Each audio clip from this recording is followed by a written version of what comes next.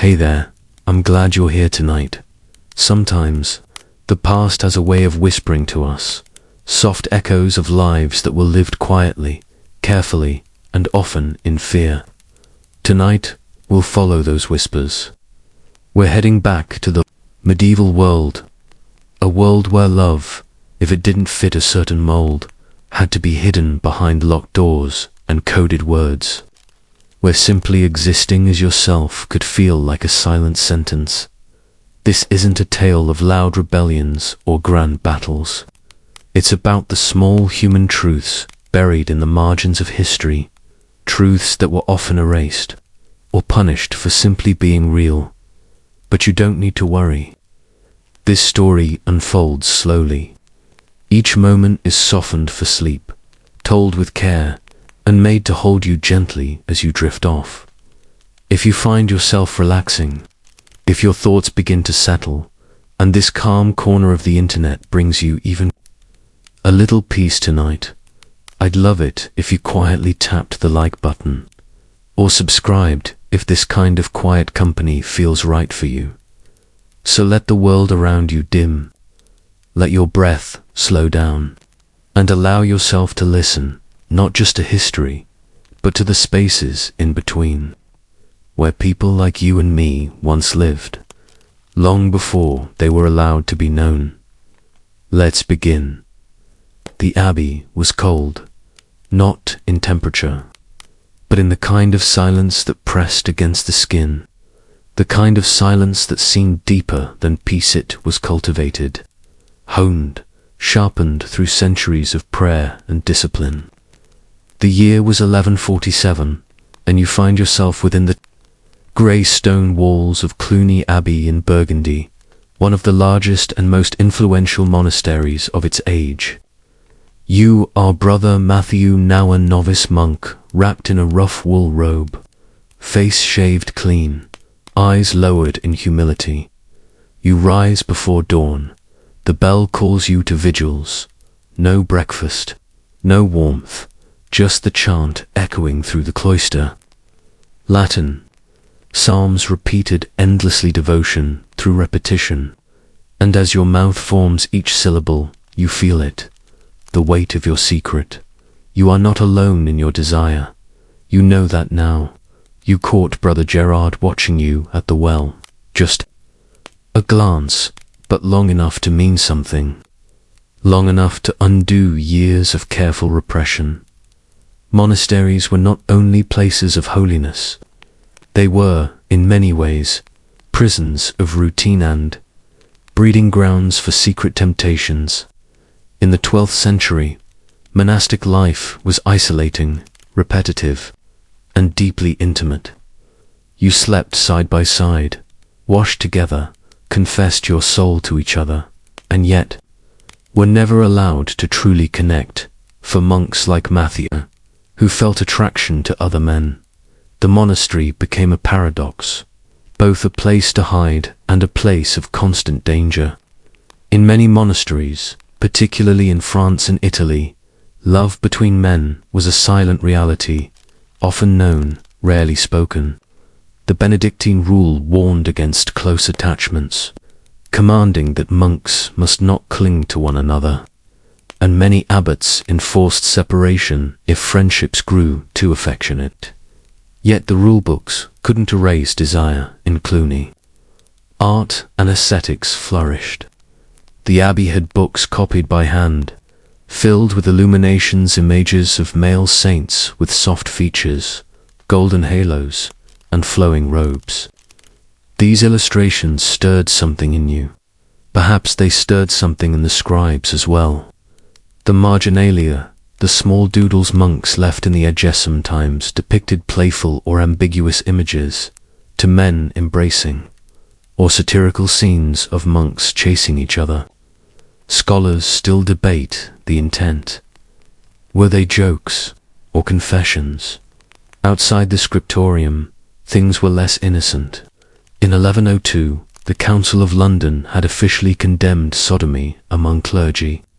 By the time of Matthew's story, canon law had tightened.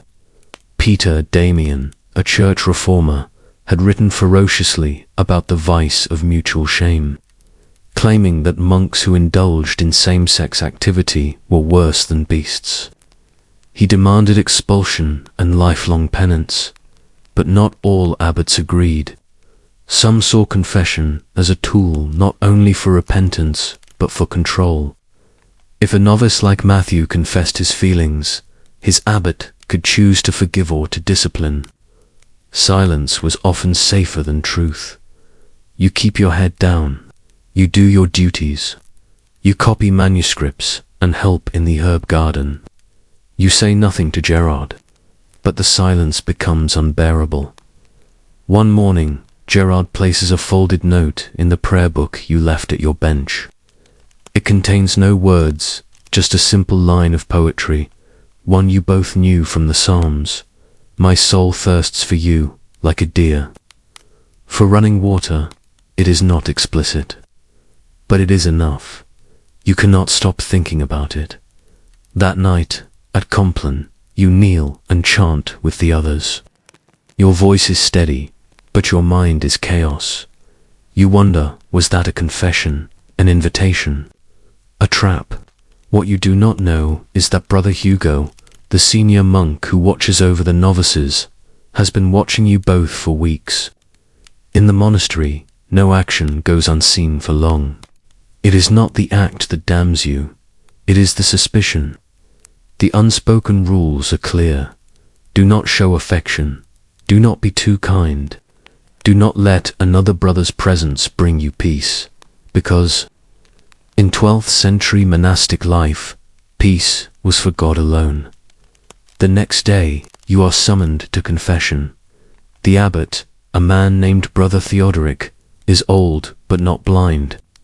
He asks you, gently but firmly, if your thoughts have been pure. You hesitate. This is the moment. You could lie, say yes, pretend you are as cold inside as the stone around you. Or you could tell the truth and risk punishment, disgrace, perhaps, expulsion, and still, your mouth opens. What would you say?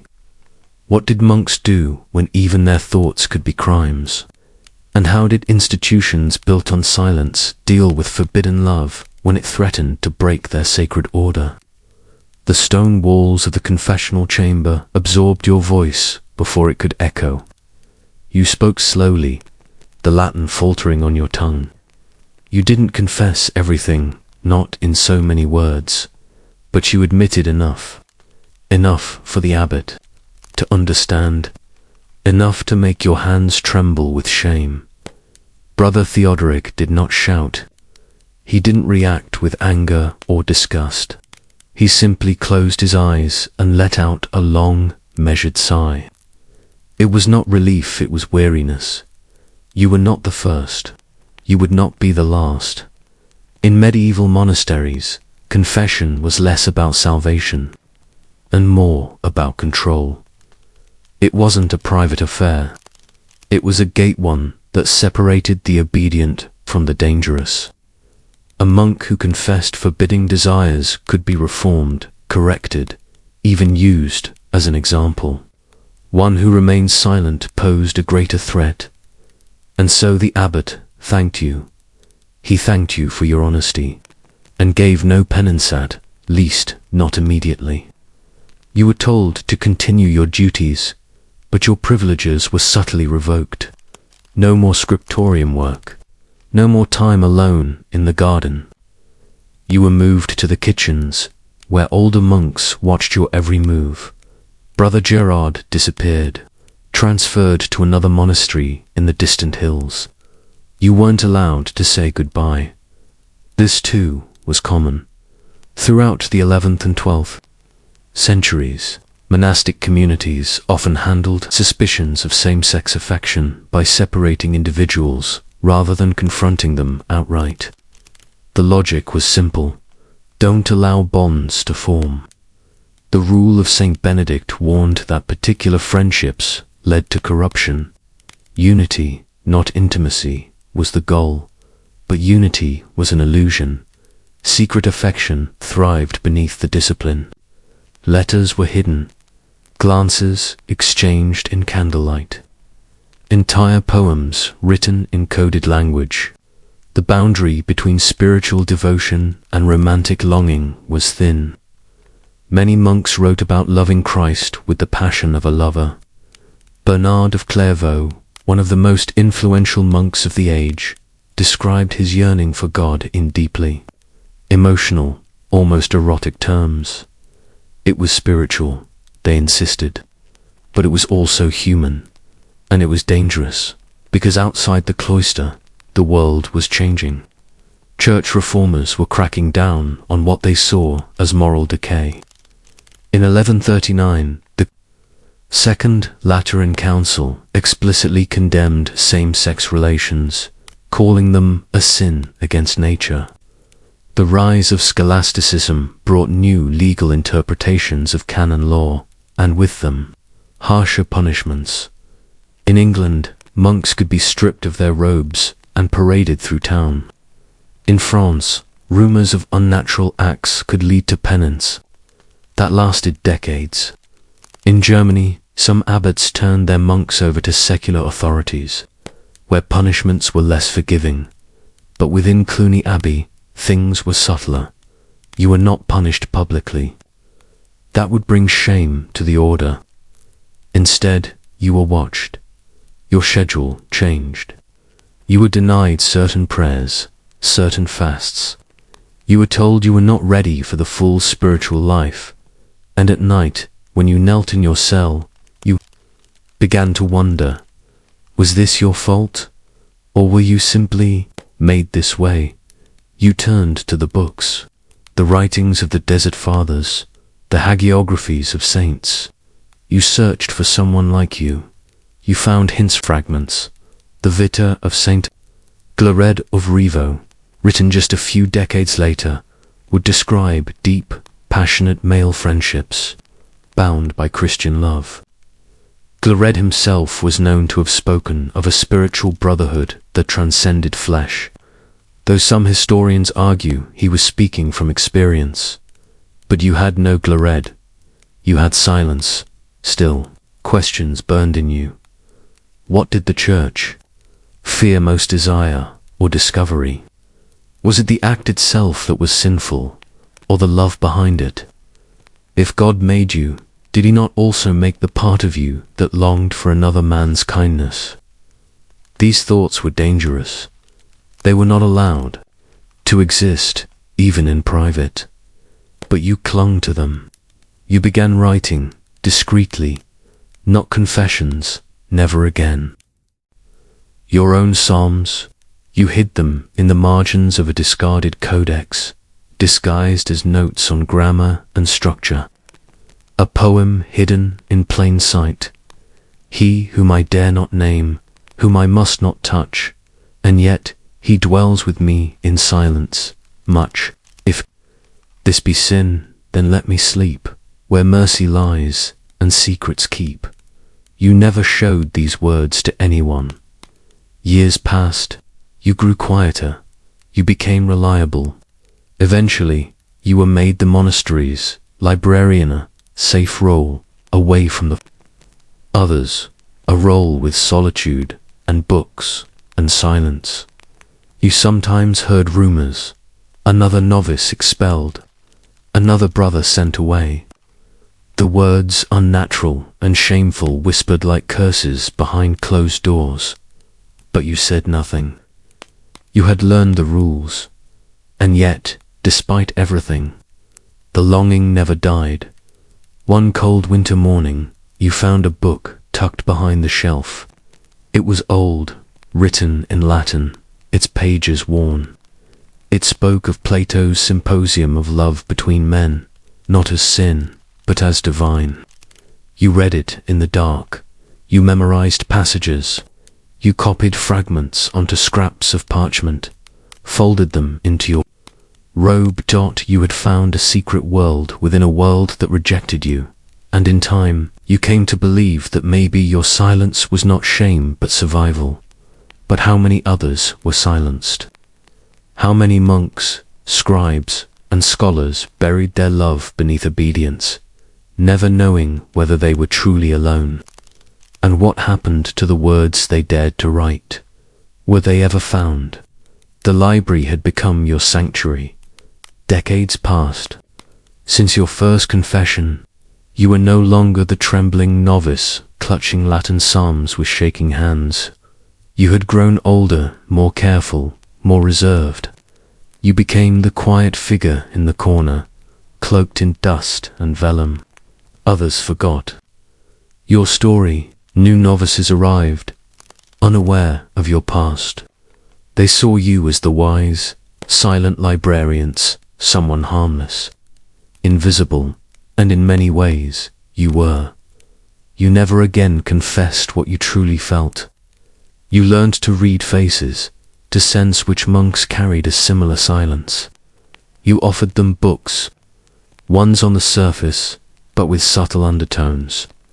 Texts on friendship, commentaries on ancient love, a line of poetry left underlined, a brief smile exchanged in the corridor. This was the unspoken code of your world. A world that did not need words. You grew used to the loneliness, or at least, you told yourself you did. But there were moments, small moments, when memory betrayed you. A scent, a voice, the way sunlight struck the altar, casting shadows just as it had that day Gerard left. You never saw him again. No letters, no word. You told yourself that was safer, that he was alive, perhaps serving as a scribe in another abbey, forgotten like you. Or perhaps he was not. You would never know, but his name never left your prayers, and still your secret psalms grew. You had written dozens of them by now, verses hidden between the margins of books, the blank back pages of old hymnals, the undersides of wooden shelves. Some were laments, some were hopeful, all were unsigned. You didn't want credit, you only wanted them to be read. In 1180, a visiting monk from another abbey came to study your library. He was young, sharp-eyed, and curious to curious. He asked many questions about your texts, especially the Greek ones. You watched him flip through a codex you had marked long ago. His fingers paused on a folded parchment tucked deep within. Its spine, you said nothing. He unfolded it slowly, eyes narrowing as he read. Then he smiled. He folded it back in place and returned the codex to the shelf. And you understood. That was all it took. The world you lived in had no space for people like you, not openly, but it had cracks. And in those cracks, you and others left pieces of yourselves behind, hidden messages, fragments of a history the church would never write. Outside the monastery, kings were rising and falling, crusades were underway, heretics burned in city squares. The world thundered forward, blind to the quiet rebellions unfolding behind abbey walls. You, the forgotten monk, had not changed the course of empires. You had not led armies or translated great texts, but you had done something else. You had survived, and that survival was resistance. By the time you were buried in the monastery graveyard, your name had faded from the record. You became the librarian, nothing more. But the books remained, and centuries later, when scholars examined the old codices of Cluny, they found curious verses written in uneven Latin, psalms that did not match any known scriptural translation, poems of longing, beauty, sorrow and love. Some dismissed them, others speculated. A few knew exactly what they were, because history has always had margins, and in those margins, people like you left their truths quietly, patiently, without permission, waiting for someone to read them. And today, as you listen to this story, you are reading them too. You are not the first to wonder about Brother Matthew. You will not be the last. But the question remains, How many others like him lived and died without ever being seen? And how many stories still lie hidden, folded in pages, buried in walls, waiting for the silence to break? It begins with a whisper, not in Parliament, nor in the streets of London, but in a small, candlelit chamber in Westminster. In the year 1533, you are Thomas, a scrivener's apprentice. Your days are spent copying royal proclamations onto sheepskin vellum. Tedious, quiet work until the morning the scribe drops a thick roll of parchment on the desk with a single word scribbled in bold black ink at the top. Buggery. It doesn't yet exist as law, but it soon will. The Buggery Act of 1533, England's first civil sodomy law, was about more than just sex. It was a tool, a message, a shift in power. For centuries, the Catholic Church had held exclusive authority over moral crimes. Sodomy, broadly and vaguely defined, was judged by canon law handled behind ecclesiastical doors, where punishment was spiritual, penance, pilgrimage, expulsion. But in 1533, King Henry VIII had other plans. He had broken from Rome, declared himself supreme head of the Church of England, and with the Pope no longer an authority, moral law now belonged to the Crown. This new act was among the first to strip the Church of its jurisdiction. It didn't just criminalize sodomy, it made it a felony, a capital offense, punishable by death. And unlike church courts, which often punished with discretion and allowed for repentance, the state courts were final, swift, brutal, public. As Thomas, you understand little of the politics. You simply copy the words. They are vague, unnatural sexual act against the will of God and man. No mention of what that means. No clear definitions. Just suspicion and silence. And that's the danger, because vague laws invite fear, and fear invites accusation. The earliest records under the Buggery Act are inconsistent. Few cases survive, and fewer names. But what is clear is this: the law was not used solely for moral cleansing. It was a weapon. One of the first men accused was a clergyman, John Wolsey, vicar of Wooton. He was arrested and hanged for buggery.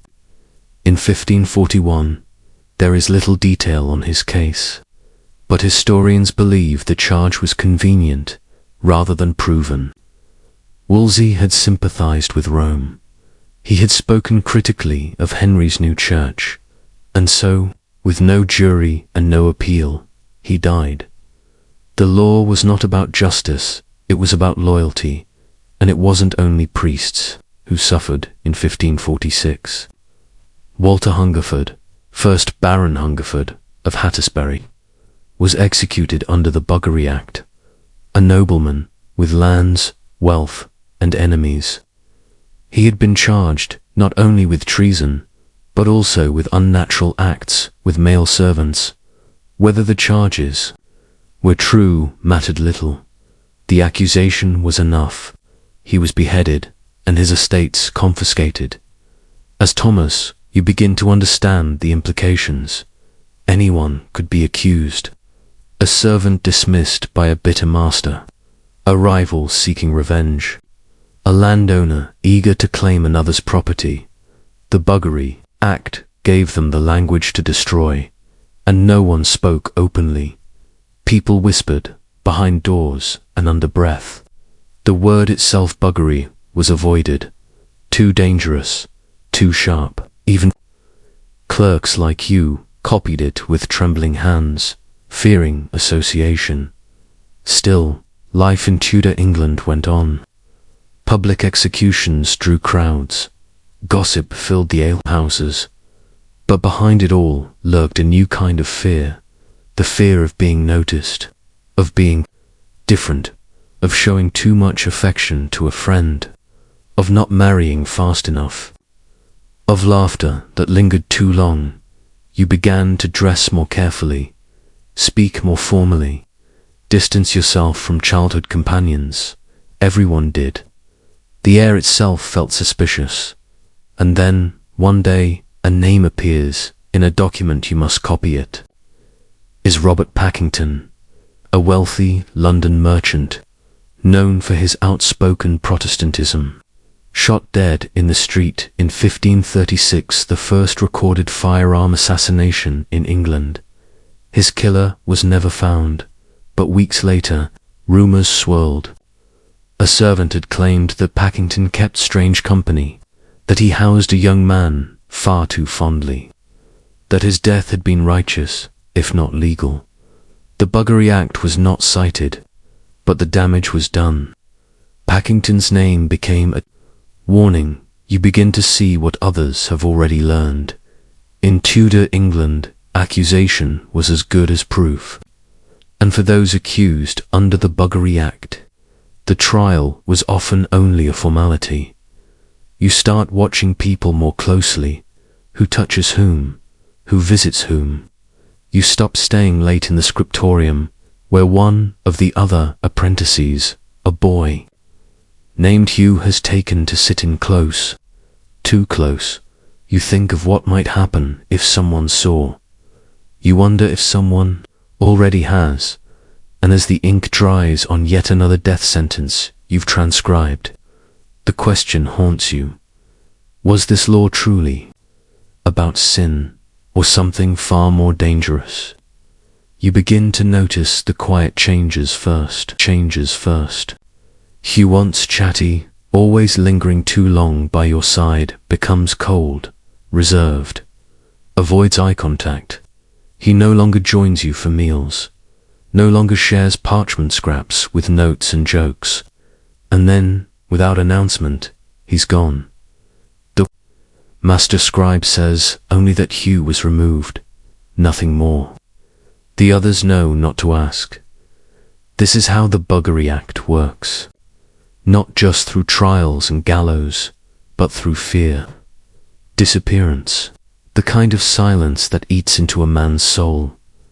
It's now 1540. Henry VIII rules with unchecked power. His enemies vanish. His wives are dismissed or beheaded.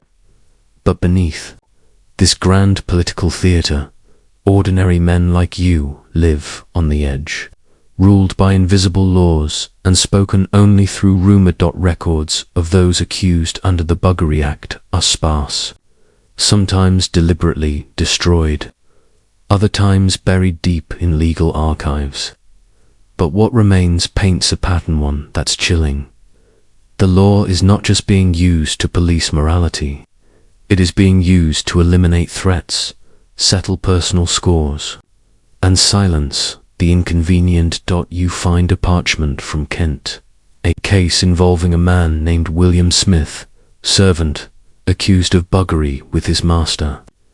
It is unclear who accused him, or if any witness ever stepped forward, but Smith is imprisoned for months. Later, he is released without formal trial, but disappears from all further record. Was he executed quietly, shipped away, bribed into silence? No one knows. Another case from Yorkshire. 1542. Two young men found in indecent proximity during a harvest festival. One is hanged. The other, minor noble's son, is pardoned. The difference between life and death, it seems, is not guilt or innocence, but status. And you begin to ask yourself, what does justice mean when justice bends to power? Among the most well-known victims of this period was Nicholas Udell, headmaster of Eton College, playwright and scholar. In 1541, he was arrested for unnatural practices with his pupils. He admitted guilt, but unlike others, he was not hanged. He served just 1 year in prison and was later appointed to a royal post under Queen Mary. Udall was useful, and so he was spared. this theme usefulness begins to make sense. The Buggery Act, while harsh, is applied unevenly. It is not enforced to uphold morality, it is enforced to maintain control. Those who serve the crown, or who possess wealth or favor, are judged more lightly. Those without protection vanish. You keep your head low, you work longer hours, say less, but the unease never leaves. Your master begins burning old document scrolls and pages not deemed essential. One day he hands you a bound collection of poems and demands they be destroyed. You flip through quickly and your eyes catch a line, "I kissed him once, when the harvest was high, and the wind held our names in the sky." There is no author, no signature. You hide the page inside your tunic before dropping the rest into the fire. Later that night, you read it again, until you can recite it from memory. You do not know who wrote it, but you know why they hid it. This is how history is erased, not just by fire or law, but by fear. You begin to collect scraps like this, words lost in the margins, phrases that hint at forbidden truths, sometimes carved into wood, sometimes tucked. In the corners of legal briefs, a name appears more than once. Richard Puller, later called Eleanor, a man who lived decades after the act passed, but whose story reaches backward into your time. He dressed as a woman, attended balls, was beloved, then betrayed. His case would be handled under different laws in a different century, but the roots lie here in the Buggery Act, in the decision to name desire not just a sin, but a crime. And in your world, no crime needs proof, just accusation. You begin to wonder how many others, like Hugh, like William Smith, like the unnamed poet, were lost, not because of what they did, but because of what they were suspected of being. And worse, how many, like you, are left behind, silent, surviving, watching. The Buggery Act would remain in effect for over 300 years. Its exact wording would change, its targets would shift, but its legacy would outlive Henry, outlive the Tudors, outlive even the gallows. Because once you give the state the power to criminalize love, it never forgets how to use it.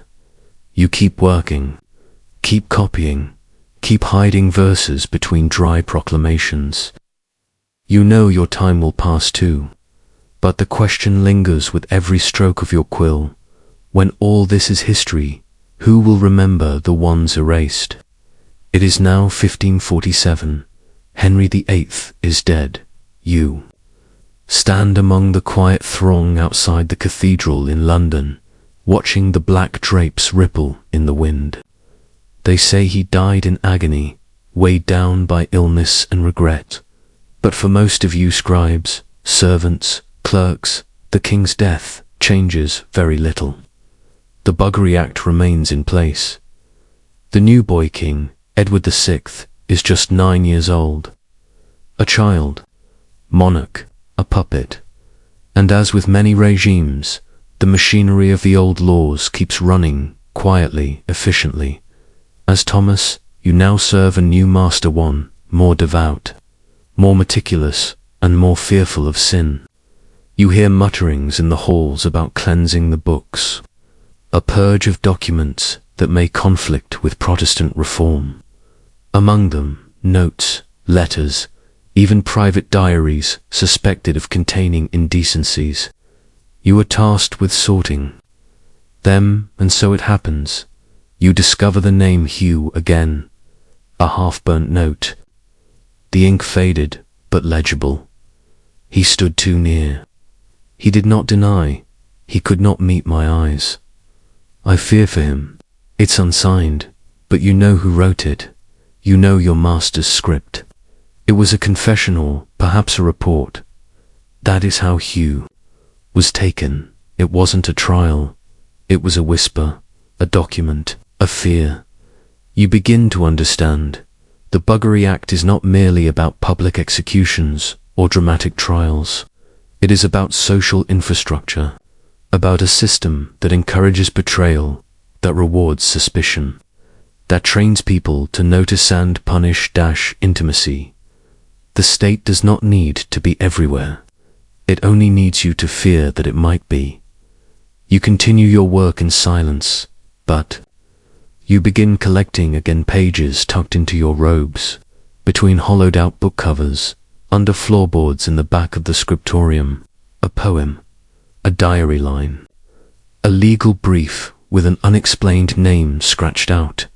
Centuries later, historians will puzzle over these scraps. Some will dismiss them as poetic. Others will recognize what they are proof, not of guilt, but of existence. Proof that people like you lived, that people like you knew, that what the Buggery Act truly punished was not the act, but the affection, the humanity behind the silence, the love beneath the law. And that law would live on far beyond Tudor England. When Queen Mary takes the throne, she reinforces the Catholic faith, but not the Buggery Act. In theory, it should fall under ecclesiastical law again, but it doesn't, because now the precedent exists. The idea that such sin should be punished by the state is planted deep into English law. It would re-emerge under Elizabeth, then again in the 18th century, again in the 19th, again in the colonies. In 1885, it would return under a new name. Indecency. It would imprison Oscar Wilde. In 1952, it would convict Alan Turing.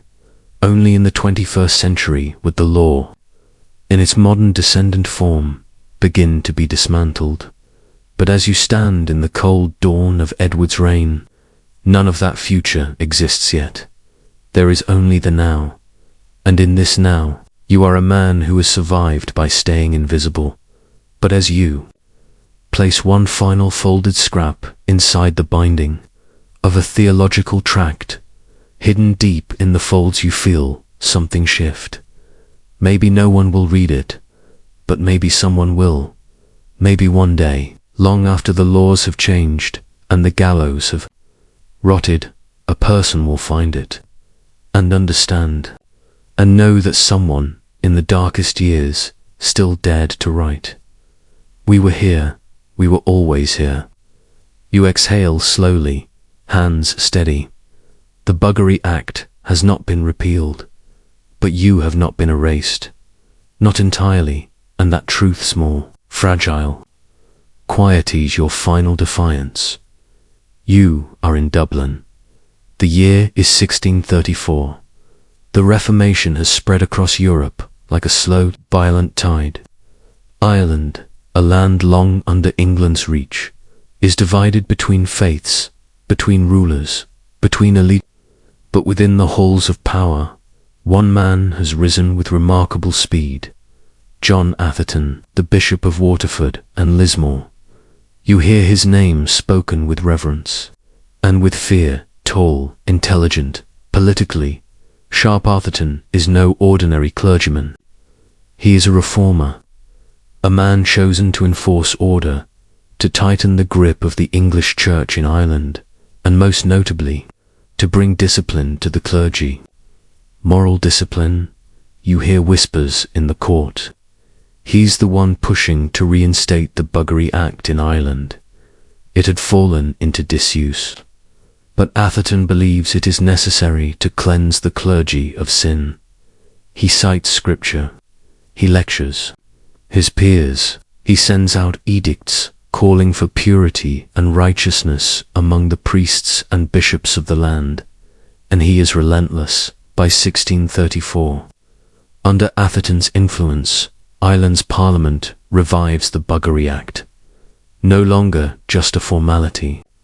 It is now law, the kind that leads to gallows and confas, and for a moment Atherton stands untouchable.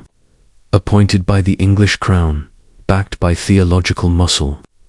He is seen as a figure of divine justice, but justice, in 17th century Ireland, is rarely divine. It is political, it is personal, and above all it is sharp-edged behind the sermons and moral proclamations. Bishop Atherton has enemies, many of them Irish landowners whose property rights he challenged, Catholic sympathizers outraged by his persecution of their priests, Anglican clergymen threatened by his reforms, but none of them speak openly. Not yet, they wait, because in Ireland, as in England, the accusation of buggery is more than a crime, it is a weapon. By 1640, rumours begin. At first, quietly among servants, scribes, lesser clergy, then louder, behind locked doors in Dublin, that Atherton, the man who revived the sodomy laws, is himself guilty, that he has been seen too often with his steward, John Child, that the bishop's residence is filled with strange silences, unexplained dismissals, whispered threats, and then a letter. It arrives anonymously, sent to a high-ranking official in the Irish government. It accuses Atherton of sodomitical practices with his manservant. It references dates, locations, claims other servants knew, and most damning of all, it states that Atherton had used his influence to silence a witness. The storm begins. John Child is arrested first, under pressure, perhaps torture, he confesses. Not just once, but repeatedly. He names Atherton, gives details. Atherton denies everything, but his enemies have what they need. The irony is too sharp, too politically convenient to ignore. The very man who reimposed the Buggery Act now stands accused under it. He is arrested, imprisoned, and paraded through Dublin in shame. For you, a court scribe tasked with recording the trial. It is a bizarre spectacle. The trial is swift. There are no lawyers for the defense, no appeals. The testimony of Child, the circumstantial statements from staff, the growing public outrage all lead to a verdict before the first day ends. Guilty. Atherton is sentenced to death. The city waits for his execution, and yet even now there are inconsistencies. A few protest quietly. A minority believe the charges were exaggerated or entirely fabricated, that it was a political assassination in the cloak of moral justice. A few clerics hint that Child's confession was coerced, that no physical evidence was ever presented. But it doesn't matter. In a world where even the suspicion of buggery is fatal, the question of truth becomes irrelevant. As Atherton awaits the scaffold, you wonder, was the bishop truly guilty of the very sin he condemned? Or was his downfall something far more familiar? The politics of power disguised as piety. It is early morning, December 5th, 1640. A biting wind cuts through Dublin's cobbled streets. You wrap your cloak tighter, moving toward the gallows square. You're not the only one. Hundreds have gathered, drawn by the promise of spectacle. Bishop John Atherton, once the man who enforced the Buggery Act with righteous fervour, is about to hang for the very crime he championed against. As a court scribe, you've watched this unfold with uneasy silence. The bishop's fall was sudden, almost surgical. The speed of his arrest, the lack of defense counsel, the careful way witnesses were presented, each detail too precise to be coincidence. But today is not for reflection. Today is for punishment. Atherton stands atop the scaffold, draped in a plain black robe. His hands are bound, his face, once dignified, now gaunt. Yet even now, he does not cry out, he does not plead. He speaks not to confess, but to deny. Loudly, clearly.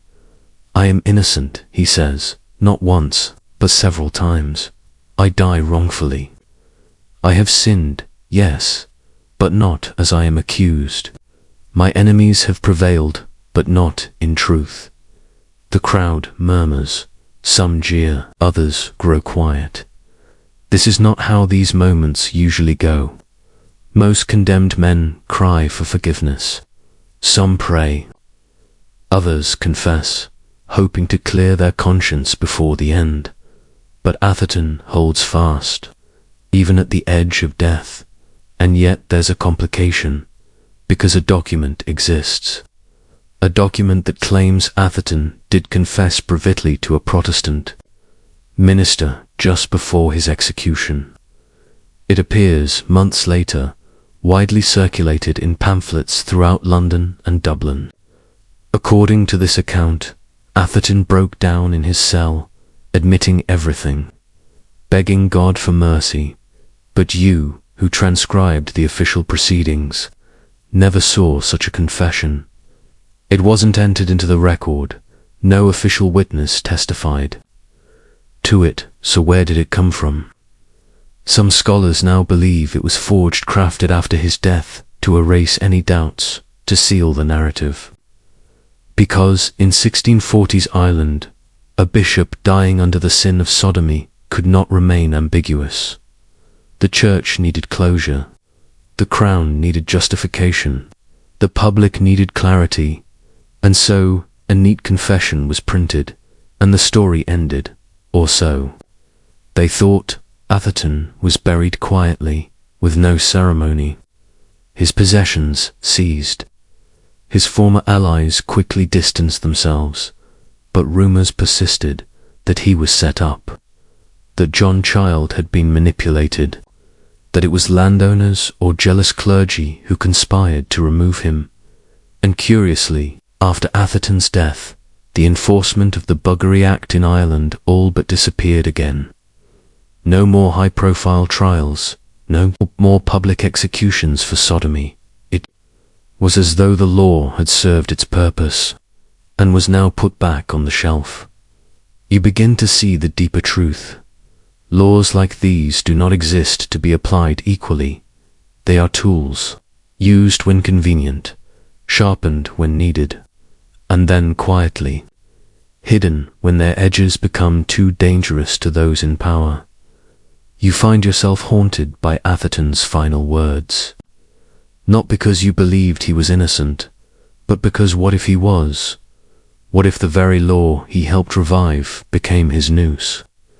What if his execution wasn't justice, but theatre? And what if every eye in the crowd, yours included, was complicit in something far darker than they realized? Years have passed. The gallows where Bishop Atherton was hanged have been dismantled, and the square now hosts markets, children, and chatter. The execution is no longer spoken of loudly, but it lives on in whispers, in pamphlets, in church halls and Bacardi drinking houses. You are no longer a court scribe. The times have shifted. Ireland is plunged into rebellion, and England will soon face its own civil war. The noise of revolution drowns out many old stories, but Atherton's name, strangely, remains, not as a bishop, not as a reformer, but as a warning. You find yourself years later copying texts for a local magistrate, and a crude rhyme appears on a slip of paper. He that sins with a bishop shall burn in the fire, but he that robs with a lord may rise ever higher. It's unsigned, of course, but the meaning is clear. John Atherton has become legend, not saint, not martyr, something else, a parable, an emblem of hypocrisy. His name resurfaces in theological debates, in whispered jokes, in sermons, meant to frighten. He is called the Sodomite Bishop in English pulpits, and for centuries, his story is repeated always in tones of moral outrage. often without evidence.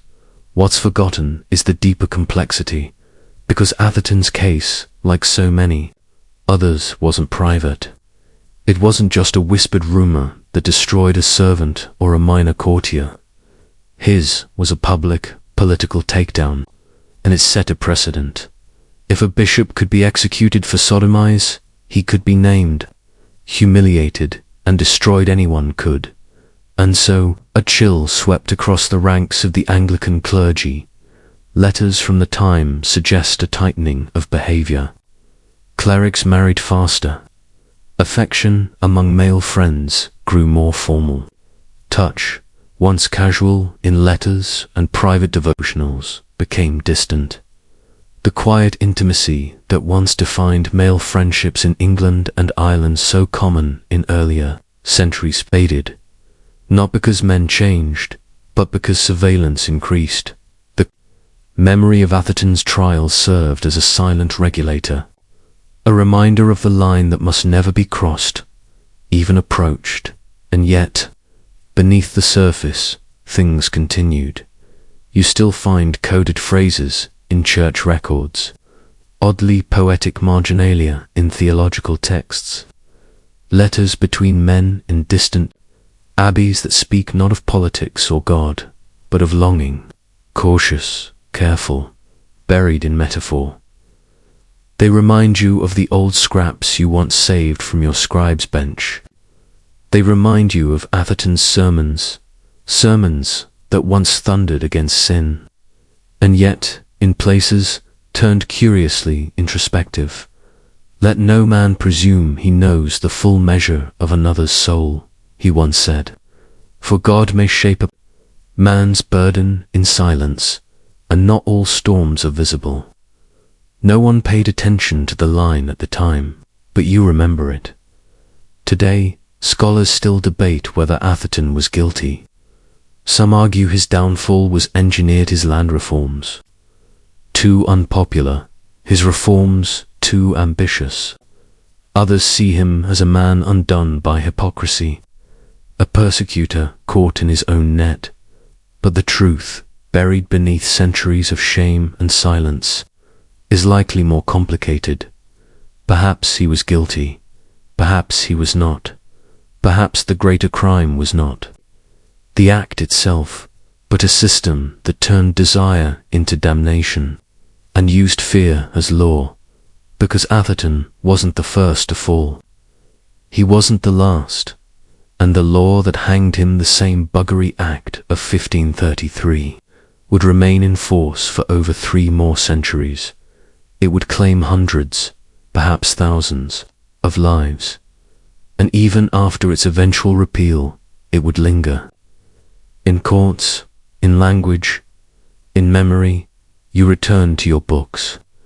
You continue copying, preserving what you can, and every so often you slip in a line of your own unnoticed, unread, but present. A record, a warning, a remembrance, because Atherton gone, but the system that devoured him is not. And the real question, the one that has never left you, still echoes quiet, persistent, unanswered. What happens when the law itself becomes the sin? It is the year 1147. You are a novice monk at Rievaulx Abbey, nestled in the green and silent hills of northern England. The world beyond the abbey walls is changing. Crusades rage, kings scheme, and heretics are hunted, but here, the rhythm of the day is fixed. Prayer, labor, silence, devotion, and at the center of this peaceful order is glowed the abbot. You watch him move through the cloister with quiet grace. He's not the kind of man who rules with a rod. He speaks gently, he listens, his presence calms. But what makes him truly different, what draws men to him, and what unsettles some, is the way he speaks about love. He speaks about love, not just divine love, brotherly love, intimate love. In the dormitory there are whispers. Gred is writing again. Not sermons or theological disputes, but something else, something softer. He calls it spiritual friendship. You hear fragments, read aloud, cautiously, in the scriptorium. He who has a friend, and who is a friend, has touched the face of God. What happiness, what security, what joy to have someone to whom you dare to speak on terms of equality, to whom you need. Have no fear to confess your faults. These are not the usual texts of monastic life. They are warm, human, full of longing, not for God alone, but for each other. And some monks are uneasy. They mutter that Gred's language is too indulgent, that it risks confusing friendship with desire. After all, isn't the line dangerously thin? But Gred insists he is writing from the soul. His youth was spent in the royal court of King David of Scotland, surrounded by knights, nobles, and temptation. He has lived in the world. He has known longing. And now, in this cloister, he is shaping that memory into devotion. You serve as his reader, sometimes copying his texts into clean parchment. One day, you come across a line that stops your hand. There were times when, in the glow of a friend's embrace, I felt the whole world fall away, and I knew a joy too perfect to be spoken aloud. You glance up, suddenly aware of how quiet the scriptorium is. No one else reacts, but your breath catches. The line is not condemned, it is celebrated. This is Gred's Giftund, his danger in the 12th century. Male friendship is honored, yes. Knights pledge loyalty, monks share brotherhood. But there are limits. The Church has not yet codified its full opposition to what it calls unnatural affection, but the seeds are there. Suspicion lingers in the margins, and Gred walks the edge. He draws heavily from classical texts, Cicero, Augustine, even Plato. He speaks of male bonding as sacred, necessary. He frames it in Christian terms. But the imagery, at times, flirts with something more. Friendship is the kiss of the soul, he writes. It is the rest of the heart in another's heart. You are not alone in noticing. Other monks grow cautious. A few stop attending Gred's readings. Others report their discomfort to his subordinates. But Gred is protected for now. He has powerful supporters. His reputation as a spiritual guide has spread far beyond rival. Bishops seek his counsel. Nobles donate land in his name. His words inspire, even as they challenge. And through it all, he remains steadfast. Love, he argues, is not the sin. Corruption is lust. Manipulation, power without tenderness. These, he says, are the true perversions. But still the question lingers. Can love between men ever exist without suspicion? You think of your own feelings. The quiet bond you've begun to form with another novice, soft smiles, shared psalms, moments of warmth by the hearth. You've said nothing. You've done nothing, and yet a fear grows in you, because you've seen what happens to monks accused of closeness. One day, a brother is sent away, no explanation. You later learn he had written too many letters to a fellow novice. Letters, found and read. Letters to affectionate. No sin was proven, but suspicion was enough. Gred says nothing of it publicly, but his writing grows heavier, more mournful. You hear new lines, quieter ones. The soul, when starved of friendship, withers. And when the world calls that friendship sin, it damns not the act but the heart. You begin to see it is writing not just theology, he is writing a defense for himself, for you, for anyone who has ever loved deeply, purely, and been told that love was dangerous.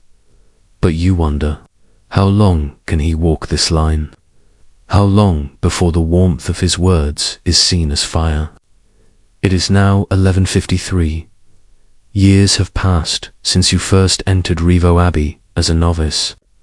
The seasons have cycled endlessly through mist and frost, through long nights of psalms and silent labor. But you are no longer a boy, and neither is your devotion. Gled remains abbot, older now, frailer. His steps are slower, his breath more labored, yet his mind remains sharp. He still writes, though less frequently, and his writings have begun to shift. Less exaltation, more reflection, more shadows between the lines. The monastery has changed, too. You notice it in the glances, in the way monks speak less freely of brotherly love, in how letters between certain novices are now inspected before being passed. A quiet crackdown, nothing official, but unmistakable. And you understand why, because outside Rivos' moss-covered walls, the church is beginning to change. The Fourth Lateran Council is still decades away, but whispers of greater regulation are already spreading. Tensions between monastic warmth and theological rigidity are hardening. The age of mystical softness, of affectionate embrace between men in cloisters, is beginning to narrow. And Gred, whether he knows it or not, has made himself a figure. Of suspicion, you've watched it unfold. Some monks, once his close allies, have grown distant. They say nothing outright, but their silence speaks volumes. When Gred proposes that younger monks be allowed to choose spiritual companions, for emotional support, a system of designated friendship, the idea is dismissed. Too open to misinterpretation, they say. But you remember the purpose of the idea: protection, companionship. Gred believed, prevented sin. Isolation encouraged it. Yet now, it is companionship that is seen as dangerous. And so, you carry on in silence. The monk you once shared psalms with, your companion in long vigils, has been transferred to a different abbey. No reason given. You suspect it wasn't a disciplinary act, but a preemptive one. You remember the moment he left. He pressed a folded parchment into your hand, too quickly for others to see. You didn't open it until hours later. It simply read, "You were my peace in this place. I will carry your voice in every prayer." Nothing improper, nothing explicit, but you burn it anyway, because now even a line to warm can be damning. And that's the paradox you live in, where friendship is holy, but affection is suspect. You return to Gred's side, continuing your quiet duties as his health fades. His writings grow softer, more intimate.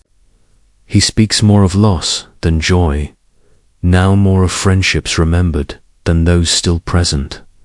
In one passage, he writes, "I have loved with a love not meant for this world, yet I have tried to make it holy." And in another, "It is not sin to see the face of Christ in another man's gaze. Sin lies in turning away." But you see fewer monks reading his works now. Even some of his most beautiful writings, the Spirituali Amicitia on spiritual friendship, begin to disappear from daily study. They're still copied, yes, but less discussed, less referenced, as though their presence is tolerable, but their meaning too dangerous. The church is moving on. Doctrine is hardening. Affection is being rewritten. And Gred, despite his status, is increasingly viewed not as a guide, but as a relic. A soft-hearted abbot from a gentler age. You find him one evening, sitting by the cloister garden, watching the mist curl around the stones. He speaks quietly. "They are afraid of the love I have known," he says. You do not reply. You know he is not asking anything of you, but I have never feared it. Even now, I do not regret. You remain with him until the bells call for Compline that night. You copy one of his final works, a meditation on the death of a friend. The writing is soft, trembling with age. In the margins, he's written, "Love remembers, even when the world does not." You pause, you underline it. It is 1167, Gladys dead. The bells toll low and long through the hills of Rievaulx Abbey, echoing across the valleys like a sigh drawn from stone. The monks gather silently, robed and bowed. As the abbot's body is laid to rest in the earth he loved, you do not cry, not because you do not feel it, but because the emotion is too large for weeping, too intimate for ritual. You were with him. In his final days, he had grown thin, his voice just a whisper, yet still he spoke, not of fear, not of judgment, but of peace. "When I see the face of a friend," he told you once, "I see what heaven must look like." He said it without apology. He never offered you confessions, never gave you reasons. He didn't need to. He had lived. His belief that love, even between men, even within silence, could be holy. But the church has different plans. In the days after Gred's death, there is reverence. And erasure his writings are sorted, preserved but selectively. Passages from spiritual friendship begin to vanish from newer copies. Scribes omit lines that speak too warmly, too sensually. Margins once filled with whispered admiration are now cleared, cleansed, rewritten. The church moves forward, and forward now means distance. The growing theological mood of Europe begins to close its doors. Monastic affection is replaced with stricter discipline. Friendship becomes a liability, not a sanctuary. And the name Gred once spoken with warmth is now confined to official histories. His tenderness rebranded as metaphor, his love renamed allegory. You watch it all with quiet resignation. You still remember the line he once wrote, "There are friendships which pass the love of women not in sin, but in sanctity." But no one copies that line anymore. Even among the brothers, his words are now spoken cautiously. A new abbot has taken charge, colder, more doctrinal. He does not encourage conversation on those older interpretations. You begin to fear that Gled's legacy will not be erased, but diluted, sanitized. You still keep the texts. You copy them carefully, faithfully, preserving the original lines in your own private collection. You do it not just for history, but for truth, because you know what many others will forget. Gred did not speak of lust. He spoke of intimacy, of devotion that transcended rules, yet remained within virtue. In a world where physical affection between men is becoming grounds for suspicion, Gred dared to write that affection could be divine. That love between men was not inherently corrupt, but capable of revealing God, and that message, delicate, dangerous, was enough to make his legacy fragile. Centuries from now, scholars will debate him. Some will try to turn him into a champion of celibate homoerotic spirituality. Others will try to bury the nuances beneath orthodoxy. Still others, quiet readers in lonely rooms, will find in his words what you found. Recognition. You close his final book and place it carefully on the shelf behind your desk. Outside, the cloister bells ring again. They do not ring for him anymore. But for a moment, in the silence that follows, it feels as if they do. And as you return to your work, you carry with you a final thought, one you never dared speak aloud, not even to Gred. Sometimes, holiness is not in the law or the liturgy or the sermon. Sometimes it's in the simple act of holding another's gaze and not looking away. It is 1810. You are a clerk for the Ministry of Justice in Paris, and the ink from the revolution is barely dry. The guillotines have quieted. The monarchy has fallen and risen and twisted again. But in the middle of all this chaos, one man has brought something few expected. Order, Napoleon Bonaparte. And with him, the Napoleonic Code, civil law, meticulously detailed, obsessively rational. It governs property, marriage, inheritance, the family, the citizen, the state. But what it doesn't do is criminalize homosexuality. At least, not directly. And that is what makes your job so confusing. Because just 10 years ago, before the revolution, sodomy was a capital offense in France. The burning stake awaited those who were found guilty, not just of acts, but of suspicion, of reputation. The Ancien Regime's justice was often as theatrical as it was cruel. But now, post-revolution, something remarkable has happened. Same-sex acts between consenting adults are no longer explicitly illegal. The Penal Code of 1810 omits sodomy entirely. You have read and reread it. No articles, no clauses, not even a whisper. And yet you know what everyone knows, that just because the law is silent doesn't mean the state is. You see it in your office every day.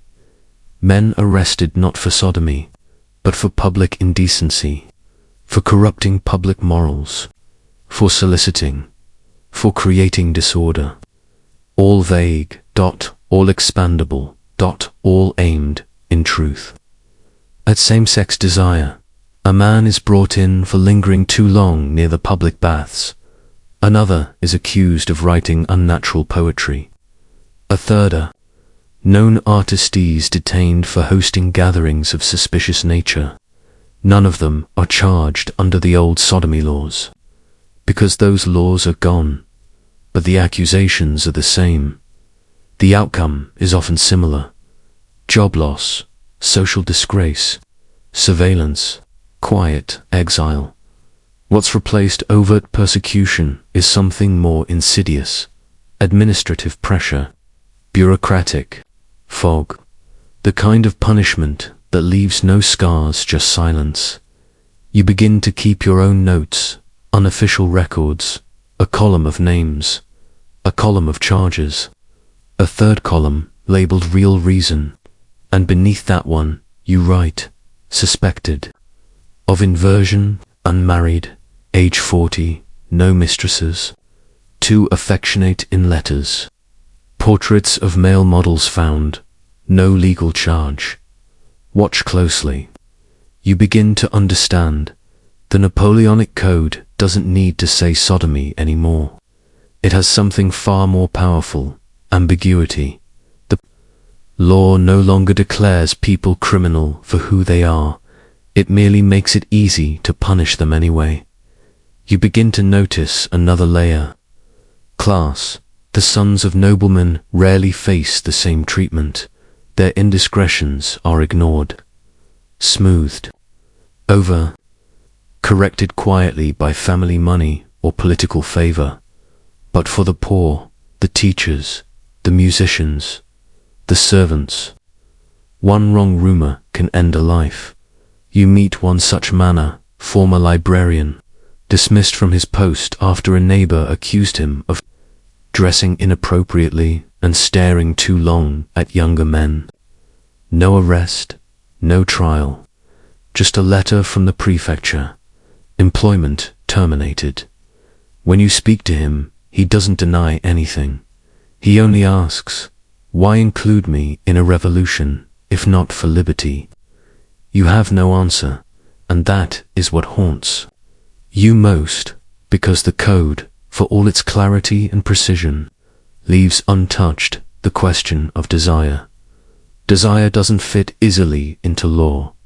It spills across categories. It hides behind behavior. It shifts. It dances in silences. And the Napoleonic Code is built on certainty.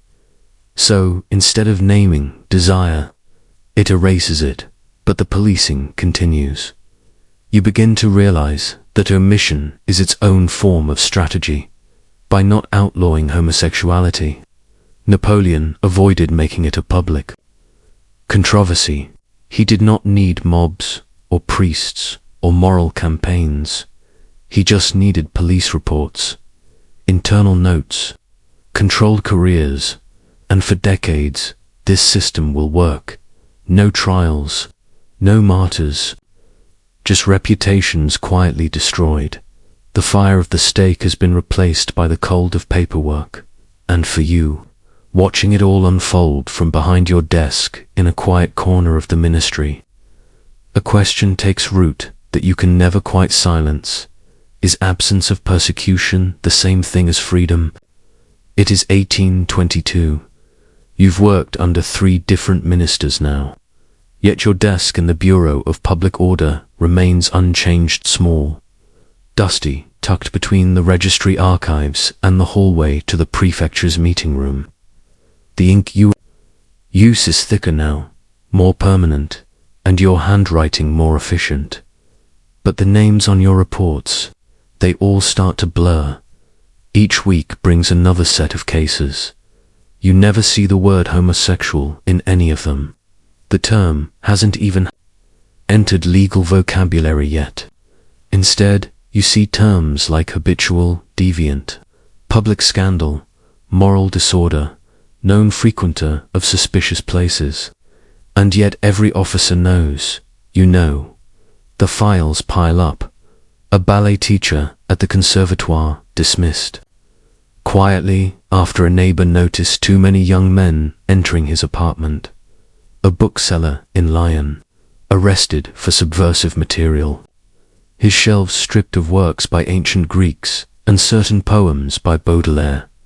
A tailor from Marseille interrogated, not for any crime, but for living alone too long and being too well dressed. None of these men ever stood trial for sodomy, because there is no such charge. Instead, they're suspended, blacklisted, surveilled, and sometimes exiled under vague statutes. Paris police have begun assembling unofficial dossiers ledgers of individuals suspected of vice.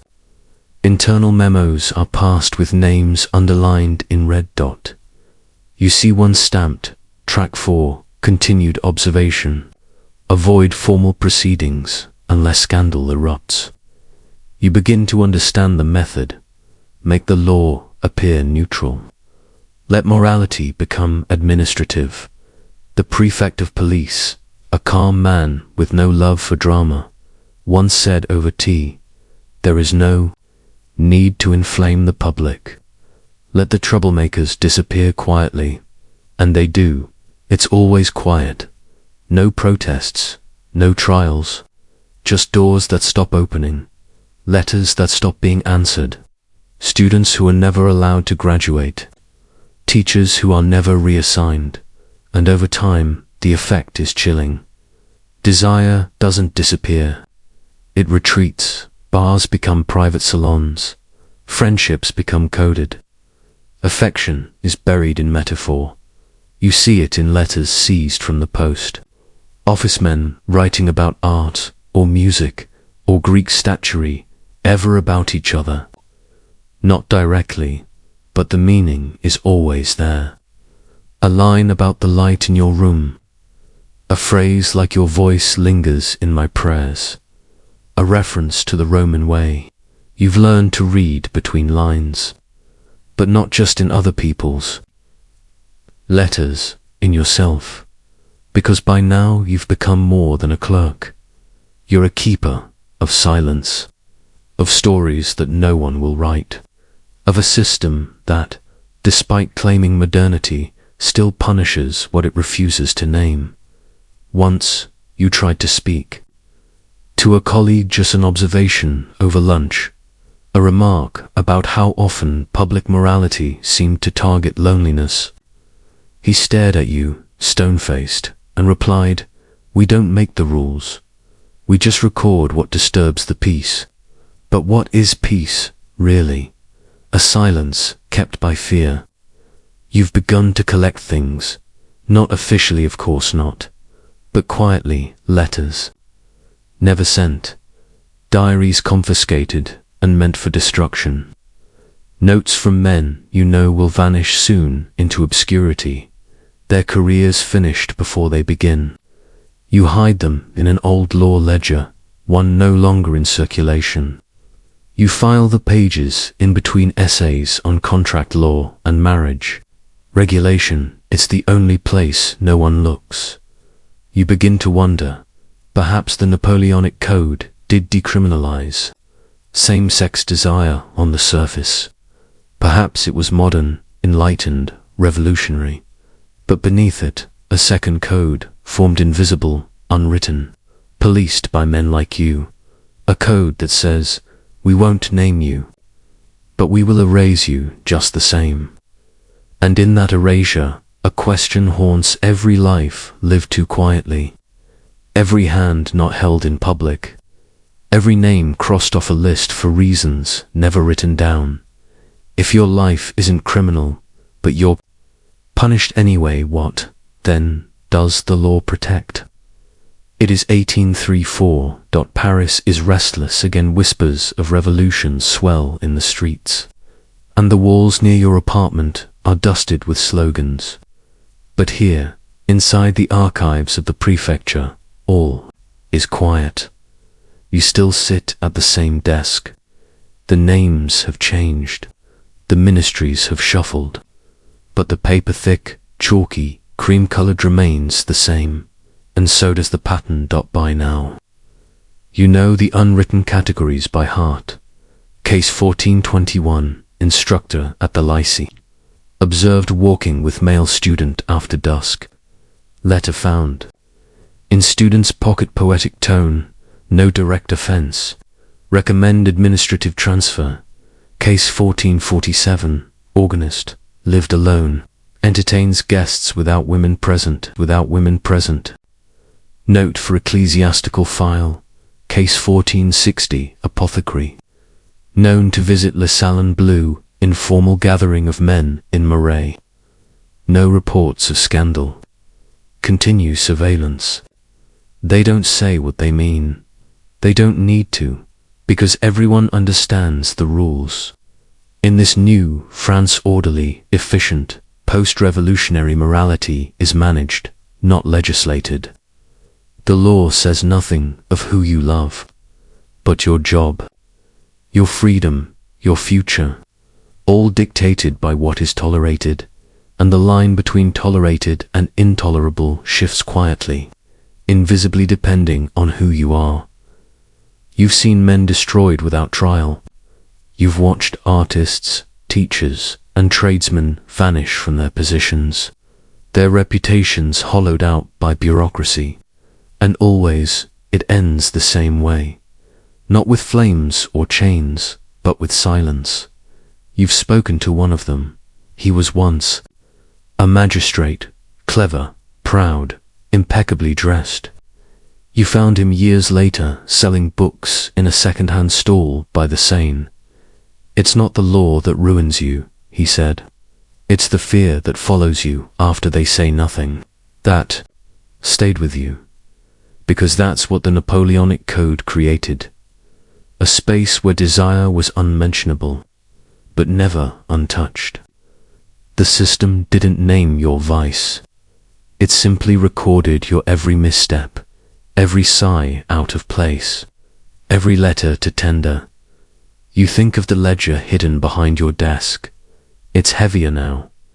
Inside are letters, court notices, internal memos, and testimonies no one else thought to preserve. You've become something you never meant to be, an archivist of unspoken lives. Some of the pages are tragic, others are defiant. One is just a list of first names, written by a young man in pencil, on the back of a poetry book. Underneath, a final line, I remember you. No one ever came for these records. They weren't part of any official inquiry. They were never destined for courts or books. but you keep them anyway, because someone has to remember what the law forgets years. From now, they'll call this period progressive. They'll say France was ahead of its time, that it did not criminalize men who loved other men. The books will quote the code and declare it silent, but you'll know the truth. You lived the weight of that silence. You helped write it. You witnessed how it shaped lives not with violence, but with disappearance. And now, as you grow older, you wonder if anyone will ever read the pages you've hidden. You think of the men who wrote them, who signed their names in ink, believing someone might understand.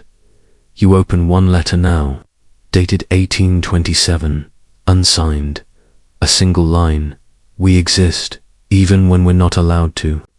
You close the ledger carefully, because you believe, in some quiet part of yourself, that someday the silence will break, and someone will finally ask the question that no law has yet answered.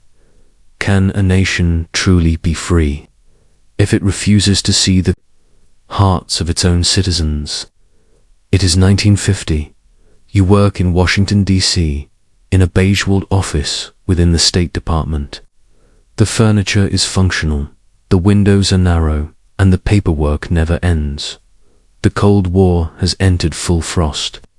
Outside, Americans buy canned goods and practiced at canned-covered drills. Inside, the real war is being fought with memos and whispers. The Soviets, they say, are watching everything. Everyone is a potential leak, and in this new world of espionage, there's one particular kind of person your department is now hunting with, more focused than ever, sexual deviates. You're told they are a national security threat, not because they've committed treason, but because of what they might be blackmailed for. And so begins the Lavender Scare. You watch it unfold. One memo at a time, it begins with an executive Executive Order 10,450, signed by President Eisenhower. It doesn't mention homosexuals explicitly, but it doesn't need to. The phrase moral perversion is all that's required. An entire sub-department is soon created just to root out employees whose character, stability, or loyalty may pose a risk.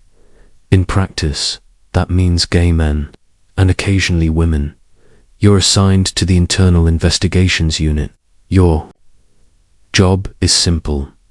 Background reviews. You don't arrest people. You don't interrogate. You just collect details, marital status, financials, associations, lifestyle indicators. You read reports compiled by FBI agents, a Foreign Service officer who shares an apartment with another man, a clerk seen frequenting a known bohemian, cafe an interpreter who spends too much time alone and has effeminate tendencies. You see them terminated without hearings, not for espionage, not for theft, for being a security risk. That phrase becomes the mechanism of erasure. It is printed cleanly at the bottom of every dismissal notice. It explains nothing. It justifies everything, and it spreads. By the end of the decade, thousands of government employees will be quietly removed. No due process, no press coverage, just a file sealed, a desk cleared, a name erased. Some resist. But how do you fight an accusation with no legal form? How do you prove you're not a risk? How do you defend yourself against a suspicion that doesn't need evidence? You begin to notice how the system works. The FBI receives an anonymous tip. A morals investigator is dispatched. A file is compiled not of crimes, but of associations, known bars, suspected friends, theater groups. Letters. If a man is seen leaving a building too late, or walking too closely beside another, or wearing a suit deemed too tailored, that's enough. And if he doesn't deny it, quickly or denies too quickly, He's dismissed. You wonder if anyone is safe.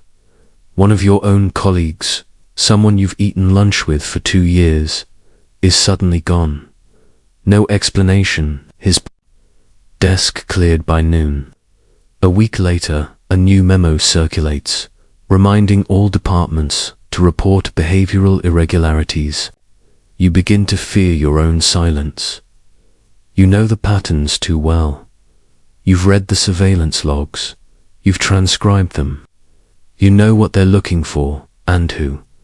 And you begin to keep your own records, not for enforcement, for memory. A copy of the dismissal list. A note beside each name. Never accused of misconduct. No evidence of wrongdoing. Targeted based on unconfirmed social contact. You find a hidden file, someone misfiled it under logistics. Inside is a transcript from an interview with a young cryptanalyst.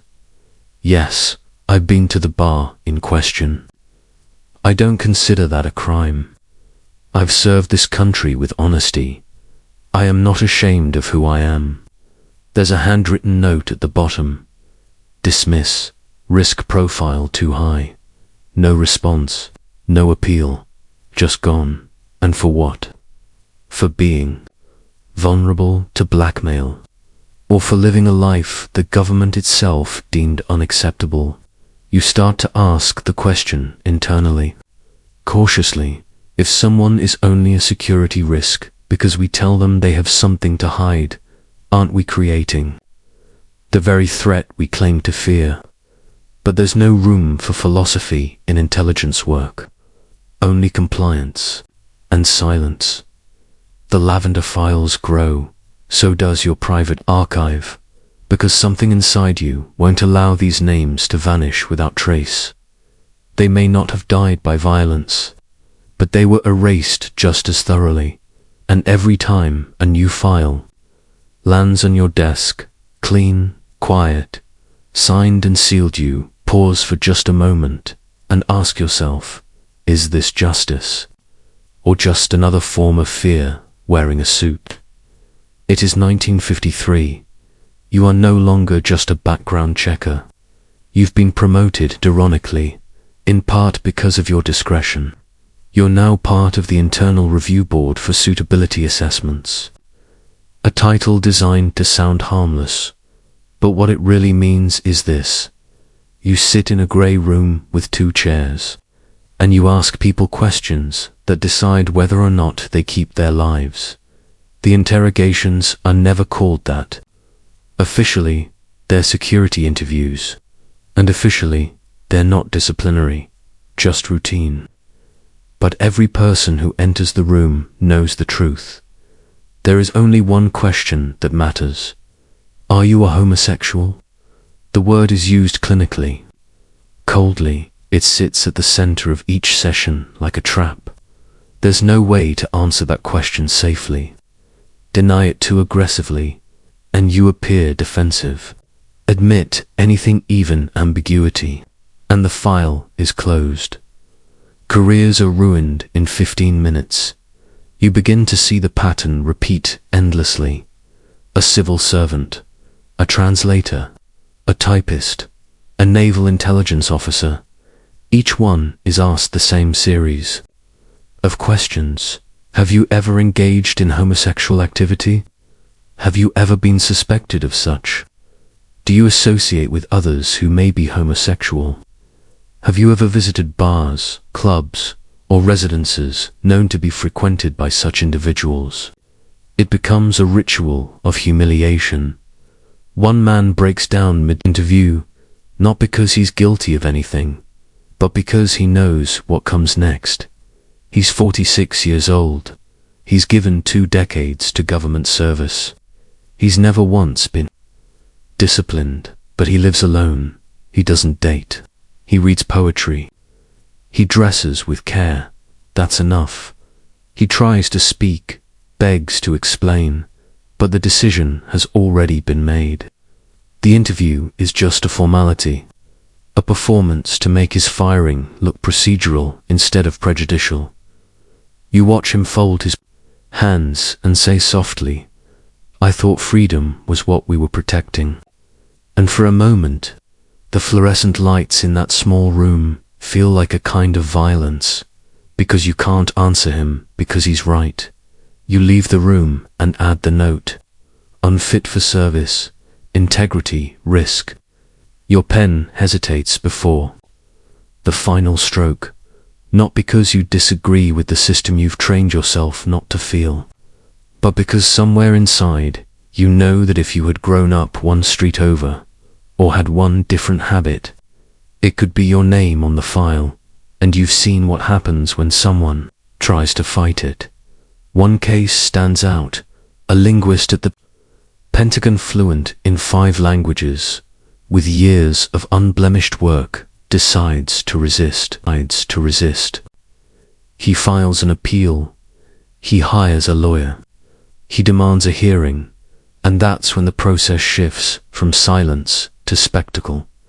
His personal letters are dragged into evidence. His friendships are interrogated in court. His privacy becomes public theater. The newspapers sniff the edges of the case, unsure whether to touch it. Eventually, he is acquitted, sort of. No charges are filed, but he is never reinstated, and the next man who tries to fight back is buried deeper. You begin to understand the genius of the Lavender Scare. It doesn't require proof. It doesn't need violence. It just waits for you to trip over the idea that you deserve to be treated fairly. And once you believe that, once you try to speak, the system shows you the truth. There is no trial when the accusation itself is considered evidence, so you keep collecting. Your private archive, gross papers marked for destruction, testimonies tossed in bins. You recover what you can. A letter from a dismissed FBI clerk reads, "They told me I was dangerous because I had something to hide.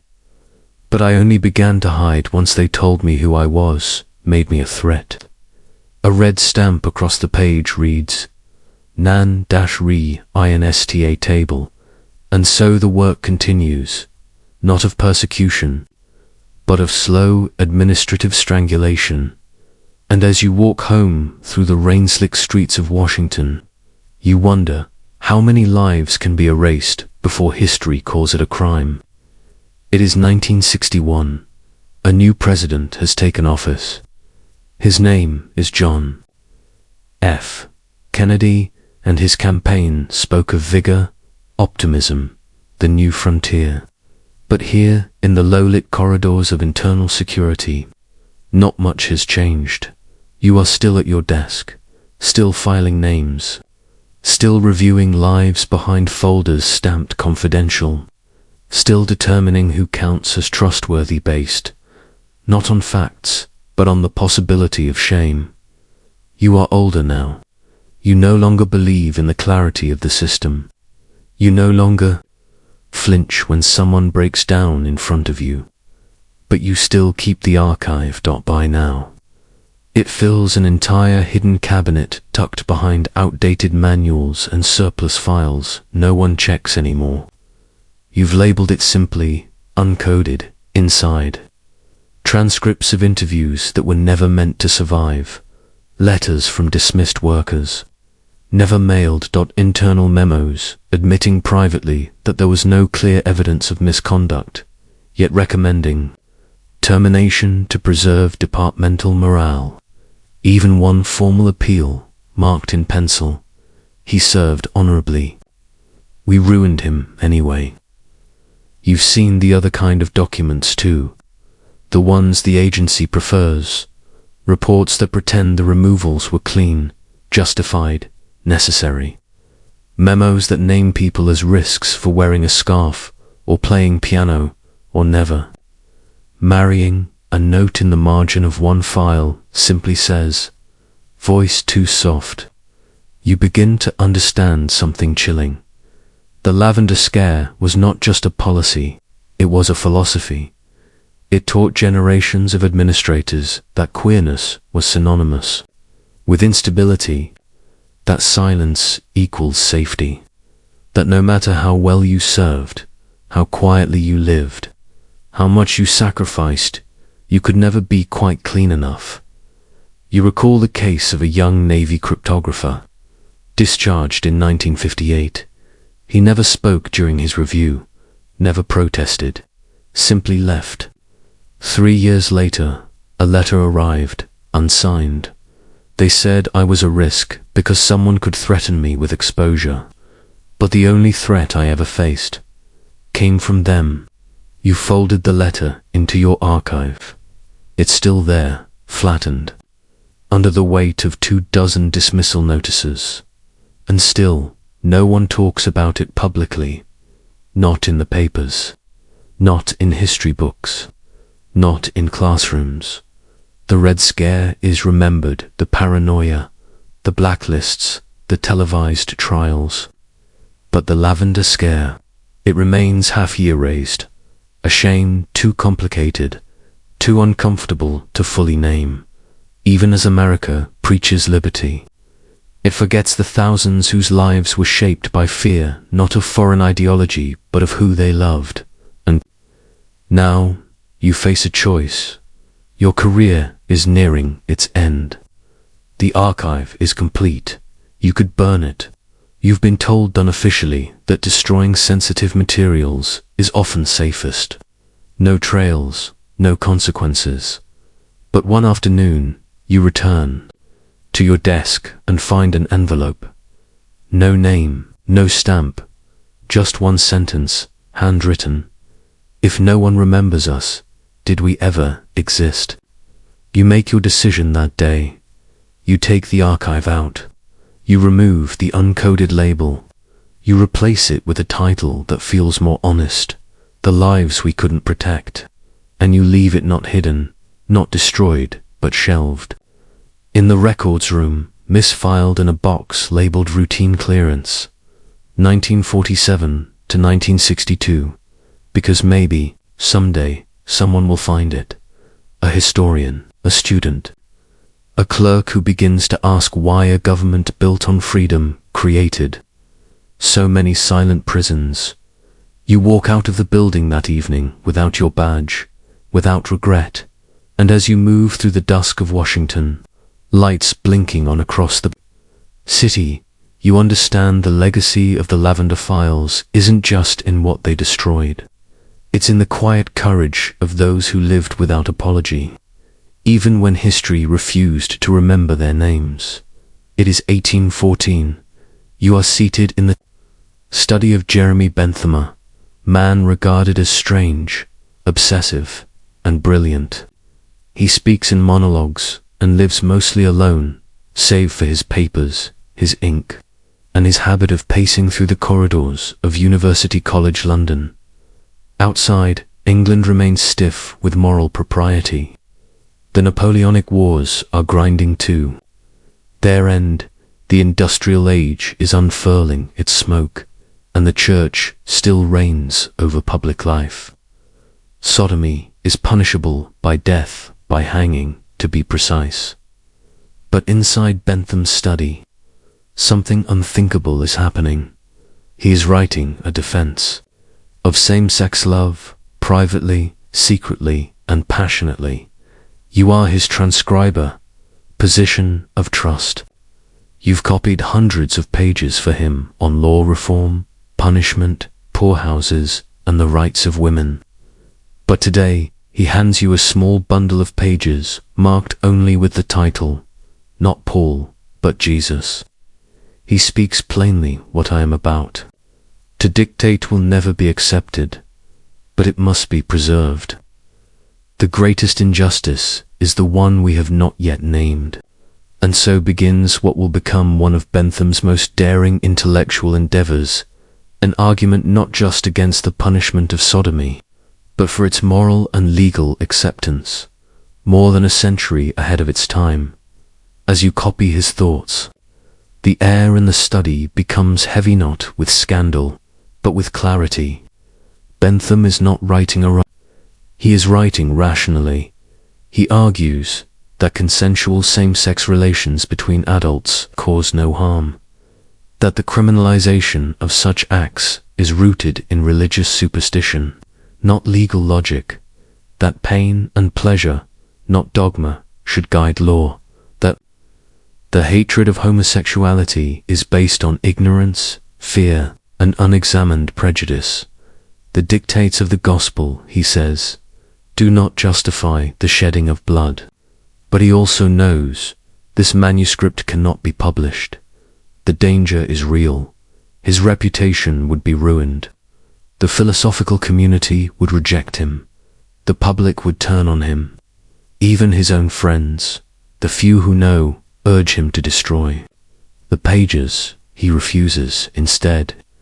He seals them in a locked chest. You watch him place the stack inside carefully, wrapped in cloth. Then, as if addressing history itself, he says, if reason is ever to prevail, it must be written, if not read. The chest is marked private. Do not open until after death. It won't be opened for over 150 years. And even then, when the manuscripts are discovered in the 20th century, they will shock historians, not because of their contents, but because of how long they were hidden. But today, in 1814, they are a quiet rebellion. Bentham believes the future will vindicate him. That society, one day, will look back in horror at the executions, the imprisonments, the silence. Still, he lives in that silence. He never names names. He never suggests, in writing or speech, whether his interest in the topic is academic or personal. You wonder, often, why he's so devoted to this issue more than any other. There are rumors, of course. He is unmarried. He avoids certain social circles. He expresses uncommon compassion toward young men dismissed from the university under vague charges of immorality. But he never says, and perhaps that is part of the point, the system is so cruel, so absolute, that even a philosopher must defend love from the shadows. And so the manuscript remains locked away, and history, at least for now, moves on without it. But as you extinguish the candlelight and close the heavy chest, you can't help but ask, how many truths have we buried simply because we were too afraid to read them aloud? It is 18 for 2. Bentham has been dead for 10 years. His body, yes. His actual body now sits embalmed and dressed in his old clothes in a glass cabinet at University College London. He had it arranged that way himself, ever eccentric, ever meticulous. He called it his auto-icona, symbol of his philosophy that death should not interrupt one's usefulness to society. Students walk past his preserved figure daily. They chuckle, they pause, they sometimes bow, but what they don't know is that elsewhere, in a locked repository nearby, something far more controversial than his skeleton is also waiting. A sealed chest marked private. Do not open until after death.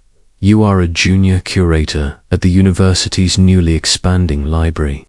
And today, by accident or fate, that chest lands on your desk. It is dusty, heavy, bound in brass. You pry it open with care, Inside, a stack of yellowed manuscripts wrapped in linen and string. A label in Bentham's hand reads, "The greatest injustice, why sodomy should not be punished." You freeze. This cannot be real. You begin to read, scanning Bentham's looping script. Of all the affections, those which pass between man and man are most unjustly reviled. No act, if conducted in private, with mutual consent and without harm, can be deemed criminal by a state that claims to operate by reason. That which we name unnatural is often only unfamiliar. You realize you are reading not just a defense, but a philosophical rebellion. Bentham challenges the moral framework of the Church. the legal codes of England, and even the taboos of his own intellectual circle. He refers to the executions of men under the Buggery Act. He writes that such laws are injurious to the public trust in law itself. He does not plead for tolerance. He demands justice, and here's the most astonishing thing. It's not emotional. It's systematic. Bentham organizes his case as a sequence of logical propositions, legal, social, theological, ethical. He takes apart every argument against same-sex relations and exposes its flaws to the claim of moral decay. He responds, "Then show me the decay caused by affection freely given. To the fear of blackmail. Blackmail arises from persecution, not the act itself. To religious condemnation, I shall not contend with St. Paul. I contend only with those who seek to be legislators in his name." You stare at the final paragraph of one draft. Let it not be said that I lived in ignorance of this injustice. Let it only be asked why others, knowing it as I did, wrote nothing. As a historian, you know what you hold is unpublishable at least. Not now. The year is 1842. Sodomy is still a capital crime. Just 2 years ago, a 16-year-old was hanged in London for it. The newspapers whispered and then forgot. The public did not protest. If these papers were made public now, they would be denounced as blasphemy. The university's reputation would suffer. Bentham's other work could be discredited. His memory already strange could become reviled. So you make the only decision you can. You return the papers to the chest. You reseal them. You mark the file to be reviewed at a more suitable time. And then you do something strange. You write a note, not an official one, not something that will go in the catalogue, just a slip of paper folded inside the manuscript. These are not dangerous ideas. They are merely ideas ahead of our courage.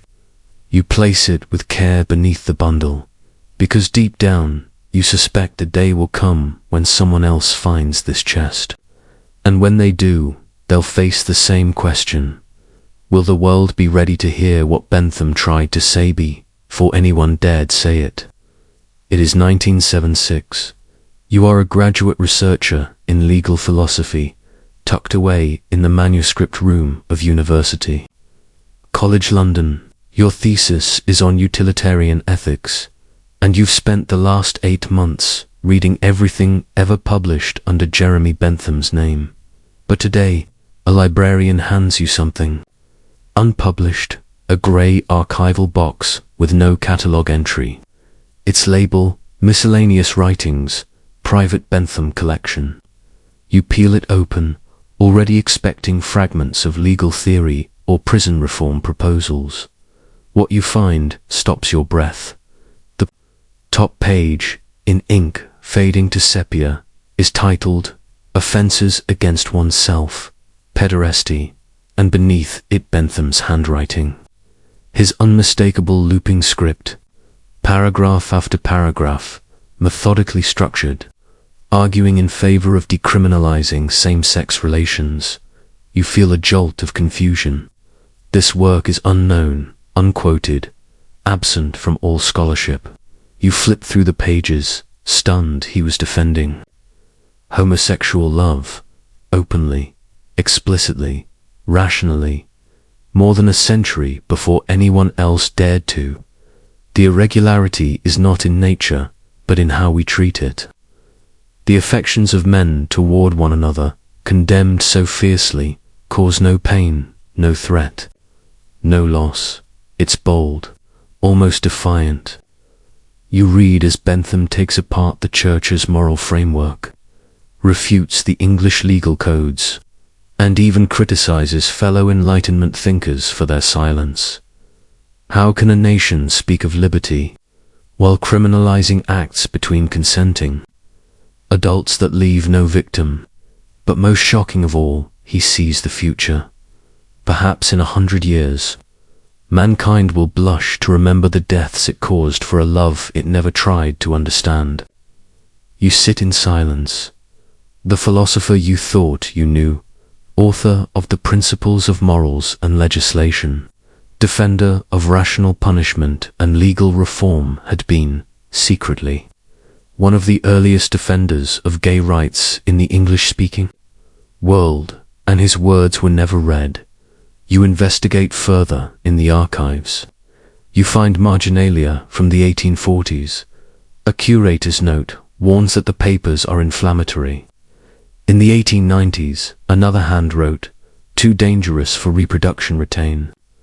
Privately, even in 1958, during a round of cataloguing, the file was referenced, then ignored. No one dared publish them. Even as society changed, the taboo lingered. Not because Bentham's arguments were weak, but because they were too clear, too direct, too revolutionary. But now, in 1976, you know something has shifted. The Wolfenden Report had already proposed decriminalizing homosexuality in the UK. Back in 1957, the Sexual Offences Act of 1967 had passed. The Stonewall riots in New York were less than a decade ago. History had begun, however slowly, to turn. You proposed the manuscript for scholarly publication. The reaction is complicated. Some praise the discovery. Others caution against overstating Bentham's views. A few accuse you of projecting modern ideas onto a historical figure. You quote him directly in response. What greater tyranny exists than that which punishes affection with death? Eventually, the papers are partially published. Select quotes make their way into academic journals, but the full manuscript, still debated, still considered too much. But you make your own decision. You photocopied the full set. You distribute them quietly among young scholars, among LGBT historians, among philosophers who see the value in truth, even inconvenient truth, and you return to that final passage again and again. The pain is not in the act. The pain is in the punishment. It's not just law, not just ethics. It's a moral reckoning, a truth buried not because it was wrong, but because it was too right, too soon, today. Bentham sits still in his glass case. Students still walk past his auto icon. They still joke about the mummified man who believed in utility and prison reform. But most of them don't know the rest. They don't know that, locked in a chest for more than 160 years, was an argument that could have changed lives, saved lives. If only someone had dared to open it sooner. And perhaps that's the lesson, that history doesn't just forget. What we forbid it forgets what we feared. And so, as you close the archive for the night, you wonder how many more truths are still waiting quietly in the dark till we are finally brave enough to read them. It is 1662. You are in Istanbul, the beating heart of the Ottoman Empire. The city pulses with traders, scholars, janissaries, and scribes.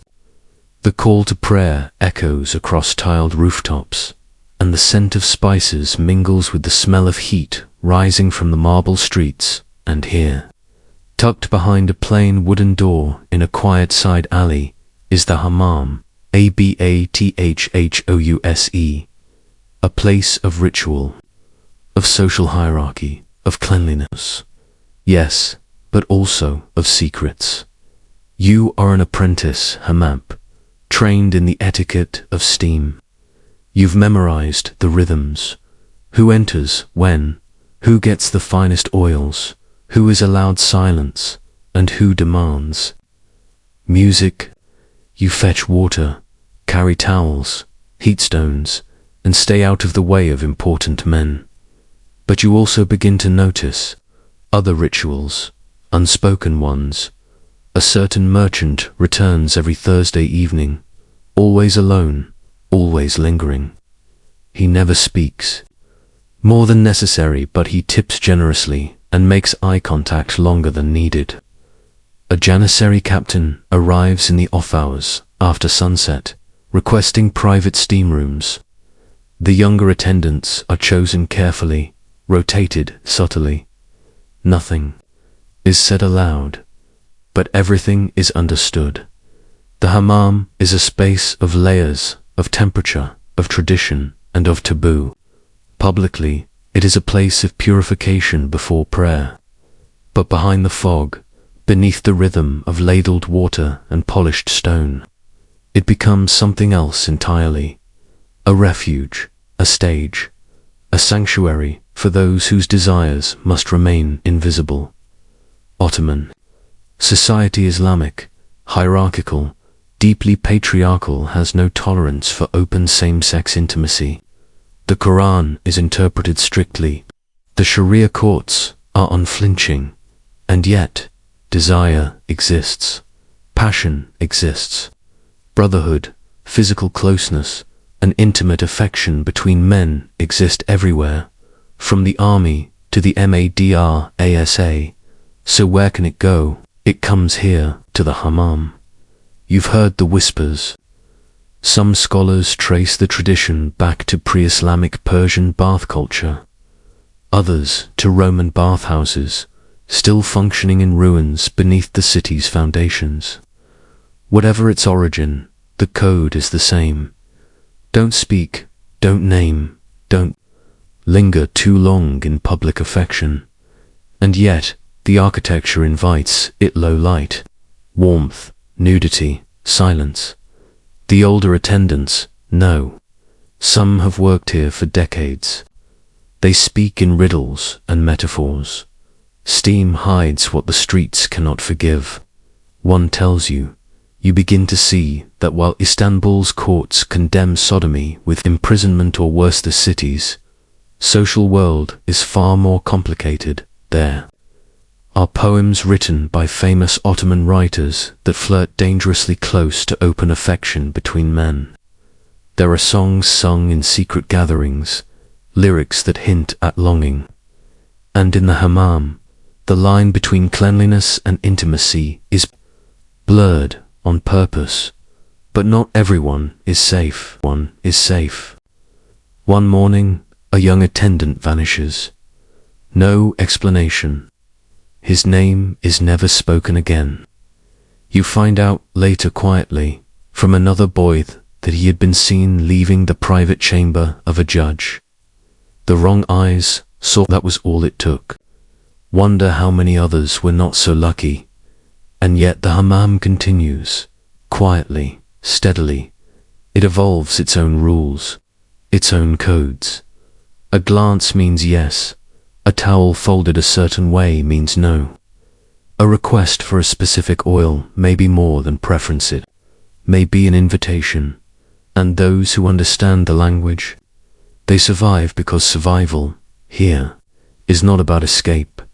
It is about invisibility. You begin to understand the truth. In a city ruled by law and faith, the hammam is a theater of acceptable intimacy, so long as it remains unread. And so you continue. You heat the stones. You gather the rose water. You keep your eyes low. You notice everything, because you know that inside this marble chamber, under layers of steam and centuries of silence, lives something rare. A freedom no one dares speak, but many quietly need, and still. You wonder how many stories lived and ended inside these walls, never written, because they were never meant to be believed. It is now 1704. The empire is aging, but not crumbling. The mosques still shine, the bazaars still thunder with the noise of commerce. But inside the hammam, little has changed except you. You are now the uster, the master attendant. You oversee the heating of the marble, the mixing of oils, and the cleaning of the sacred dome. More importantly, you oversee the unspoken world that lives between the steam and the stone. You've trained new boys. Some are quiet, eager to learn. Others are reckless, unaware of the tightrope they walk. You've seen it all, the gentle touch on a shoulder too long, the soft sighs that betray more than fatigue, the looks past when no one else is watching. You've taught them how to stay safe, keep your eyes down, speak through gestures, smile, but not too long. Because outside this chamber, the law has not softened. Ottoman legal codes still punish same-sex relations under the umbrella of xenon lawful sexual intercourse. In most cases, sodomy remains a capital offense, but that law is like a blade rarely drawn. Instead, shame is the true punishment, a destroyed reputation, a family's silence, an exile without borders. You've watched men disappear without ever being arrested, cast out, not by soldiers, but by silence. Still, they come. Bureaucrats, poets, sailors, sometimes even imams, shedding their robes at the door, leaving their sermons behind with their sandals. The hammam offers a temporary borderland between who they are and who they are allowed to be. Some men seek only the warmth and the stillness. Others seek more. You remember the scholar who came every Friday up-eyed, with skin like parchment and fingers stained with ink. He requested you personally, not for anything overt, just for conversation. But there was a softness in his gaze that lingered when you spoke. One day, he recited a verse under his breath as you poured warm water over his back. What sin is there in two flames, choosing not to burn alone? He smiled. He never returned. You never asked why. You've come to understand this is how things often end in the hammamnat, with confrontation, but with absence. Yet through it all, you've also learned something extraordinary. The hammam is not just a place.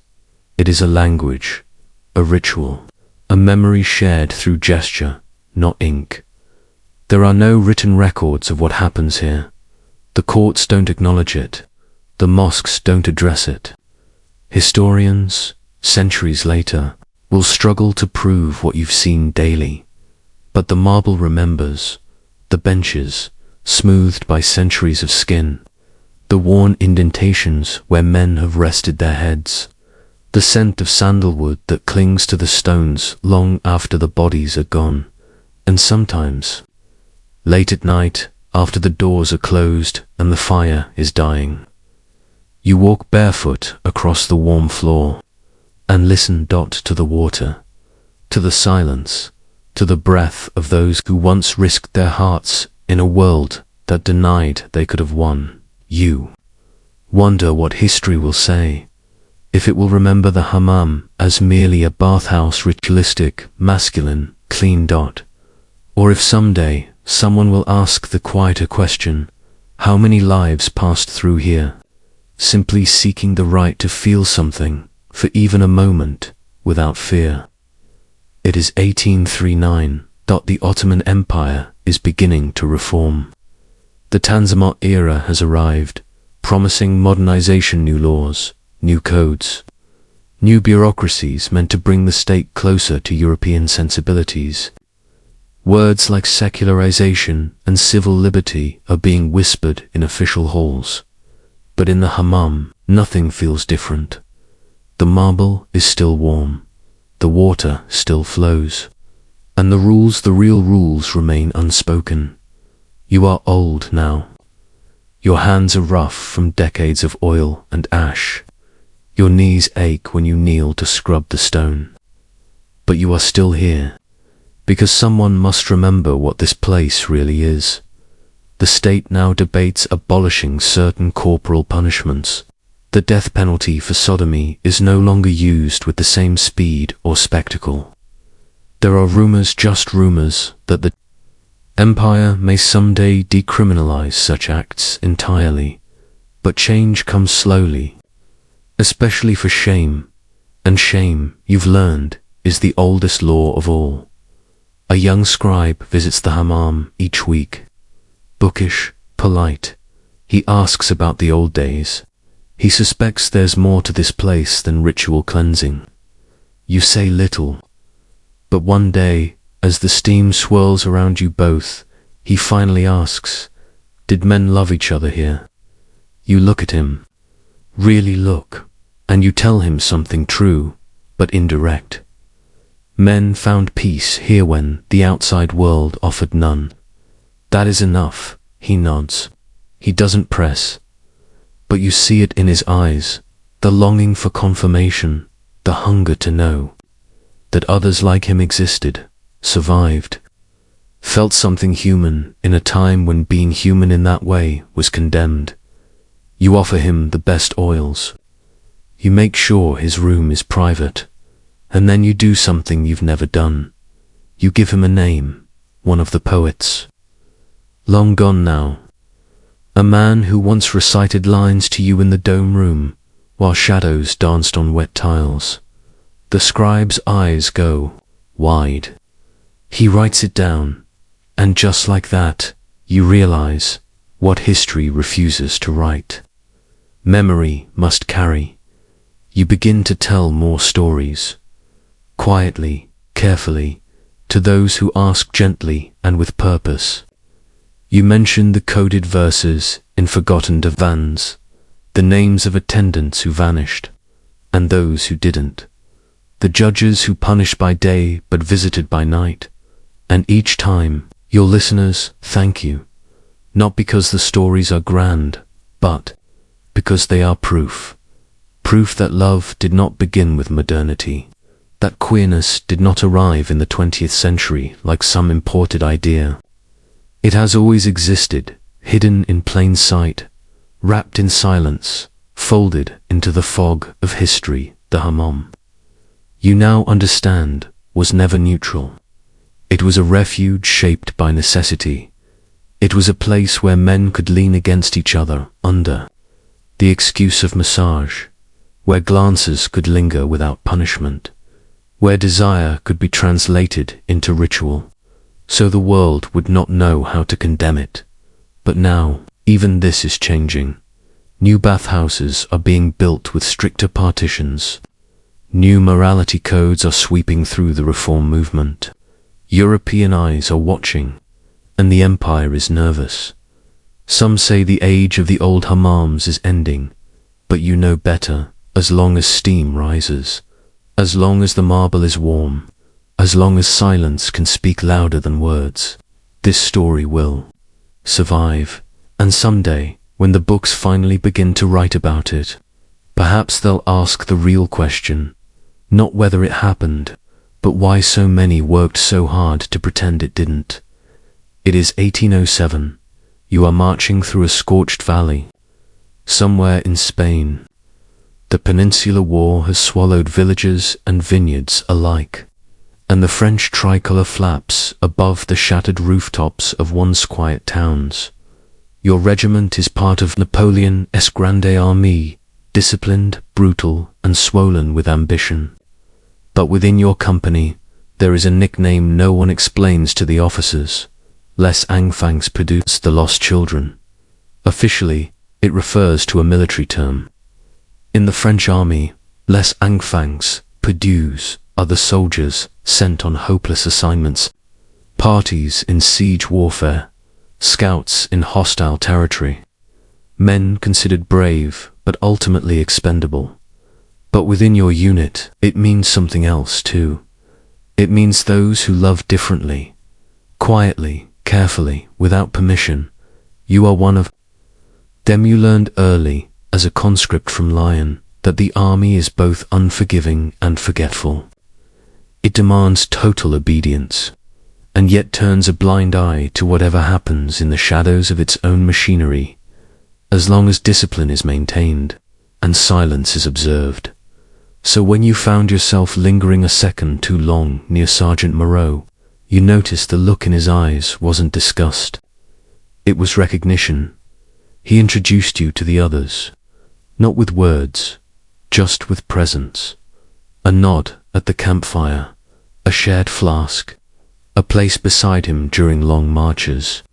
Over time, you learned how it works.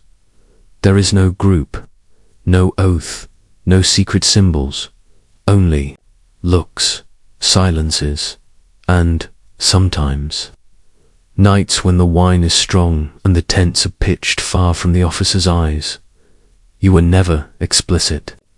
That would be dangerous. The Code Napoleon is vague about unnatural acts, but commanders are not. Some punish it harshly, others pretend not to see. The line between camaraderie and accusation is razor thin, but you survive by knowing how. To balance that, you watch your language. You use double meanings. You mimic the casual roughness expected of soldiers, even while longing for tenderness. You write letters home that speak of deep friendship and a brother in arms. Never. More still, there are moments. In the mountains of Austria, one of Les Perdu's, a drummer boy named Felix disappears after a skirmish. He is found, days later, not killed by the enemy, but by his own unit. No inquiry is launched. The captain says only, he dishonored the flag. You understand what that means, and so the silences grow deeper. Yet even in silence, affection survives. It shows up in shared rations, in patched boots, in poems scratched into the inside of a knapsack, in the way two soldiers hold each other's gaze a little too long before battle, unsure whether either will return. One night, before a brutal charge, you and Moreau are posted on picket duty. The fog is thick, the stars are dim. He speaks softly. We're not saints, but maybe we're not cursed either. You nod, unsure what to say. Words are always the risk. He continues, they call us enfants perdus, maybe because they think we don't belong, but we've always been here. Every war has its ghosts, and that is when you realize something. Your story will never be written. There will be no medal for affection shown in secret. No record of how many men like you stood in line, fired their muskets, died for an empire that would not name them. But still, you were real, and so were they. And maybe someday, someone will look past the uniforms, the grand speeches, the battlefield. Maps and ask, who marched in silence, not because they had nothing to say, but because no one dared to listen. It is 1812. Napoleon's forces are deep in Russia now. The nights are endless and bone-shattering. The mud sucks at your boots. The rations are thin. The songs have stopped. You are still with the army, still marching, still surviving, but less enfants perdus, the quiet, scattered thread of men like you have grown fewer. Some fell in Spain, others died in Austria. Some simply disappeared. A transfer, a punishment, a bullet in the back during retreat. And yet, even here, in the vast cold silence of the Russian campaign, you find echoes of yourself. You share a fire with two Polish conscripts. You notice how they never sleep apart, how one tucks the other's scarf tighter when frost sets in. They speak in low voices. When a lieutenant mocks them, they laugh too loud, too forced. You recognize the fear beneath the laughter. Moreau is gone now. He was taken by frostbite, fever, and poor medicine after the retreat from Smolensk. You held his hand while he slipped in and out of awareness. He never called for his mother. Only once, softly, he whispered, "You will remember me." You said yes. You buried him in a shallow grave with others. No marker, just another shape, beneath the snow. Another memory you cannot share, because even in grief, you must be careful. The army does not honor affection that doesn't follow the rules. A weeping man raises suspicion. A lingering touch invites scorn. And so you teach yourself to mourn like a soldier, briefly, efficiently. Alone, at night, you write in your journal. Not poems, but small notations. Just names, places, a shoulder, a laugh, a scent of leather. You record not what happened, but what mattered, because someone must. History, you suspect, will never mention Les Enfants Perdus. It will write about Napoleon, about strategy, about the Grand Retreat, but not about the boys who smiled too brightly at each other, not about the ones who chose the same watch shifts, not about the moments of love that bloomed briefly in the trenches, only to die with the dawn. But you write anyway. One day, in a makeshift camp near Vilnius, a chaplain finds your journal. He reads a page, just one, and looks at you too long. You expect punishment, but he closes the book and says nothing. That night, he leaves you a candle and an extra blanket. Nothing more, and in that act of quiet, you find a strange comfort. Because for a moment, just one near story was not erased. It was witnessed. The war drags on. France will soon fall. The empire will collapse. Napoleon's name will live on, in books and bronze. But you will return home not as a hero, not as a ghost, but as something more fragile. A man who dared to love, quietly, in a world at war. And as you sit alone one evening, warming your hands by a dying flame, you wonder how. Many battles were fought not with bullets, but with silence and survival, by those whose war was simply to exist. It is 18-1. Napoleon is dead, exiled, buried, immortalized in myth. The empire he built collapsed years ago, and Europe has redrawn its borders.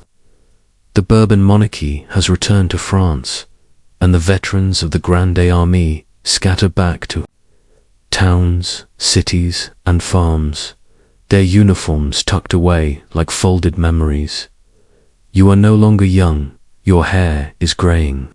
You walk with a limp earned in Saxony. You sell salt now quietly in the countryside. Few ask about the war. Fewer care, but you remember, and more importantly, you remember them, Moreau, Felix, the drummer boys, the scouts, the cooks. The unnamed Enfants Perdus, the ones who slept near you in the cold, who laughed too close, whose fingers brushed yours in the dark and never spoke of it. Their names are not on any monument. No statue in Paris honors the soft-spoken soldier who patched your wounds. No plaque commemorates the boy who kissed you once behind a burnt granary and never returned from Leipzig. Instead, you keep your own record, a worn notebook, hidden beneath floorboards. Inside, names, initials, fragments, a collection not of evidence, but of existence. You've read the papers. You see how the history books speak of honor, strategy, great battles. They write of bravery in masculine absolutes, but bravery, for you, looked like this. Sharing a glance and pretending it meant nothing.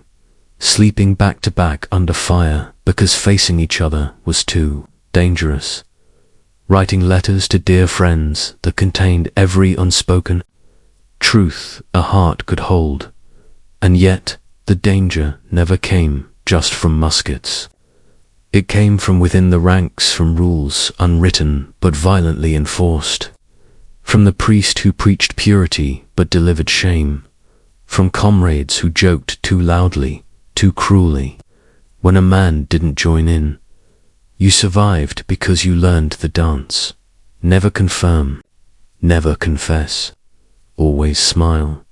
But in the quiet years that follow the war, you feel something deeper than survival, a need to remember, not just what you did, but who you were allowed to be in secret.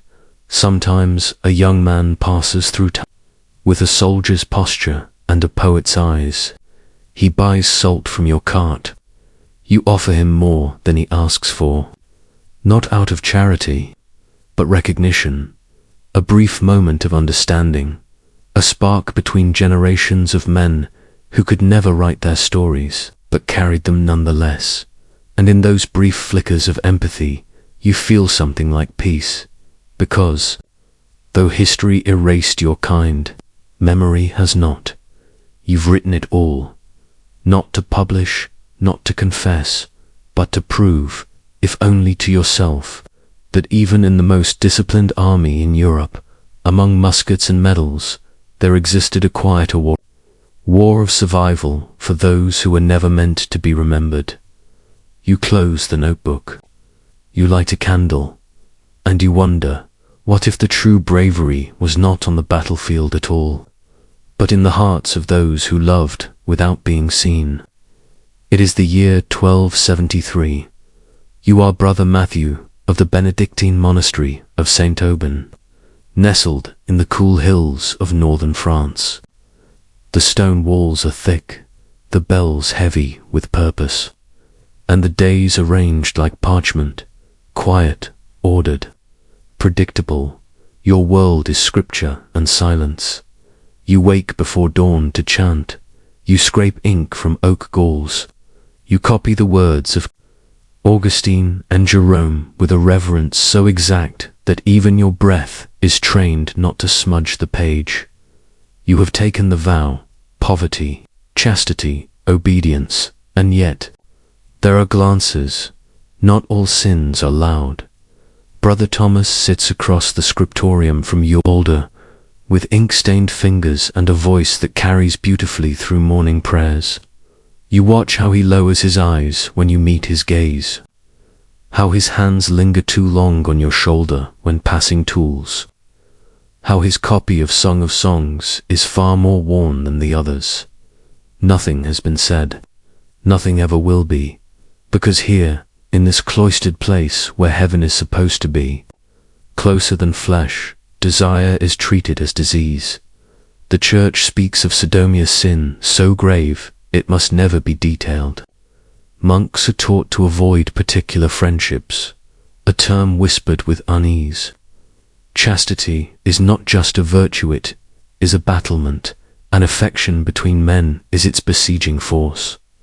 Yet still, in the hours after Compline, you linger near the cloisters once, you brush hands in the darkened passageway once, you speak of your dreams and he listens once, your lips touch only once, and then nothing more. The next day, the silence between you deepens, not cold but careful, because both of you know what the punishment is, not just expulsion, but eternal damnation. The abbot would not offer a second chance. The council would not call it mercy. You would become a cautionary tale, an anonymous line in a ledger of sin, but desire doesn't vanish just because it is. Unwelcome, it changes shape. It becomes poetry hidden in the margins of copied psalms. It becomes Latin phrases underlined twice, where once would suffice. It becomes hymns sung with more feeling than doctrine should allow. You know you're not alone. You've seen the signs. Brother Anselm weeps too often during confession. Brother Gerard tends the garden with a tenderness that seems rooted in grief. One monk was transferred abruptly last winter. After a letter was found, the letter was burned, but the ash remained. You begin to understand that the monastery, despite its holy reputation, is full of ghosts. Not the spirits of the dead, but the unlived lives of the still living. Men who crushed their hearts into silence, hoping the sacrifice would earn them salvation. But sometimes, silence feels more like death than holiness, and you wonder, Did God truly ask for this? Or did men build a wall so high around their fear that even grace could not pass through? And in that question, a deeper truth emerges. Maybe sin was never the feeling. Maybe sin was the refusal to see the humanity inside it. You return to your desk, you dip your quill in ink, and as you copy a passage from the Psalms, I am fearfully and wonderfully made, you underline it gently, twice, and as the bells toll for Vespers, you think to yourself, how many prayers in this place are whispered, not in praise, but in longing. It is the winter of 1274. Snow coats the cloister courtyard in silence. The fountain has frozen, and Brother Thomas now wears gloves in the scriptorium, though the ink still stains through. The days are darker, the nights longer, and yet the frost has done nothing to quell the heat that lives, wordless and waiting. Between you and Thomas, still say nothing, but now the silence holds weight, meaning, memory, you no longer touch, not even by accident, but you know when he's behind you, even before his breath moves the air. You know the soft click his sandals make when he turns a corner. You know how long he lingers by the library shelf marked Contra Naturam, against nature were the treatises on sin and on natural vice are shelved behind lock and chain. Church has grown sharper in its punishments. The Fourth Lateran Council has hardened its laws. Heresy and sodomy are often whispered together in the same breath, as though to love differently is to betray God himself. One monk in a neighboring abbey was found with poetry Latin exquisitely written, love verses from one man to another. He was sent to a monastery in the Alps, where cold and isolation were considered cleansing. It's said he died the next year. No one speaks his name, but in the safety of the scriptorium, you copy pages of Aquinas and Augustine with slow, perfect strokes, while your mind drifts elsewhere. Sometimes you let the words slip into your own thoughts. The soul sins not in love, but in how it fears love. You know it's not scripture, but it feels like something holy at night. In the dormitory, you lie awake. The chamber is filled with the breath of 20 sleeping men, but your thoughts return to Thomas. You wonder if he sleeps, if he dreams of anything but penitence, if he regrets that kiss, or if, like you, he replays it until it feels like a prayer. One evening, while tending the candles after Vespers, he approaches you. He speaks without looking at you. There is something I have not confessed. You pause, heart thudding. He continues, I do not think. God punishes us for feeling. I think we are punished by those who fear what they feel. Then he is gone, and with that sentence, something within you changes, not boldly, not enough to speak, but enough to believe that what lives in your heart is not an infection. It is a form of knowing, of witnessing something true.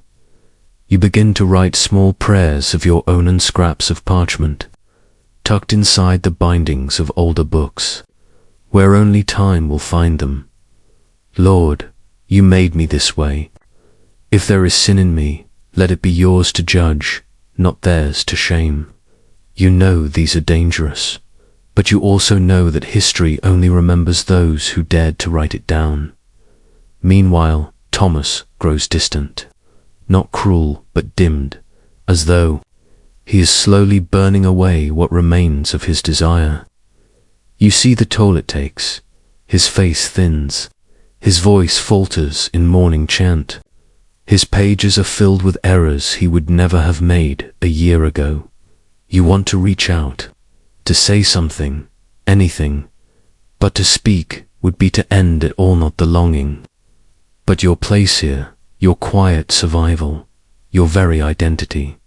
So instead, You watch and you wait, and on one brittle morning, just before Epiphany, you find his desk empty. His name is struck from the meal roster. His bedding is folded gone. No explanation, no farewell, just absence. You later hear rumors that he was moved to a priory in Poitiers, that he confessed too much, that his affections were noticed. No one says what happened after, but in the scriptorium, on the last page of the manuscript he left half-finished, you find this note return in the margins, near the illuminated letter L. Love, even unspoken, is not a lie. God knows. God remembers.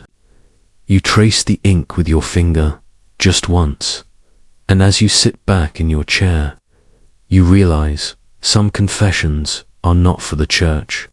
They are for those of us who survive. It is now 1289. 15 years have passed since Thomas vanished from the halls of St. Aubin. The abbey still stands. The bells still ring. The prayers still echo through the cloisters. Time has polished the stone corridors smoother. The scriptorium is quieter now. You are no longer a young monk. You are the master of manuscripts. Your days are spent training novices in the sacred art of copying, teaching them where to breathe when writing long passages from Isaiah, how to hold their quills lightly, how not to let their wrists grow too tight with pride. They listen, mostly, but sometimes, in the early mornings when only your footsteps break the silence, you look out across the long rows of desks and wonder how many more will learn to write the word while being forbidden to speak their own truth. Thomas has never returned. You never heard his fate, but in your most honest moments, you suspect. You would not recognize him now. The world outside the monastery hardens the softest parts of men, especially the parts they are taught to fear. Still, you remember him, not just as a face or a voice, but as a turning point. A moment when silence stopped being safety and became a burden. And so, you began something, then something that has grown quietly over the years.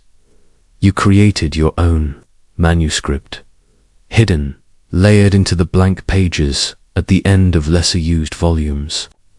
Never more than a page at a time, never under your own name, just fragments, prayers, reflections, records of men who wept too long during Mass, of whispered names never spoken again, of love lived beneath the crucifix and denied in its shadow. You called it Libellus Mutus, the silent book. No one has found it. Not yet, but it exists, because you believe that some truths must be remembered, even if they are never acknowledged. And there are others now, young monks, who speak more carefully than you once did, who linger a little too long at each other's desks, who smile too quickly and then turn their eyes away. You see them, you know them, and in them you see yourself. You say nothing, but when you teach them to write, you give them texts with subtle, intentional choices. The Song of Songs, unedited, Rilke's, canticles, though the abbot thinks them too abstract. Psalms about longing, chosen not for doctrine, but for resonance. You are planting memories into their hands, just as Thomas once did for you, one day. One of the novices leaves a folded scrap of parchment on your desk. You unfold it. It's a poem, brief, clumsy, beautiful. He touched my wrist as I passed the font. I felt the sun, though clouds were thick. If God can see within all hearts, then surely he can see this. You say nothing to the boy, but that evening you place a candle by his station and leave a fresh quill beside its silent approval. Quiet protection, an unspoken continuation of a story too long buried. And now, nearing the end of your life, you wonder not whether what you felt was sinful, but whether silence helped anyone at all. You will not live to see your writings read.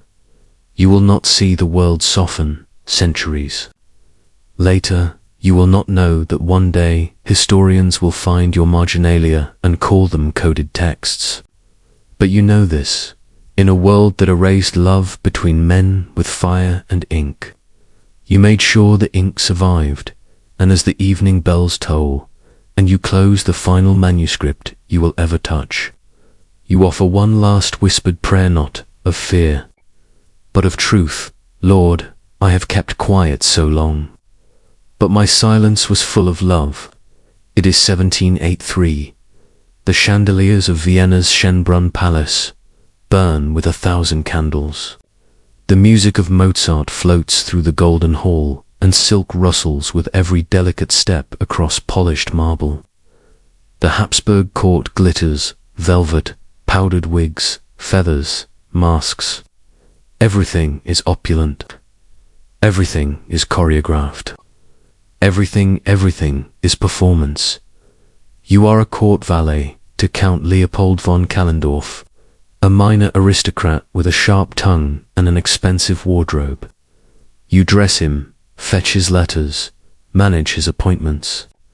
But you are also something else, a silent observer, a keeper of secrets. You have seen things behind the brocade curtains of Austria's most powerful rooms, private gestures passed between men in corridors, a hand placed lightly on another's back during a masquerade, a smile exchanged between nobles with wives on their arms and longing in their eyes. The Habsburg court, ruled by Maria Theresa until recently and now by her son Joseph II, is publicly Catholic, rigid and moralistic. Sodomy remains a crime, punishable by death until just a few decades ago, now replaced with forced labor or exile. But that has not stopped desire from threading itself through the corridors of power.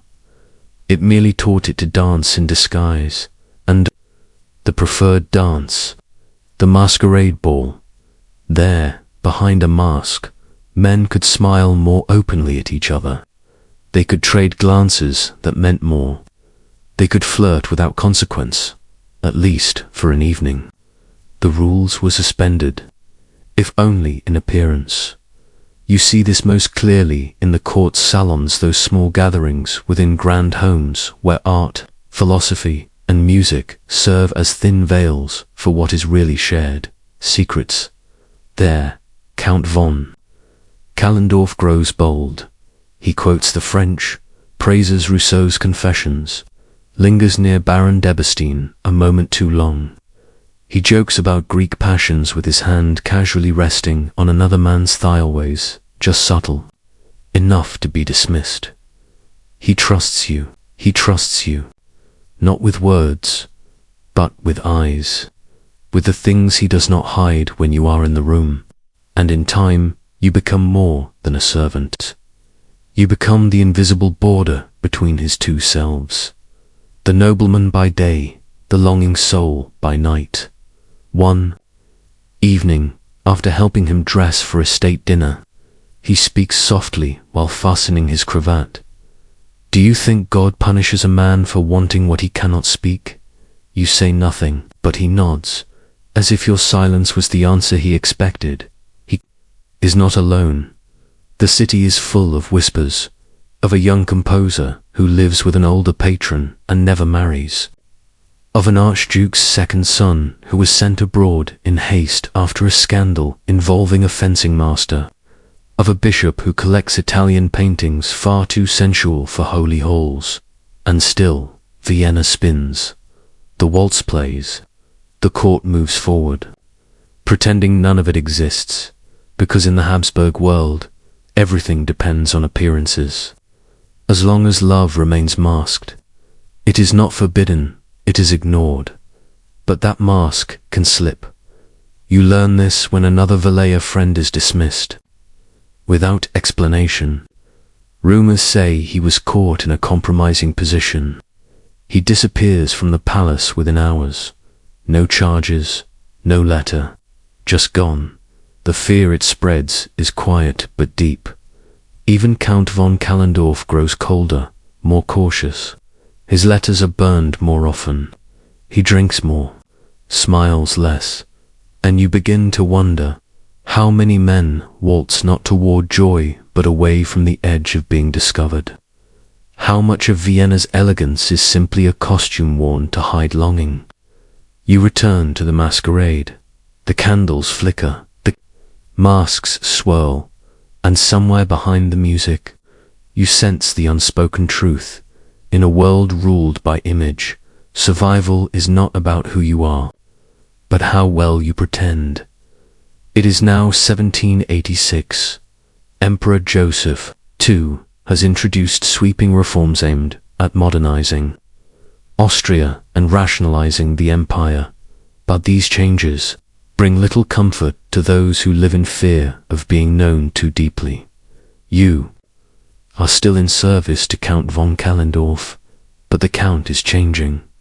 He speaks less. He avoids the salons. He no longer lingers at the masked balls. You know why, though neither of you says it. The court has turned colder.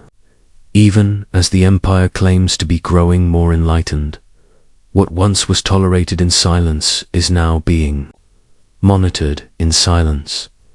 The state has begun keeping quiet records of moral disturbances. The church, though losing some of its legal teeth, still wields shame like a blade. The court, elegant as ever, hides its cruelty behind invitations, titles, and distance. Count von Kallendorf receives fewer invitations now. Rumors trail him like perfume to faint, to confront, too strong to forget. His friendships are noticed. His decision not to marry is discussed in the corners of drawing rooms. He begins to retreat. He dismisses the painter who once made his portraits so lovingly. He ends correspondence with Baron Debestein. He asks you to burn his letters with more urgency than before. One day, while brushing his coat, you find a letter in his desk drawer. It's unsigned. It reads, "Your affection was never the sin, but the world cannot forgive what it fears. You leave it untouched." He never speaks of it. That night, he weeps. Not loudly, just enough that the lace at his cuffs dampens slightly as he leans against the window, watching the lanterns in the street. The masquerades continue, but with fewer masks. The nobles are growing bolder in their judgments, even as they cling to secrets of their own. One scandal breaks quietly. A young baron caught in an indecent embrace with a violinist. No arrest, just exile. Officially, he is sent abroad for illness. Unofficially, he is never mentioned again. And with that, 1,000 doors close. The salons empty. The jokes grow sharp. Men who once shared long glances now speak too formally, too fast. The music continues, but the rhythm has shifted. What was once flirtation becomes suspicion. The Count begins taking longer walks, alone. He writes in the early mornings. He stares too long at the fire. You ask once if he is well. He only replies, "I have learned the difference between being unseen and being erased." He begins to give away his possessions, books, paintings, jewelry. He tells the court he is retiring to a small estate in Lower Austria, citing fatigue, the climate, anything but truth. But before he departs, he does something unusual. He asks you to accompany him to the grand ball at Belvedere, not to dress him, not to assist, but to stand beside him. You hesitate, but you go. The chandeliers shine brighter than you remember. The music is precise, elegant, practiced. Masks drift through the crowd. And there, among the dancers, he does something unthinkable. He removes his mask just for a moment. No one notices. Or perhaps they pretend not to. But in that instant, He looks at you not as a nobleman, not as a secret keeper, but as a man tired of being a ghost in his own life. And you understand that this is his farewell not to you, but to the game. The pretending, the pretense. Days later, he leaves Vienna. You never hear from him again. Some say he died quietly in the countryside. Others say he went abroad under another name. Some whisper he took his own life. But the truth is never confirmed, because in Vienna, stories like his do not end. They are simply removed. The letters are burned. The portraits vanish. The name is not erased but silenced. And you are left wondering, in a world so committed to appearances, what happens to the men who lived only behind masks? It is 1804. The Holy Roman Empire is unraveling. The Napoleonic Wars thunder across Europe. And in the palaces of Vienna, where once music poured through every corridor, silence now lingers in the margins. You are an old man now, still a valor, no title, no land, no name worth repeating, but you've remained in the imperial household, quietly moving through changing times, changing rulers, and changing decor. You still hear the music sometimes, not from Mozart, he's gone, but from memories, from the waltzes you attended as a shadow, from the nights when candlelight flickered off velvet masks, and the only truth was the moment before the dance ended. You have never spoken aloud of Count von Kallendorf again. No one has asked. His name has been omitted from official records, his portraits quietly sold or misplaced, his estate divided and forgotten. But you remember him. You remember the way he held his wine glass by the base, always, never the stem, the scent of rosemary he preferred on his cuffs, the way his gaze lingered on men who wore their uniforms too perfectly, too proudly, the way he smiled sadly, knowingly when the violins began to play. And you remember the final thing he told you before leaving: if I am forgotten, then at least let me be forgotten by a world that never wanted to see me. You keep his memory, not out of loyalty, but necessity, because Vienna forgets quickly. It replaces scandal with silence, deviation with denial, and in doing so, it builds a history as flawless as porcelain and just as brittle. But the cracks are there. You see them in the nervous laughter of young footmen. When asked why they haven't married, you hear them in the carefully coded letters exchanged between artists and patrons. You feel them when the court hosts yet another masked ball, and a dozen eyes flit toward each other across the dance floor, searching, hoping, pretending, and you realize the dance never ended. The masks simply changed. They became uniforms, positions, postures, and yet behind them the same longing persists, the same need to touch, to be seen, to be loved without fear. You are no longer young enough to waltz, but you walk the palace grounds at dusk, watching as the next generation carries the same silence you once bore. One evening, a young man approaches you, a new valet, quiet, nervous, with eyes too bright for the work ahead. He asks if you've ever attended a masked ball. You say yes. He asks if they were as grand as the rumors say. You smile. They were beautiful, but they were never what they seemed. He pauses, then asks, carefully, did people ever fall in love at those balls? You nod, all the time, but love, in those rooms, had to dance faster than shame. He doesn't ask more, but you see that he needed to hear that, and in that moment, you understand something. What was hidden in your time must be remembered in his, not as scandal, not as sin, but as truth.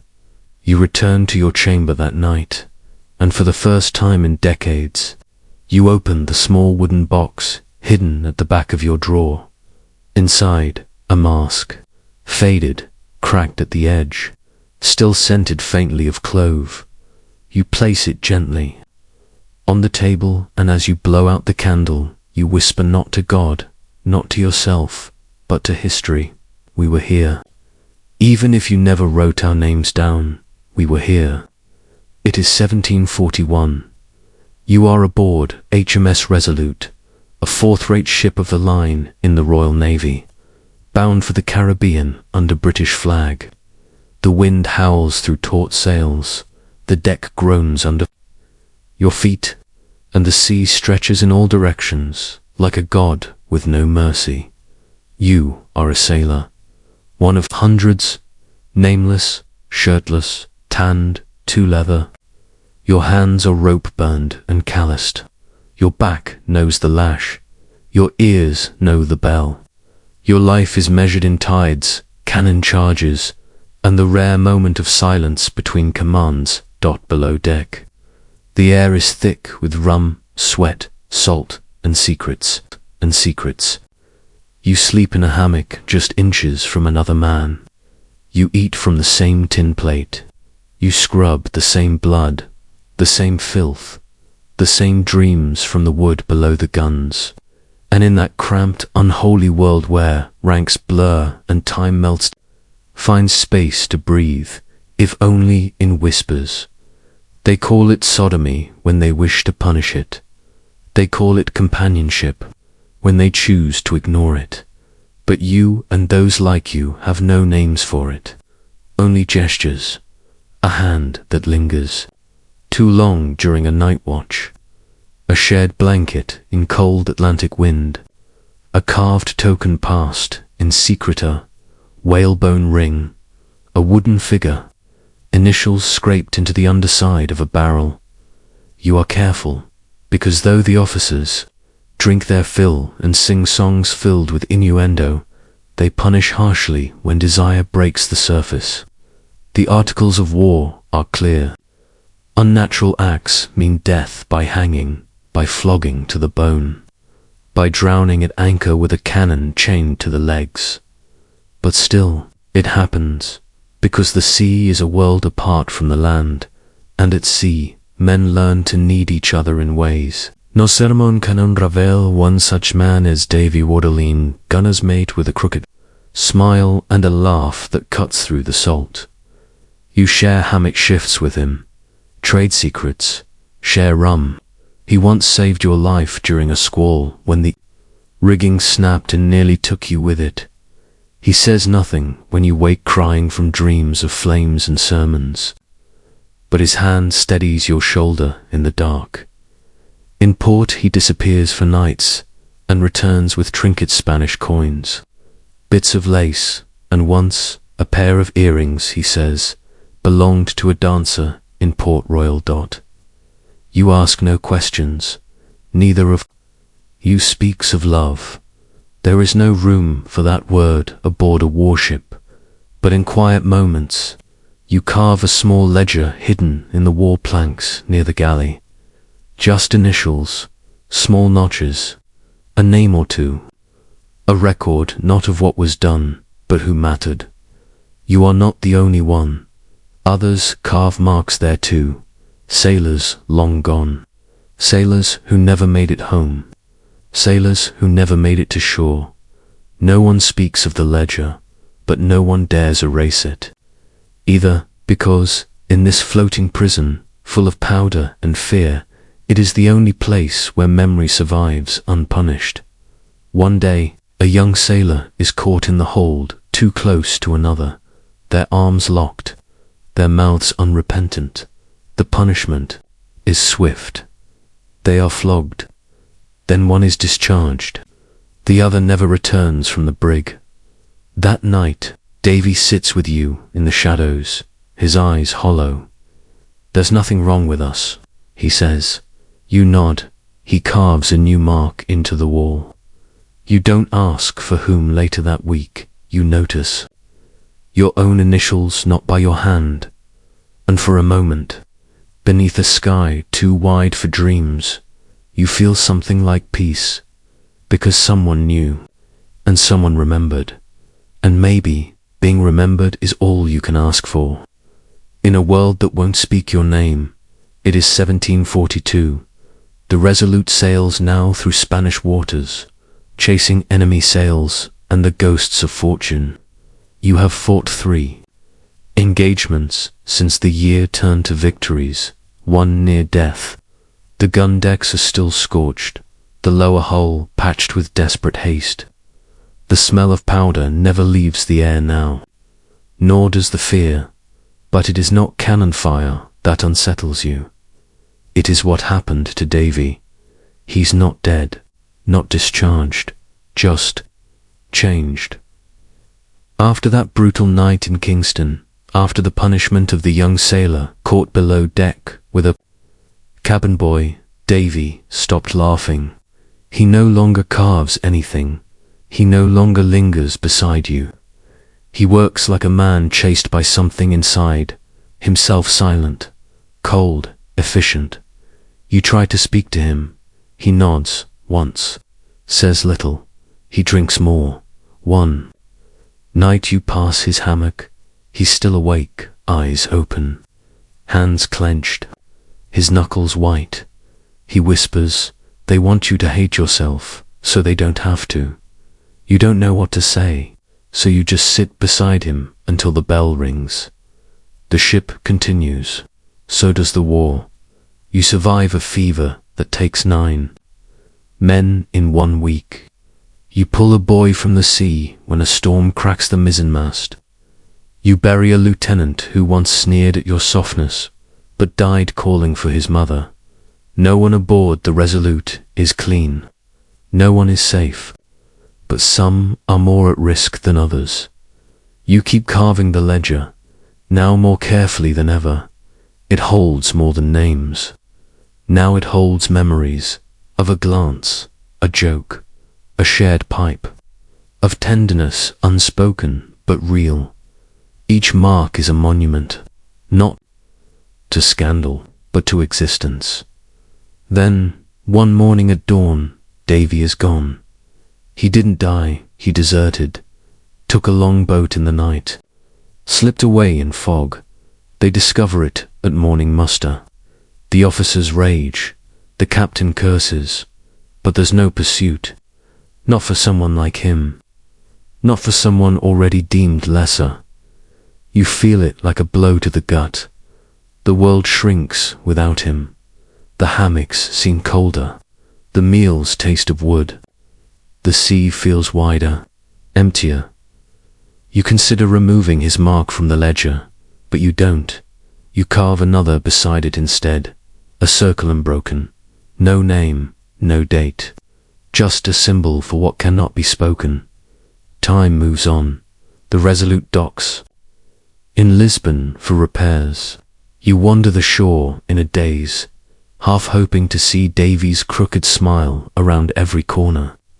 You never do, but one night you find a tavern tucked into the harbour shadows, a low place, full of drink and sailors from every flag. You order rum, the tavern girl brings it, and with it, a note, folded, unnamed, written in Davy's unmistakable hand. Still sailing, still free. I remember your hands. I remember the ledger. Don't stop writing. You hold the note all night, then burn it in the morning, because keeping it would be death. But its words remain, inked into your memory. You return to the ship. The sea is the same, but you are not. You carve one more mark, that night your initials, a circle, and 3 lines. And beneath it, in tiny careful cuts, we are not shame, we are tide, and tide always returns. It is 1749. The war has ended, at least for now. The Resolute lies dry-docked in Portsmouth, stripped of her sails, her decks cracked and faded. You have signed on to another ship twice since, but you always return to her, walking the splintered boards like a man visiting a ghost. You are older, slower, but your memory is sharper than ever. You carry with you a box, no larger than a man's heart, wrapped in canvas, tucked deep beneath your bunk. Inside is the legend no longer carved into the ship's walls, but transferred, carefully, painstakingly, into ink. Not a journal, not a confession, a record. It holds nothing obscene, nothing salacious, just names, initials, marks, a description of a smile, a shared hammock, a scar remembered from a night in Gibraltar, the way a man sang below his breath when he thought no one was listening. Each entry ends with a line drawn like a wave, because you want them remembered as they were not how the world painted them. You have outlived many. You watched friends drown, be flogged, disappear. Some were erased from muster rolls. Others were quietly reassigned or punished under vague accusations. A few simply jumped overboard one night, swallowed by the sea without a cry. The Navy doesn't ask questions about those who vanish. They assume the worst stand, are rarely wrong, but you remember the best. You remember Davy Ward, who carved a heart into the mess table and pretended it was a joke, who once danced with you in the hold when the rum flowed too freely and the captain slept. You don't know where he is now, or if he lives, but he taught you one final thing before he left, that love, even when hidden, leaves evidence, not in words, but in hands held too long, in glances across crowded decks, in ledgers that no one else will ever read, but someone, somewhere, might feel. And now, as age catches up with you, you begin to wonder what to do with the ledger. You can't publish it. It would condemn you. You can't destroy it. It would erase too many. So one night in Lisbon, in a small chapel by the sea, you do something else. You bury it, wrapped in oilskin, beneath the stones of the wall. Near the place Davy once left that note, you say nothing, no one sees. But you mark the spot in your memory, and whisper the names once more as you cover it with earth, and as you stand. You feel the tide coming in, the sound of water like breath, the salt like a blessing, and you realize history may forget men like you, but the sea never does. Somewhere in the depths are the voices of all who were lost not to war, but to shame. And tonight, for the first time in years, you sleep without fear, because you've done the one thing the Empire could never undo. You remembered. It is 1571. You are in Toledo, heart of Spain, seat of the Catholic crown, and now one of the darkest corners of the human soul. You are not noble, not a soldier, not even a priest. You are a scribe for the tribunal of the Holy Office of the Inquisition. It is your job to write down the words that should not be spoken. You sit in a small stone chamber every day, quill in hand behind a wooden screen.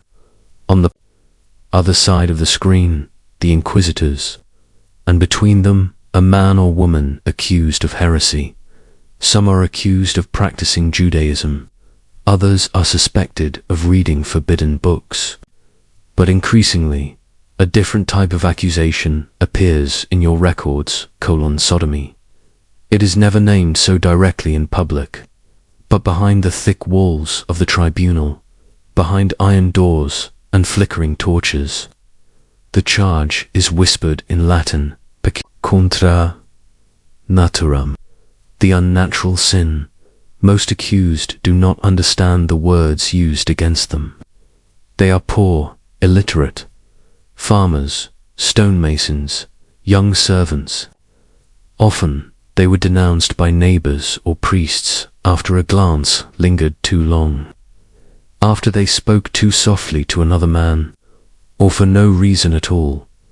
The tribunal needs no proof, only suspicion. You were taught never to look the accused in the eye. You are there to document, not to think. But you can't help it. You see fear, you see fear. You see shame, but you also see something else, a strange kind of resolve, especially in the young ones. A quiet refusal to say what the inquisitors want to hear. Some confess under torture. Others deny everything until the end. You copy it all word for word. The inquisitor asks questions like, did you lie with another man in thought or deed? Did you receive or commit unnatural acts? Did you love him?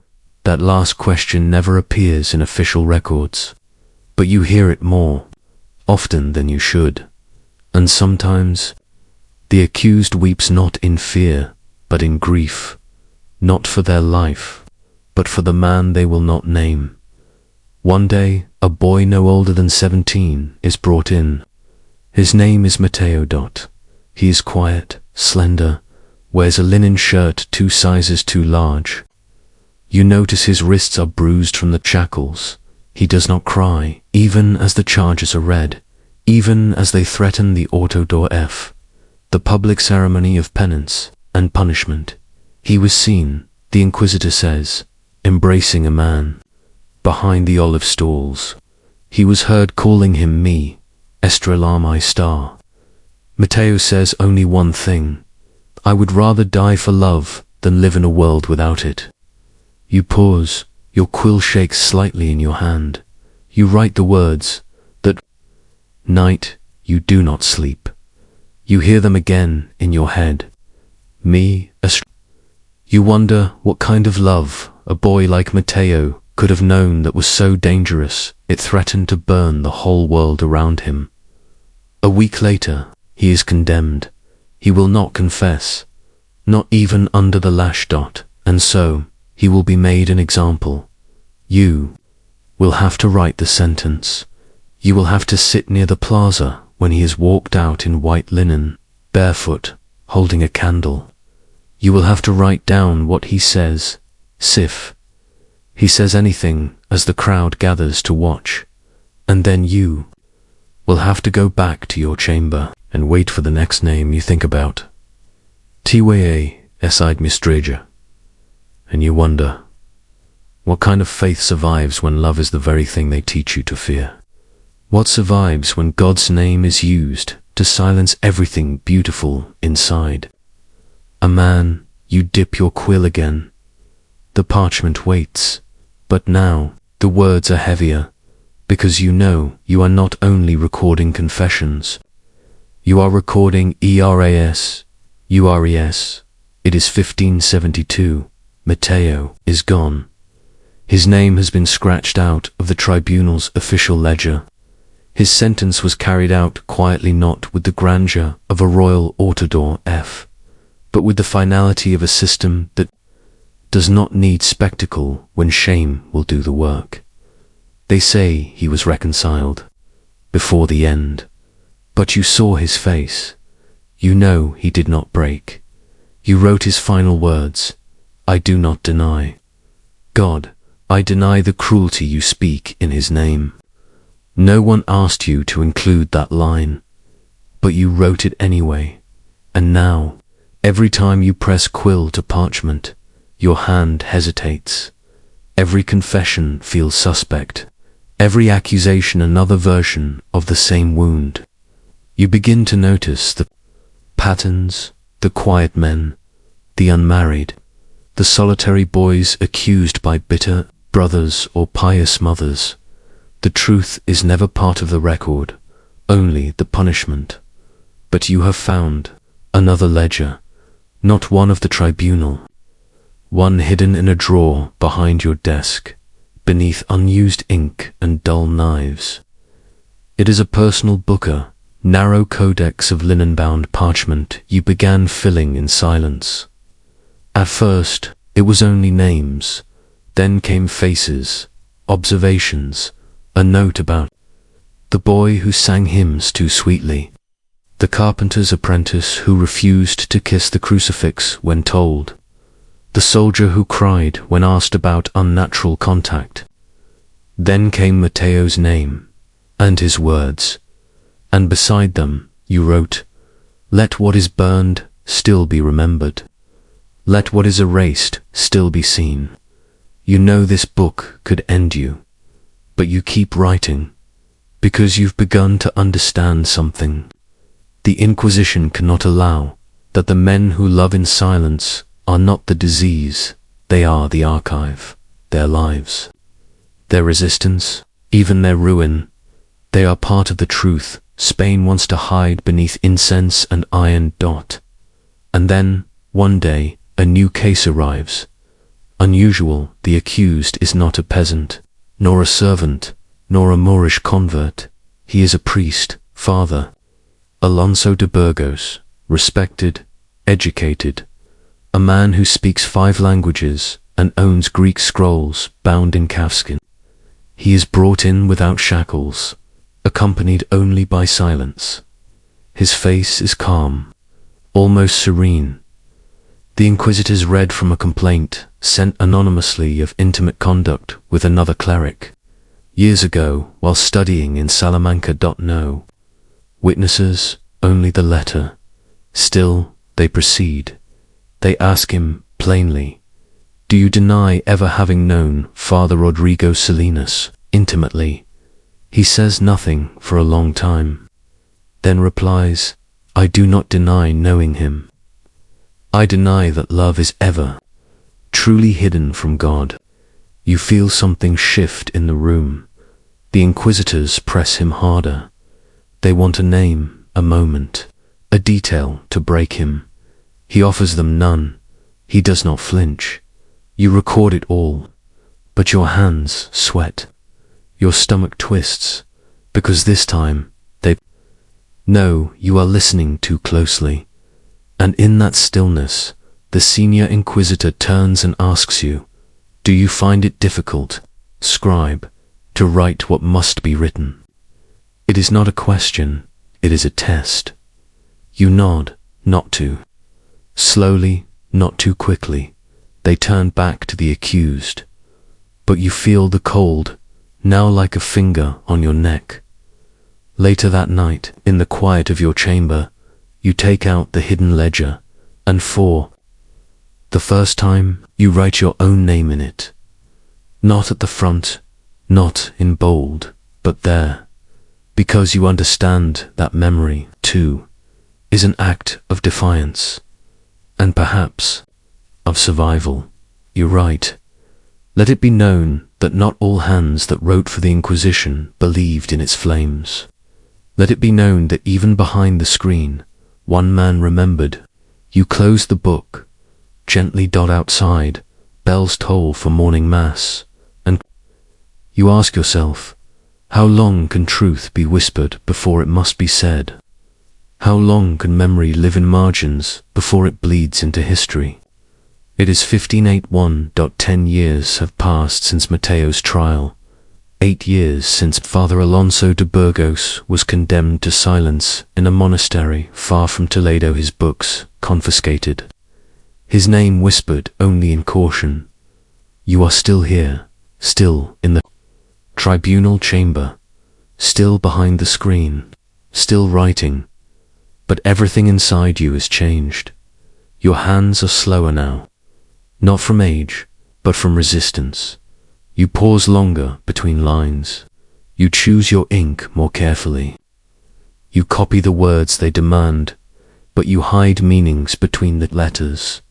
You've learned how a small dot beneath a vowel, an angled stroke on the cross of a T, marks only you can read. They are reminders, not for them, for you, you know. Longer believe the Inquisition seeks truth. You believe it seeks obedience. And that love, when honest, is its most dangerous opponent. The hidden ledger has grown thick. Your codex of memory now spans hundreds of pages. Not only names, but psalms rewritten, testimonies rewrote, a timeline of lives once lived in fear, now preserved in defiant silence. You have heard things no man should have to hear. The last breath of a merchant who refused to confess. the weeping of a friar who called another man beloved in a dream, the screams of a tailor's apprentice who thought love was holy because it was gentle. And still they came, still they accused, still they burned. But you recorded you. Archived, not as a historian, not as a rebel, but as a man who finally realized that writing can be prayer. And so you begin to make copies by candlelight, one page at a time, hidden between psalters, slipped between covers of approved texts, bound into Bibles with slightly warped spines, sent in trade wagons, carried by messengers who don't know what they hold. You are building a future where someone might read and finally understand. Not everyone is blind. One day you return to your chamber and find a single line etched into the inside of your desk. Draw, not your hand, a different one. El fuego no borra todo. Algunas cenizas todavía hablan. The fire does not erase everything. Some ashes still speak. You smile, you are not alone, and then, as if history is finally circling back to test you, a new name arrives in the docket. Andres, that's all it says. A boy, 17, apprentice to a monk in Cordoba, charged with inappropriate affections, the witness, another apprentice, the proof, a letter, one short poem written in the margins of a psalter. He smelled of rosemary and ink, and when he smiled, I forgot the world was watching. You copy it, you hesitate, then, on your own parchment, you write beneath the official record. Let this line be saved. It is not a crime, it is a memory. You know your time here is ending. The whisper of suspicion is always near. The older inquisitors do not trust your stillness. The younger ones do not trust your silence. So you prepare your final act.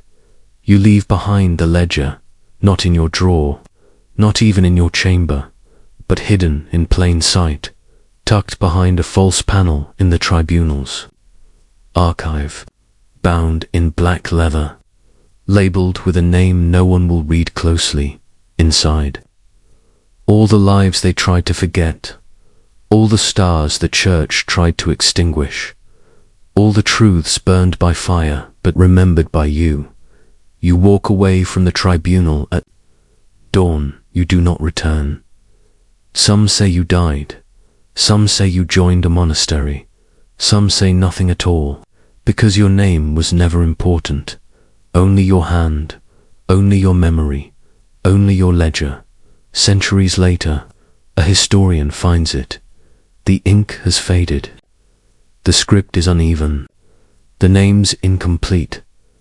But the meaning is unmistakable. They tried to erase love, but it was written down. And now it speaks again. It is 1563.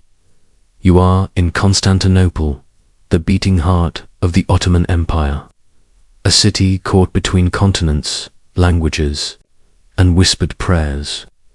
The domes of the mosques glow gold in the morning sun. The call to prayer drifts over rooftops like incense. Below, the palace of Topkapi sprawls like a secret guarded by silence and silk. You are not a noble, not a concubine, not a soldier, not a soldier. You are a third-tier chamber page, trained to serve within the Haroma place that Europeans mistake for a house of lust, but which you know to be something much quieter, much colder, and far more dangerous. You serve among women, wives, concubines, eunuchs, and those forgotten between categories. You are neither man nor entirely boy, your voice still sharp, your gaze trained downward. You keep to shadows, hands folded, eyes lowered, but the harem sees all, and hears more than it should. You learn the rhythm of its walls, the way silk rustles before an entrance, the scent of perfume that always means power, the careful, coded language of glances through the latticework screens, and you learn to fear attention, especially his. Attention Rami, a fellow servant, a little older, a little too beautiful for a place like this, with eyes like smoke and lips that never quite settle into a smile. He is quiet, quick, and always watching. You notice him at the baths, at prayer, when the concubines laugh too loudly and the eunuchs look away. He notices you too, not with words, but with presence. One evening, after a long day of errands between chambers, you find a folded piece of parchment in your tunic. It is blank until you hold it to the candlelight. Then words appear, written in lemon juice. Meet me beneath the cypress tree when the lamps go out. You wait until midnight. The palace breathes differently at night. Its halls become lungs, exhaling secrets. You find him beneath the tree, just beyond the outer courtyard wall, where the servants sometimes gather to smoke and whisper. He is sitting, head tilted toward the stars. You say nothing, he says. Do you ever wonder who sees you behind all their veils? You nod. He passes you a piece of dried fig. It is the first time anyone has given you something that was not an order. In that moment, something unspoken is exchanged, not a confession, not even a desire, just recognition. The next few weeks are a blur, shared glances during water duty, moments in the back kitchens, a laugh shared behind a screen.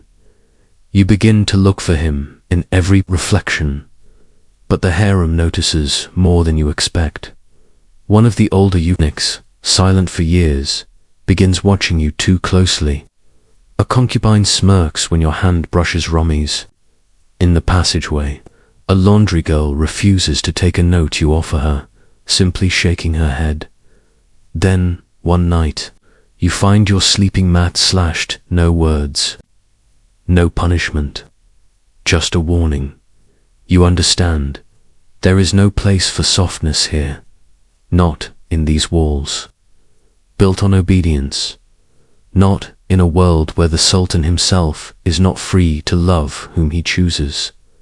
You tell Rami that night, if they see us, we will vanish, he replies. They already don't see us. That is the only reason we've survived. But you know better. The harem is not blind. It is waiting, and you wonder, in a palace full of locked doors and silent glances, what is more dangerous, being seen, or not being remembered at all? It is 1564. The seasons have changed. Tulips bloom. In the courtyards of Topkapi Palace, brilliant in red and gold. And still, you serve in silence. Still, you move through the harem like a shadow, carrying oils, silks, and secrets. And still, Rami is there, always near but never too near. The distance between you is measured in glances, not steps. A single look passed through lattice screens. A pause too long at the baths. A folded handkerchief exchanged in passing. Its embroidery twisted into a symbol only the two of you understand. A fig leaf stitched inside a crescent moon. But this is the Ottoman court. Nothing stays hidden for long. And now, rumors begin to swell like dampness beneath polished marble. They come not from the concubines, but from the eunuchs. The black-robed keepers of the harem, castrated to serve the empire's purity, but not stripped of power. They see everything. They forget nothing. And one of them, a sharp-eyed man named Ihsan, begins to linger too long outside your quarters. You hear whispers. Two boys think they can outwit the harem. They meet at the spice storeroom. The cypress tree hides more than roots. Then, one afternoon, you return to your sleeping alcove and find a silk ribbon tied to your basin, not yours, red, woven with silver thread. A death ribbon, not official, not ordered, but a warning used in quiet codes passed among the eunuchs. Between punishments and disappearances, a ribbon means you have been seen. It means you are being given a choice: silence or erasure. You don't sleep that night. Rami finds you in the morning, hidden in the laundry quarters, hands trembling. He doesn't speak. He simply presses a piece of parchment into your palm. A letter, no names, no places, just poetry. The wind cannot be held in a jar. The fig tree does not fear the knife. If I vanish, I do so having been seen by you. That is enough. You want to burn it, but instead you sew it into the hem of your tunic, behind the lining. You wear it close. The next day, Rami is gone. No explanation, no reassignment, no punishment that you hear of, just gone. You ask nothing, you show nothing. You cry only once late in the scented storeroom, when no one can hear.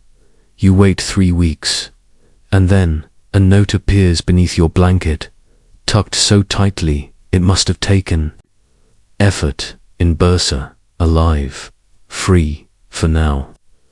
I am learning to write in Persian. The fig tree remembers you.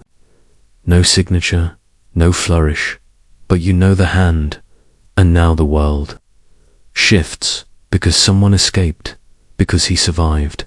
And that means there is a way, however narrow, however costly, to live beyond the harem's veil. You begin to change. Quietly, you speak less, work more, but your silence is no longer fear, it is strategy. You watch the eunuchs. You learn their patterns. You study the guards' shifts. You write nothing down, but remember everything. And one night, while delivering incense to the outer chambers, you see an opportunity, a gap in the watch, a servant's cart headed to the outer kitchens, a shadowed wall, just high enough to climb if you move quickly. You do not take it. Not yet, but you mark it in your mind, because now you know there is more beyond the veil, and in a palace built on silence, that knowledge is the most dangerous thing of all. It is late 1564. Autumn presses its cool fingers against the tiled halls of Topkapi Palace. The tulips are gone. The fig trees bend under their final fruit. The courtyards grow quiet as the court prepares for winter, and the harem, once loud with perfumes, laughter, and ritual, begins to feel like a tomb. You are still here, but not for much longer. You have spent weeks watching, timing the guards, marking the shift changes, practicing each movement in your mind until it becomes instinct. You do not sleep more than a few hours a night. You speak only when necessary. You are no longer just a servant of the harem. You are a student of escape. And then the moment arrives. A storm, light but persistent, drives most of the courtyard staff indoors. A shipment of spices arrives early, causing confusion at the outer gates.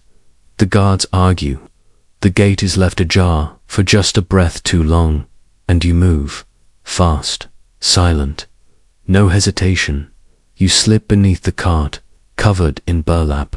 The wheels creak. No one notices. You hear voices, distant, annoyed. You don't breathe. And then, for the first time in years, you are outside the walls. You do not run, not yet. You walk calmly, as if you belong, through the servants' quarter, past the outer kitchens, through the market street that runs behind, the Janissary barracks. You know where you're going. You have rehearsed it again and again in your mind. Bursa. That's where Rami said he would be. It takes you 6 days. You ride part of the way hidden among olive crates. You walk the rest. Sleep in fields. Speak only when spoken to. Your tunic still smells of rosewater and Ashdod when you reach the edge of the city. You are not sure what to expect, but he finds you in the small garden behind a calligrapher's workshop. Surrounded by fig trees and sunlight, Rami is waiting. He looks different, older, freer, unburdened, but when he smiles, you know it's still him. You say nothing. He holds out a small wooden box, lacquered and worn. Inside, a slip of parchment, aged and folded. You unfold it carefully. It's your own words, stitched into the hem of your old tunic. If I vanish, I do so having been seen by you. That is enough. He kept it. That night, for the first time, you sleep beside him, not hidden, not afraid, but simply present. And in the weeks that follow, your life begins again. You work in the workshop, trimming parchment and preparing inks. Rami is learning Persian calligraphy. You sometimes write poetry on scraps of paper and hide them in fig baskets, just in case someone still trapped inside Topcopy finds them. You write things like, "There is a world beyond the veil. It is not perfect, but it is ours." You never sign them, but perhaps someone will read, perhaps they will believe, and maybe, years from now, when the walls of the harem have crumbled and its names are lost, someone will find those scraps. Someone will wonder who wrote them. Someone will say, they lived, they loved, they escaped. And that will be enough. It is 1507. You are in Lisbon, the nerve center of the age of discovery. The docks are lined with ships, caravels bound for India, galleons returning from West Africa, and vessels carrying spices, slaves, gold, and secrets. The streets smell of salt and ink. Sailors boast in many tongues. Priests whisper warnings. And the crown funds voyages into waters where the world might, at any moment, vanish off the edge, vanish off the edge. You are not a sailor, you are a map maker. Your name is Joe. Your fingers are stained with ink. Your robes are modest, but you hold the power to reshape oceans with a stroke of a quill dot. In your small study near the Alfama Quarter, you work for the Casa da India, the royal office, tasked with documenting the empire's growing reach. Every week, you are given new data from returning voyagers, notes, charts, star positions, and the blood-stained letters of men who died too far from home. But it is not the facts you live for. It is the space between the facts. The coastlines drawn in suggestion. The islands rumored but never confirmed. The blankness terra incognita. That's where truth lives. And that is where he lives too. Miguel, a cartographic assistant, barely 20, with steady hands and wide eyes. He was once a student at Queenborough, trained in mathematics, now reassigned to your chamber for his skills in celestial plotting. You try not to notice him. You fail. He has a habit of standing too close when discussing latitude. He traces coastlines with care, whispering the names of ports like prayers. He asks questions not because he doubts you but because he wants to understand you. One evening, you stay late copying a chart of the Gulf of Guinea. The candles burn low. The quills are dry. Miguel does not leave. He watches you ink the edge of a disputed coastline, unclaimed, unnamed, and likely fictional. And then he asks, what do you call a place no one is allowed to speak of, but that still exists? You pause, a secret. You reply, he leans closer, or maybe, home. You do not answer, but the next morning, you find a folded note inside your compass case.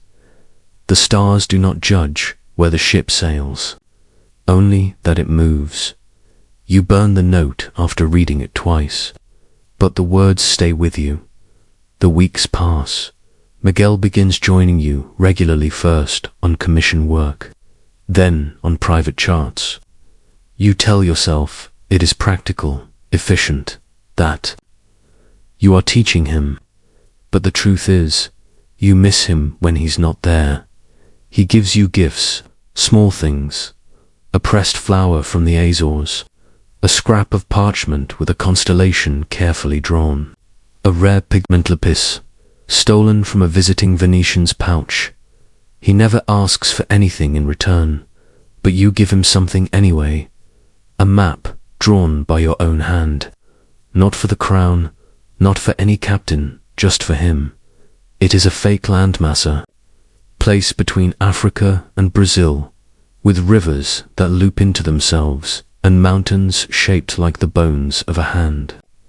In the center, a city, unnamed. Its streets spiral inward. You say nothing when you hand it to him. He unfolds it, smiles, says, "I think I've been here already. In my dreams, but dreams are dangerous in Lisbon."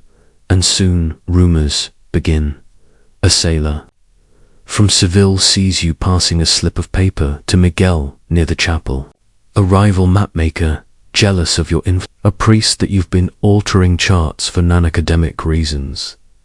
The Casa da Ingia summons you. Questions are asked. Too many questions. Why does Miguel assist you beyond his post? Why do some of your charts omit key islands?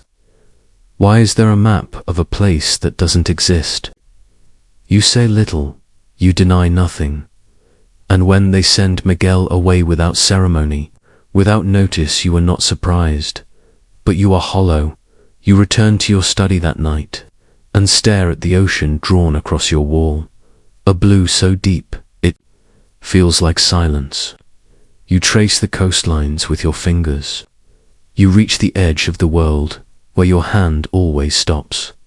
This time, it doesn't. You draw a small island just off the coast, barely visible. You write no name, just one word, here. And you wonder, what if the greatest discoveries were never meant to be mapped at all, but remembered? What if love, like the ocean, refuses to stay confined to lines? It is 1508, the sea. Winds have returned to Lisbon. Ships once again rise and fall in the harbor like restless hearts. Merchants unload crates of pepper and porcelain. Missionaries prepare to chase pagans across the horizon. But your study remains unchanged, still, quiet, and dimly lit by the weak morning sun. Miguel is gone, transferred, dismissed, disappeared. No notice, no trial, just absence. You ask no one. You know better. In the Casa da India, silence is its own survival strategy. But the hole he left is louder than any accusation. You find yourself reaching for him in the maps, in every unnamed island. You see his handwriting. In every ink blot, you see the smudge of his thumb. The world has not changed, but the way you see it has. You begin to alter your charts, slightly, secretly. It starts with the currents drawn, subtly wrong. Then the wind lines tilted just enough to confuse. You label imaginary shoals where none exist. On one chart, you place a mythical port along the west coast of Africa, named Estrela do Mar, Star of the Sea. Only you know it was the name Miguel once whispered when watching the stars from your window. You are no longer mapping the world. You are writing a memory into the oceans. But secrets at sea are never safe for long. A Portuguese captain named Duarte returns from a failed voyage and blames your maps for the loss of supplies and time. He accuses you, indirectly, of misleading explorers with false directions. There is no trial, just an interrogation. Two men from the crown, one of them a friar, question your intentions. They ask about your errors. They ask if you are still faithful. They ask why you spend so much time alone. You answer carefully. but you feel the trap tightening. They do not need you to confess anything. They only need you to falter. And then one morning, you arrive at your study to find it sealed, a wax emblem pressed to the door inside. Your maps have been taken, your journals gone, your name has been scratched from the roster of official cartographers. You are no longer allowed access to the port registers. You are exiled, not by decree, but by erasure. You walk the streets of Lisbon, like a man already dead. You consider fleeing, but where would you go? Every port belongs to the crown. Every path to exile passes through the hands of men who would gladly see you sink. Then one night you receive a package. No sender, inside, a scroll. A map, not yours. Miguel's drawn by hand, with sea monsters and calligraphy as ornate as scripture. But it is not a real map. It is a maze of islands, tangled coastlines, and rivers shaped like words. In the center, written in Latin, not all lands are meant to be discovered. Some are meant only to be known. You study it for hours. It makes no geographical sense, but emotionally it is perfect. It contains every place you could not reach, every feeling you could not name. Every part of him that you feared was lost. You write back. One page. A compass cannot point toward what it fears. But I am still moving. Are you? You do not know if it will reach him. But for the first time since he left, you feel the weight of direction, not one drawn in ink, but in intention. You begin drawing again. Not for the crown, for yourself. You draft maps, not of oceans, but of memory. The curve of his smile becomes a peninsula. The warmth of his touch becomes a current. The distance between you becomes the scale. And you wonder, if no one else sees this world you've drawn, does it still exist? If you loved in silence, did you still travel farther than any explorer? It is 1511. Lisbon grows quieter with each passing year, not in sound, no. The docks still bellow, the priests still shout, and the crown still sends ships into the unknown. But in your world, the silence deepens. You are no longer Joe, the mapmaker of the Casa da India. You are simply Joe, the man who once charted the edge of the world, and now lives on its fringe. You earn coins, copying old maritime records, cleaning inkstones, and occasionally teaching arithmetic to merchant sons who do not understand the sea. You sleep above a printing shop that smells of oil and hot metal. You live a small life, but not an empty one, because on your shelf, among blank parchment and faded quills, lies a collection maps not for sailors, but for remembering. They are delicate, labeled in a language no kingdom commands. In one, the coastlines resemble the curve of a shoulder. In another, two rivers flow toward each other but never meet. In the margins, you sometimes write small poems. You do not sign them.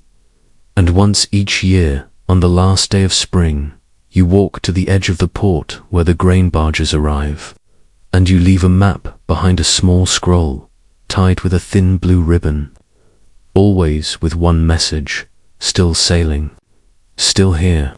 You do not know if he receives them, but you believe he might, because one morning, in early summer, you find something waiting on your doorstep, a single white feather, no letter, no map, no mark.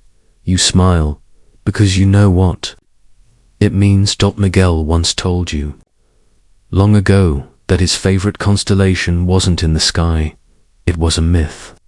An idea passed between Muslim sailors centuries ago, never charted in Christian books. Al-Risha, the feather. They said it pointed not north, but inward, to the place where longing becomes direction. You tuck the feather into the spine of a blank journal. You begin drawing again, but now your maps are not even fictional, they are emotional. One is titled The Shape of Waiting, another Longitude of His Voice, and one, sketched with the gentlest line, simply says, Here is where we were. Years pass, the world grows, more lands are conquered, more borders are drawn, more maps are made, but none like yours. Your work is never published, no ship sails by your designs.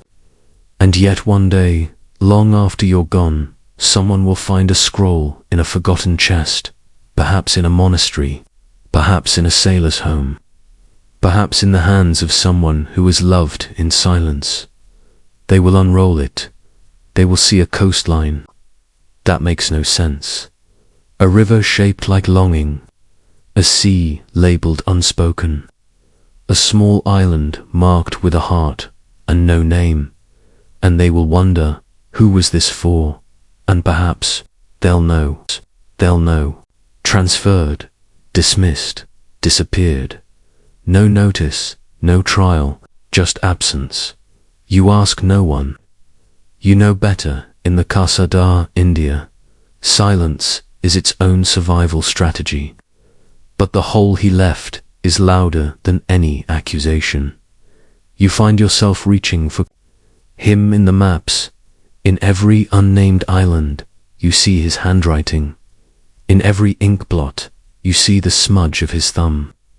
The world has not changed, but the way you see it has taught you. Begin to alter your charts, slightly, secretly. It starts with the currents drawn, subtly wrong. Then the wind lines stilted just enough to confuse. You label imaginary shoals where none exist. On one chart, you place a mythical port along the west coast of Africa, named Estrela do Mar, Star of the Sea. Only you know it was the name Miguel, once whispered when watching the stars from your window. You are no longer mapping the world. You are writing a memory into the oceans. But secrets at sea are never safe for long. A Portuguese captain named Duarte returns from a failed voyage and blames your maps for the loss of supplies and time. He accuses you, indirectly, of misleading explorers with false directions. There is no trial, just an interrogation. Two men from the crown, one of them, a friar, questioned your intentions. They ask about your errors. They ask if you are still faithful. They ask why you spend so much time alone. You answer carefully, but you feel the trap tightening. They do not need you to confess anything.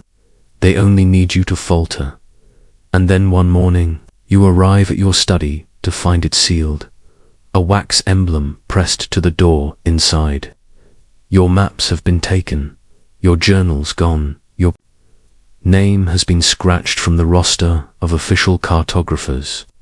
You are no longer allowed access to the port registers.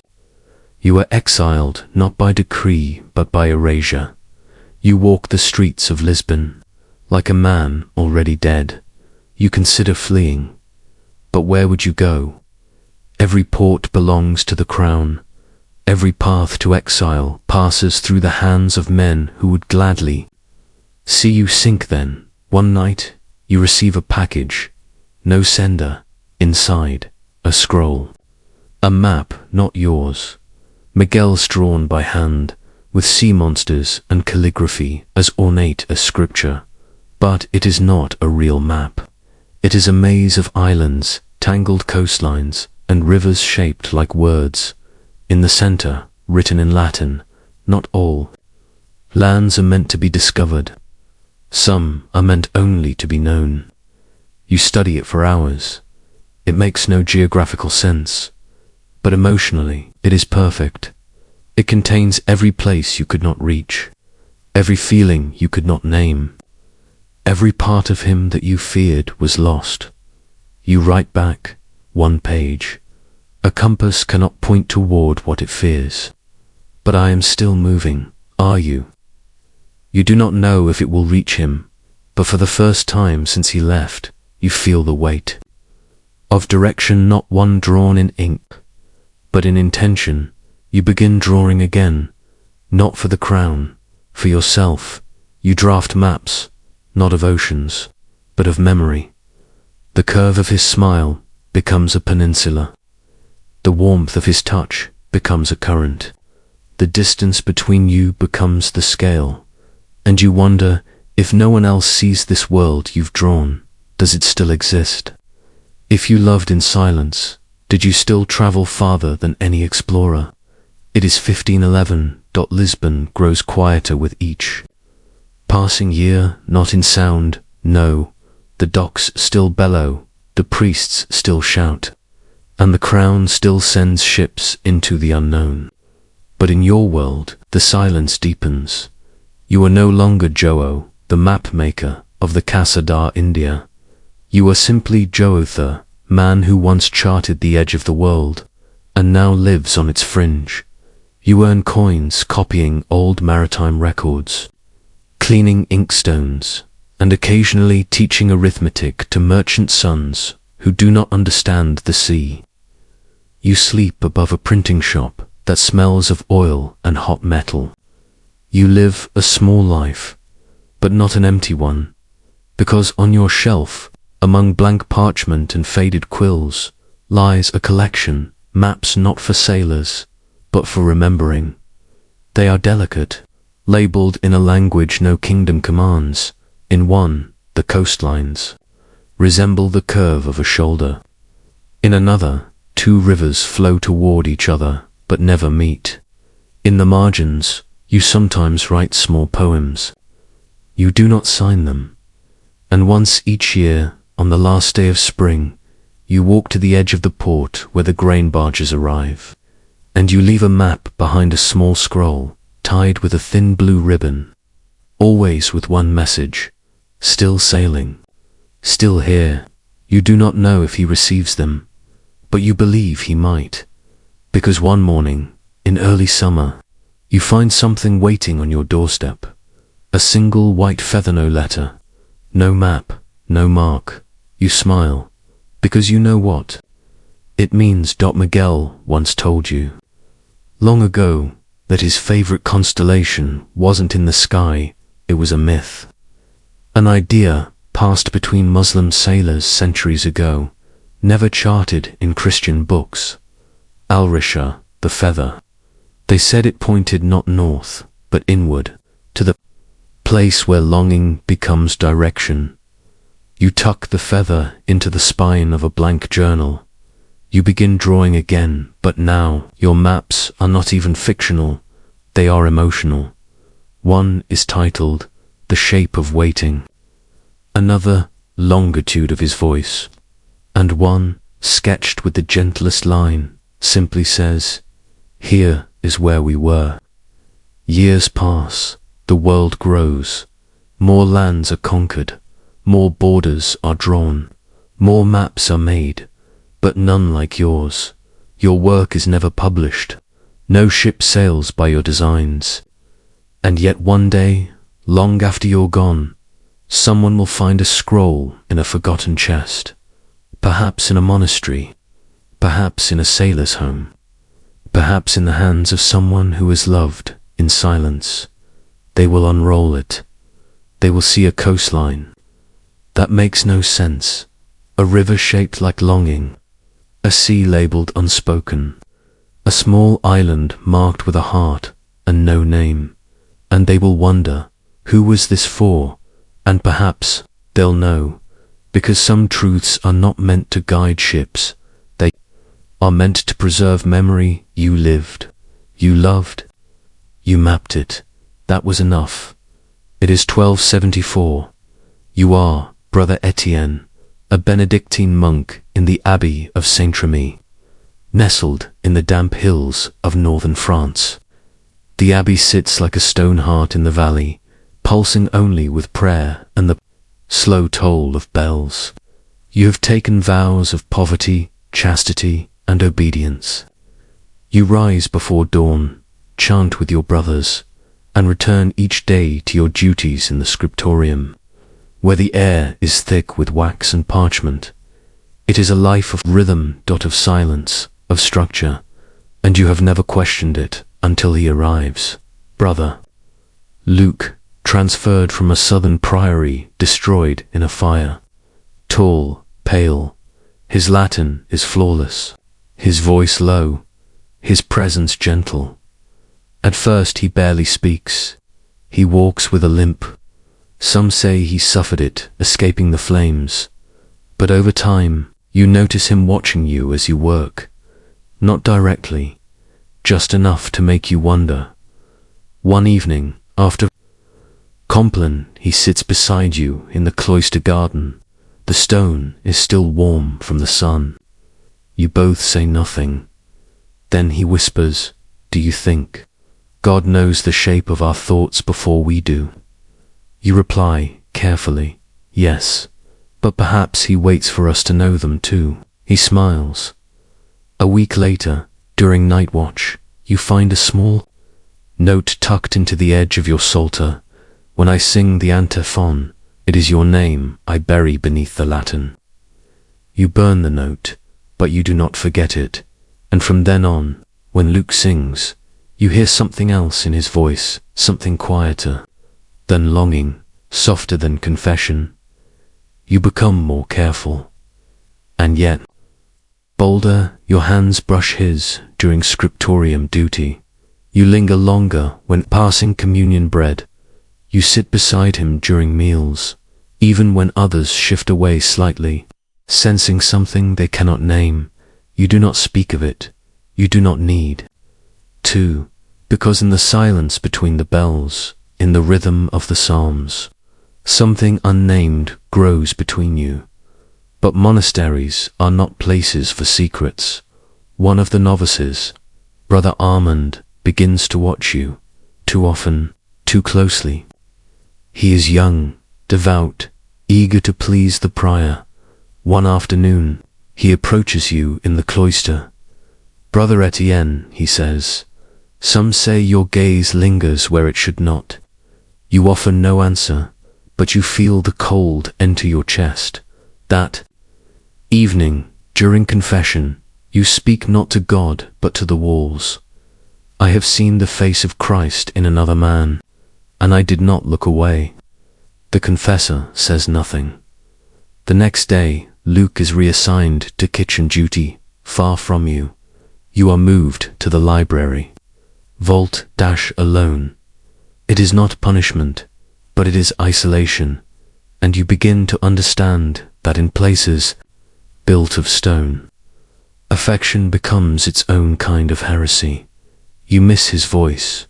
You miss his silence even more, until one day, in the library, you find something left for you, a single sheet of vellum, on it an illumination, a candle burning beneath, a crescent moon, and one Latin phrase written in gold leaf, "Lux in tenebris luce." The light shines in the darkness. You trace it with your finger. You press it to your chest. And you ask yourself, can something so quiet be sin? Can love whispered behind stone be heard by heaven? It is now the early winter of 1275. The days have grown short in the Abbey of Saint-Remy. The wind howls through the cloisters like a warning. The candles flicker low in the scriptorium.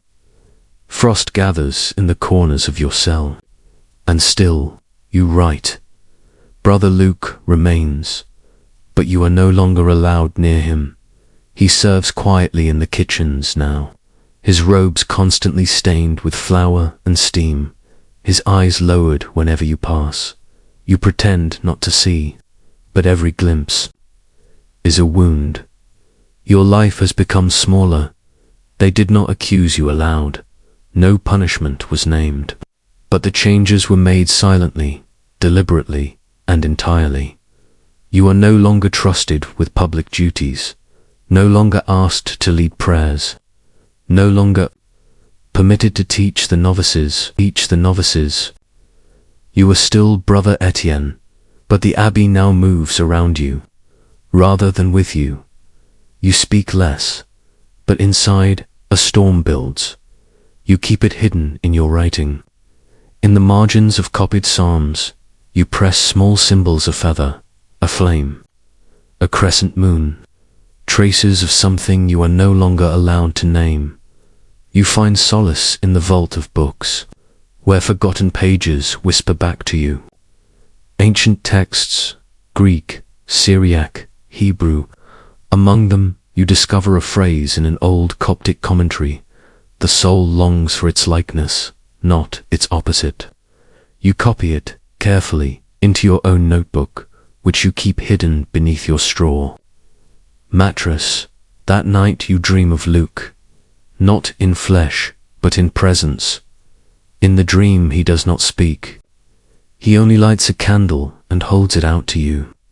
You reach for it, but your hands are covered in ink, and the wax melts through your fingers. You wake with tears on your face.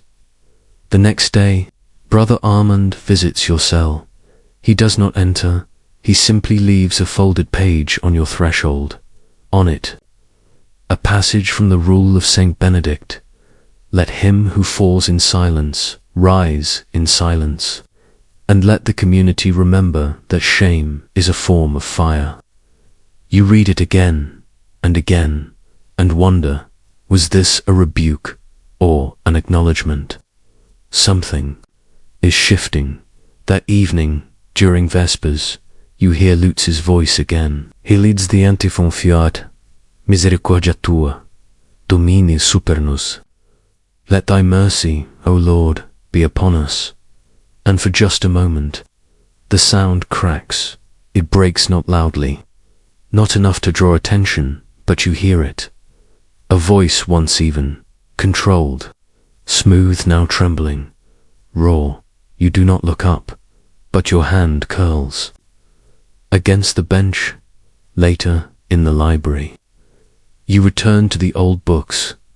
You find one you have never seen before, its spine crooked, its leather worn thin. Inside, between its pages, something rests: a small mirror, polished brass. No inscription. You stare into it, and you see yourself. Not the monk, not the failure, not the rule-breaker, just you. And something strikes you. You do not know what Luke sees when he looks at you now, whether it is sorrow, or guilt, or memory, but he saw you once, when no one else did, and that moment, however brief, was more than many receive in a lifetime bound by obedience. You hold the mirror, you close the book, you breathe, and you wonder, what is reflection, if not confession, without words? And can two souls truly sin if they saw each other clearly just once? It is Lent 1276. The Abbey of St. Tremy has turned inward. The world outside grows green again, but inside these cloistered walls, the season is marked not by flowers but by fasts, vigils, and confessions. Everything smells of candle wax and stone. You have not spoken to Brother Luke in months. You still see him at prayers, at meal services, in the cloister garden where he now tends herbs in silence. His limp has grown more pronounced. His shoulders curve inward. He no longer sings, and still you feel him, like a shadow just outside the chapel door. The other monks no longer whisper. The abbey has a way of smoothing over discomfort with ritual and time. No one speaks of what happened. No one speaks of you. You are a fixture now, one of the silent ones, but you are not empty, not anymore, because though the world has grown quiet, you have begun to write again, not scripture, not copied texts, letters, never sent, each addressed to Luke, each one an attempt to speak what you could not say aloud. You hide them beneath the stone floor in the library where the oldest, cracked tomes are stored and no one bothers to dust. You write of the sound of his breath during Lauds, the scent of rosemary on his robes, The way your body once betrayed you, not with desire, but with recognition. You tell him that you are not ashamed, only afraid. You say, love, when kept secret, begins to forget its own name. But I remember yours. And then on the eve of Easter, you find a letter in return, placed between the pages of a volume of Gregory's dialogues. It is unsigned, unsealed, unadorned, but the handwriting is unmistakable. In fire, the saints are not burned. In silence, the soul does not vanish. I see you, Etienne, still, in the mirror, in the dark, in the psalm that refuses to resolve. You hold the letter for hours, unable to move. That night, you walk to the cloister garden under moonlight. The abbey sleeps. Luke is there. He says nothing. You do not touch. You only sit to monks, to bodies, to quiet witnesses of something unspoken but never denied. And for the first time in all your years, you pray not to be freed of temptation, but to be allowed to remember love without fear. The next week, Luke is transferred. No explanation, just a message from the prior that he has been called to serve at a more rural abbey, the kind of polite exile meant to quiet unrest. He leaves with one bag and no farewells. You are not there when he departs, but that evening you find a final object tucked beneath your pillow, the mirror, polished, unbroken, quiet, wrapped in cloth, and beneath it a slip of parchment. We saw each other. That is more than most ever do. Years pass, you remain. You grow old in the abbey. Your duties return. You become again what you were before, but never entirely, because you remember. And in the evenings, when the bells are still and the sky turns violet above the cloisters, you open your chest of letters, you hold the mirror, and you whisper a name you are no longer afraid of loving. It is 1804. Paris is a city under transformation. Napoleon Bonaparte has crowned himself Emperor of the French, and with him, the Republic dies quietly in its sleep. The streets buzz with talk of glory, of discipline, of new codes that promise order in exchange for obedience. You are Henry Dumas, a fencing master's apprentice. Your father fought in the Revolution and was rewarded with nothing but a quiet grave. You, raised on ash and patriotism, found purpose not in politics, but in the clean geometry of steel rapier, épée, foil. You train daily at Maison de l'Éclat, a private fencing academy tucked behind a wine merchant's shop near Rue Saint. The outside smells of old fruit and horse dung. The inside is the sacred rhythm of metal against metal, and that's where Etienne Rousseau enters your life. He is not like the other student sons of minor aristocrats, bored military aides. He is lean, sharp-eyed, too well-read for someone his age. His uniform is clean, but not rich. His blade work, however, is unsettlingly precise. The first time you spar, he disarms you in 3 passes. He doesn't smile. He only says, "You fight like someone waiting to be punished." You dislike him immediately, and yet you can't stop watching him. He spars with grace, but never cruelty. He wipes down every blade after use. He quotes Voltaire under his breath and leaves no trace of where he comes from when asked. Within weeks, he is promoted to private instruction. You are assigned to assist him. You work side by side, silently at first. Then, with brief exchanges, one day, while you polish foils beside him, he says, "You move like someone with something to prove. I move like someone with something to hide. That makes us opposites, or equals." You don't reply, but the next morning, he leaves a note folded. In your glove, There are codes beyond the blade.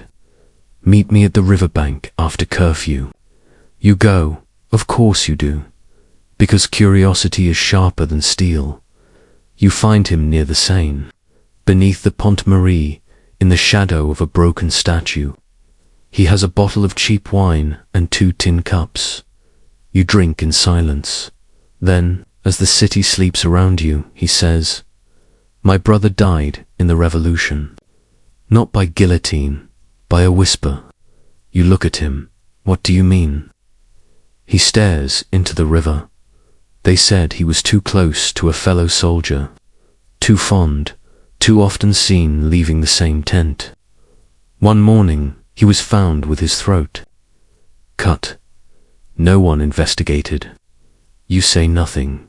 He drinks. Then I joined this academy not to fight for France, but to learn what it means to defend oneself without apology. The wind rises. You feel your throat close. You think about your own. Silence. The way you flinch when praised. The way you've looked too long at men in uniform and called it respect. You realize he sees. You dot fully, and you realize that you've spent most of your life trying not to be seen at all. He passes you a knife, not a dueling blade, but a small dagger worn smooth. "Keep it," he says. If the code ever turns on you, this speaks louder. You don't ask what he means, because you already know. From then on, your lessons change. The way you touch blades feels like conversation. The space between your bodies becomes thinner. You begin exchanging books, poetry, letters that start with fencing theory and end with lines like, "The sword is not what makes me brave. You are." But the academy is not a place for such softness. The instructors watch you closely. Rumors rise like dust on an old floor. And then, one day, Etienne disappears from class.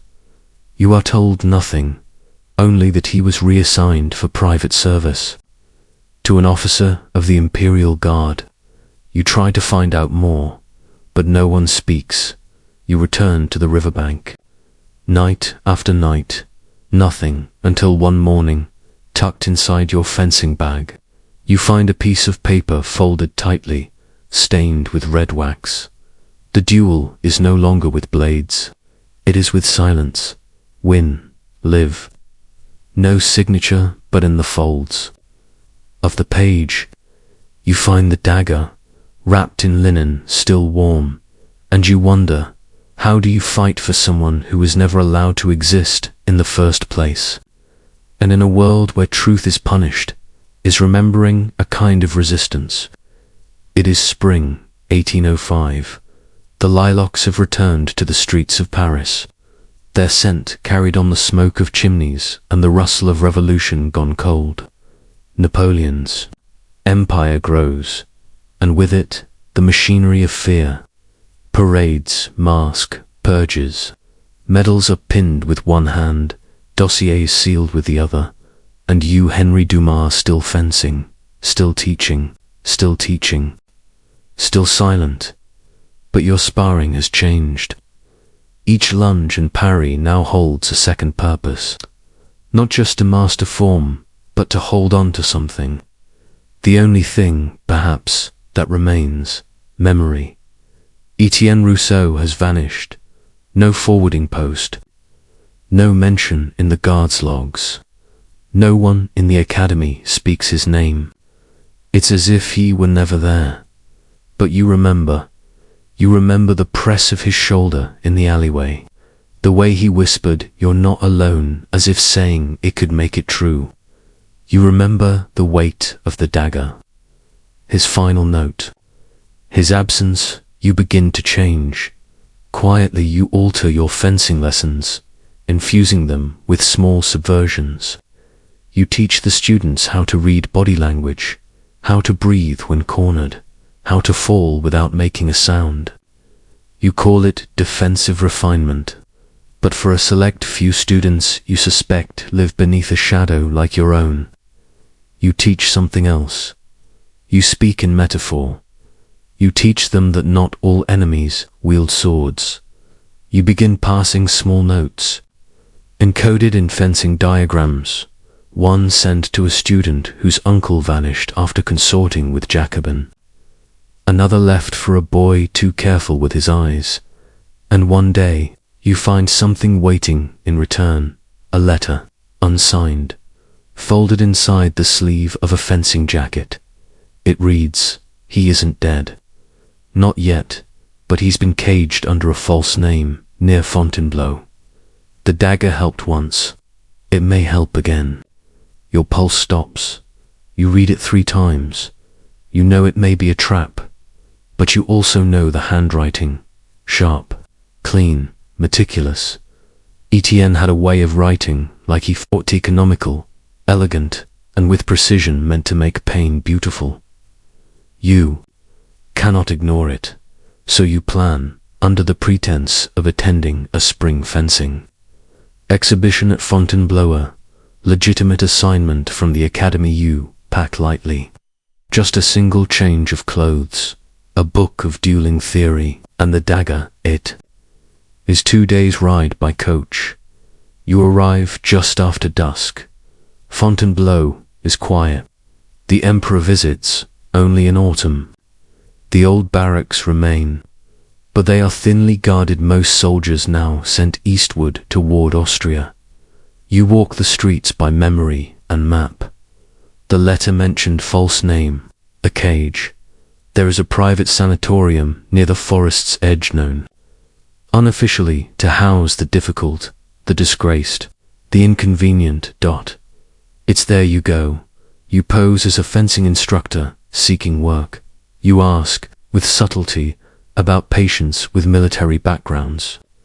Trauma, you suggest. Sudden silence. Trouble adapting after active service.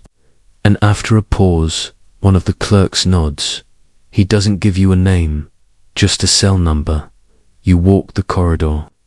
Each step feels like a blade drawn slowly from a sheath. At the door. No guards, just a small metal slot. You kneel. Whisper through the slot. The duel was silence. I chose to live. At first, nothing. Then a rustle, a breath, a voice so thin it feels like memory. And I chose not to vanish. You don't cry, but you want to. You say, "I came for you." You slide the dagger through the slot. He takes it. Nothing more is said. You leave before dawn the next day. The sanatorium is raided, not by the guard, but by someone using military credentials not traceable to any official regiment. To patients, disappear. No names are reported. 2 days later, at your fencing studio in Paris, you find a package. Inside, a pair of gloves, a folded map of the Pyrenees, a fencing, medals split down the center, and a note, "Freedom is not found in empire. It's carved one lunge at a time. I will wait for you where the border does not ask for names." Signed simply E. And you wonder if a man carves space for himself with a blade and survives long enough to pass that space to others. Was it still exile, or was it revolution? It is 1810. The war has grown. Napoleon now rules half of Europe, but shadows bloom just as wide. You remain in Paris. Henry Dumas, fencing master, relic of a fading republic, quiet bearer of something more dangerous than treason, remembrance. The academy has changed. The duels are more ceremonial, now officers' sons playing at war, nobles seeking elegance in bloodless combat. But beneath the surface, you cultivate something else. A network, students who learn more than footwork, men who carry more than blades, letters passed in books, maps sewn into sashes, secrets shared behind the pretense of drills. You never speak Etienne's name, but his shadow is present in every lesson. You tell them, Fencing is not just movement, it is message. If you must fight, make sure your body says what your voice cannot. You keep the dagger near. Always. You never hear from him again, not directly, but once a year. On the first frost of November, a package arrives, wrapped in brown cloth. No note, always the same contents. A page from a fencing manual, annotated in the margins. A flower, pressed flat different each year. A drawing of a road, curling through mountains. You never speak of it, but you understand. He is alive, he is waiting, and you are no longer simply surviving. You have become something else. A steward of memory. Each student who leaves your studio carries a piece of him, a piece of you. They don't always know it, but they carry it, and one evening, during a sudden thunderstorm, a young man you've taught for years, quiet, slender, careful with his speech, approaches you. He says, "Monsieur Dumas, you've never asked me who I love, and I've never told you. But I think you already knew." You nod and say, "That is not something a sword needs to ask. Only protect." He smiles, not with relief, but with recognition. And in that moment, you realize the empire may last another year, or 10, but it will fall. And when it does, what will remain? Not the parades, not the marble busts, not the medals, but this: two men in the quiet of a fencing hall, sharing a truth the world once tried to cut from them, a truth that outlived the uniforms, the codes, the whispered warnings, a truth carried in breath, in steel, in silence. You once asked yourself if memory was resistance. Now you know it is, and in that resistance, there is something greater than victory. There is freedom. It is 1612. The city of Lahore thrums quietly beneath the golden light of early morning. You walk past the gardens built by Emperor Jahangir's order, past marble pavilions and red sandstone arches, and into the narrow, winding alleys of the weaver's quarter where the real soul of the empire hums beneath silk and sweat. You are Ishfaq, a skilled karigar, master weaver in the Royal Textile Guild. You do not serve the emperor directly. You serve the imperial court by way of merchants, temple commissions, and noblewomen who demand muslin as soft as smoke and dyes that do not fade, but within your loom there is more than cloth. There is a life unspoken, because each morning, just before you begin your work, Junaid arrives. He is not your apprentice. He is not family. He is simply always there. The other karigars know him. They call him Thread Whisperer, because his hands are impossibly gentle with silk, and his color work unmatched. But none ask why he does not marry. They simply say, he weaves too long into the night. And you know why? Because you, too, have never spoken of marriage. Because you, too, wake before dawn thinking not of your work, but of his laughter, echoing through the dye house. Because sometimes when no one else is near you, pass threads between your fingers more slowly, just so his hands touch yours. Your guild is tight. Your court is secret, but not because it must be. The Mughal world is vast, layered. It has spaces for what cannot be named, so long as it remains invisible. The Zenana hides women, the court hides politics, the guilds hide affection. There is a term whispered among older karigars, Mia's temperament, but spoken in context, it carries more a soft code for men who prefer the company of men, for bonds deeper than brotherhood, for eyes that linger longer than prayer allows. You and Junaid have never spoken it aloud, but you have your rituals. He leaves mirrored beads on your work table reflections. He says, for the cloth to remember its own light.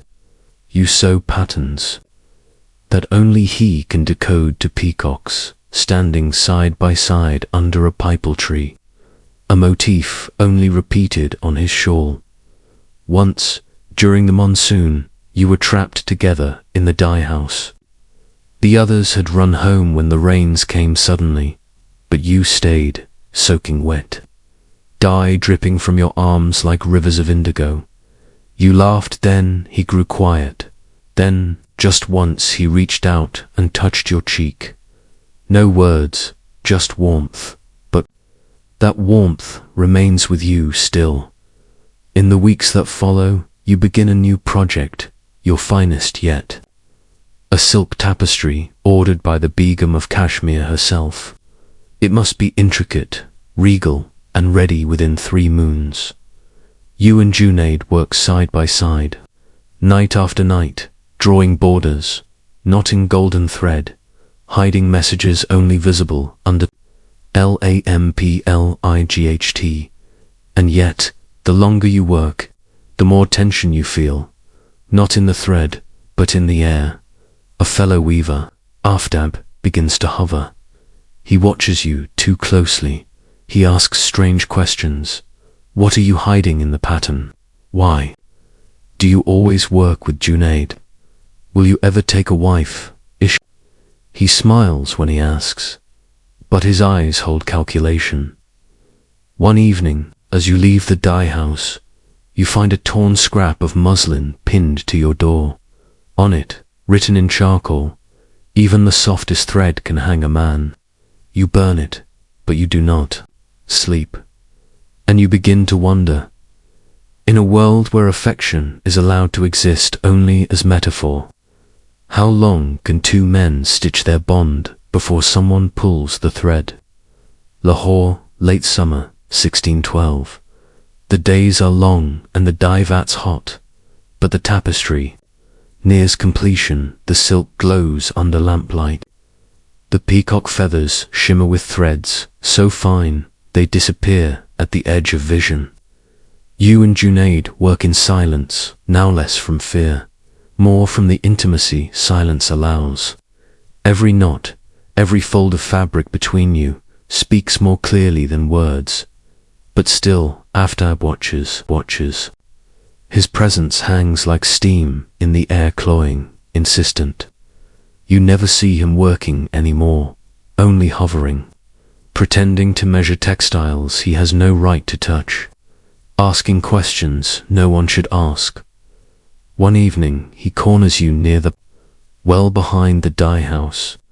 The sun has just fallen, and the last call to prayer echoes across the rooftops.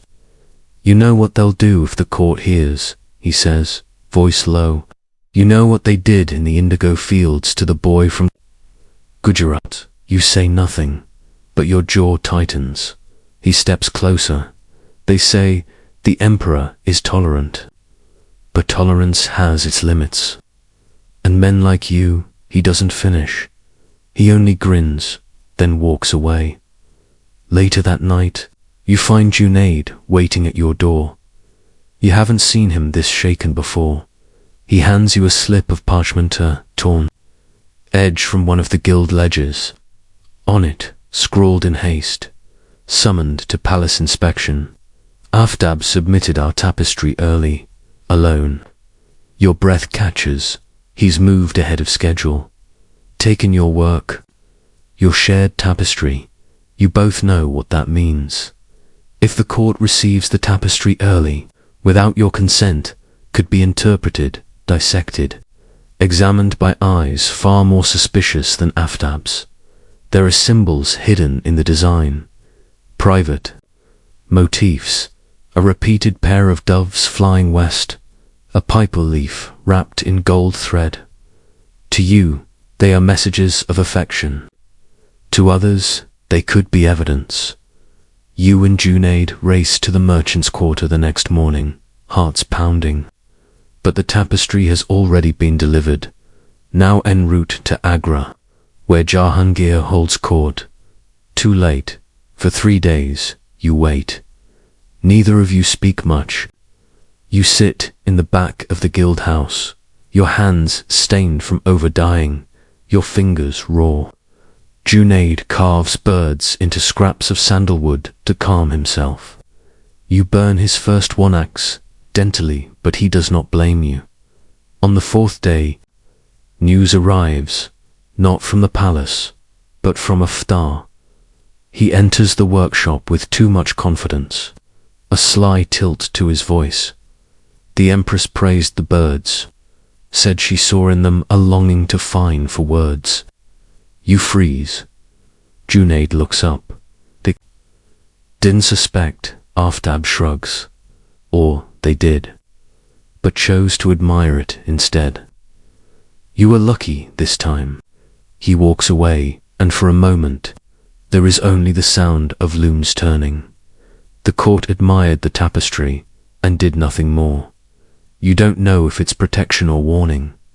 Later that night, you and Junaid sit in the abandoned dye house. The air smells of jasmine and copper. Neither of you speaks of leaving, but both of you are thinking it. I heard of a guild in Malton, he says softly. Smaller, less scrutiny. They care more for silk than scandal. You nod. Do you want to go? He doesn't answer right away. Then, only if you come too. You smile, quietly. But the smile doesn't reach your chest, because you know. The world outside Lahore isn't kinder, just farther away. You think of the tapestry, now hanging in a palace corridor, passed by noblemen and queens, none of whom will know what it means. You wonder if that's enough to be seen, even once, without punishment. And you ask yourself, if your love lives only in thread and pattern, was it ever truly allowed to live at all? Lahore, winter, 1613. The winds have grown sharp. The dye vats cool faster now, and the workshops fall quiet before dusk. Much has changed in a single season. You-ish Fakhar preparing to leave, not in haste, but with intention. You and Junaid will soon depart for Malton, a slower city of dust-colored mosques and simpler commissions. A place where questions, perhaps, will not chase shadows so fiercely.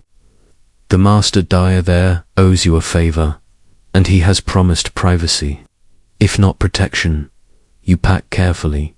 Tools first, chisels, reeds, and long pins. Then the pigments, dried.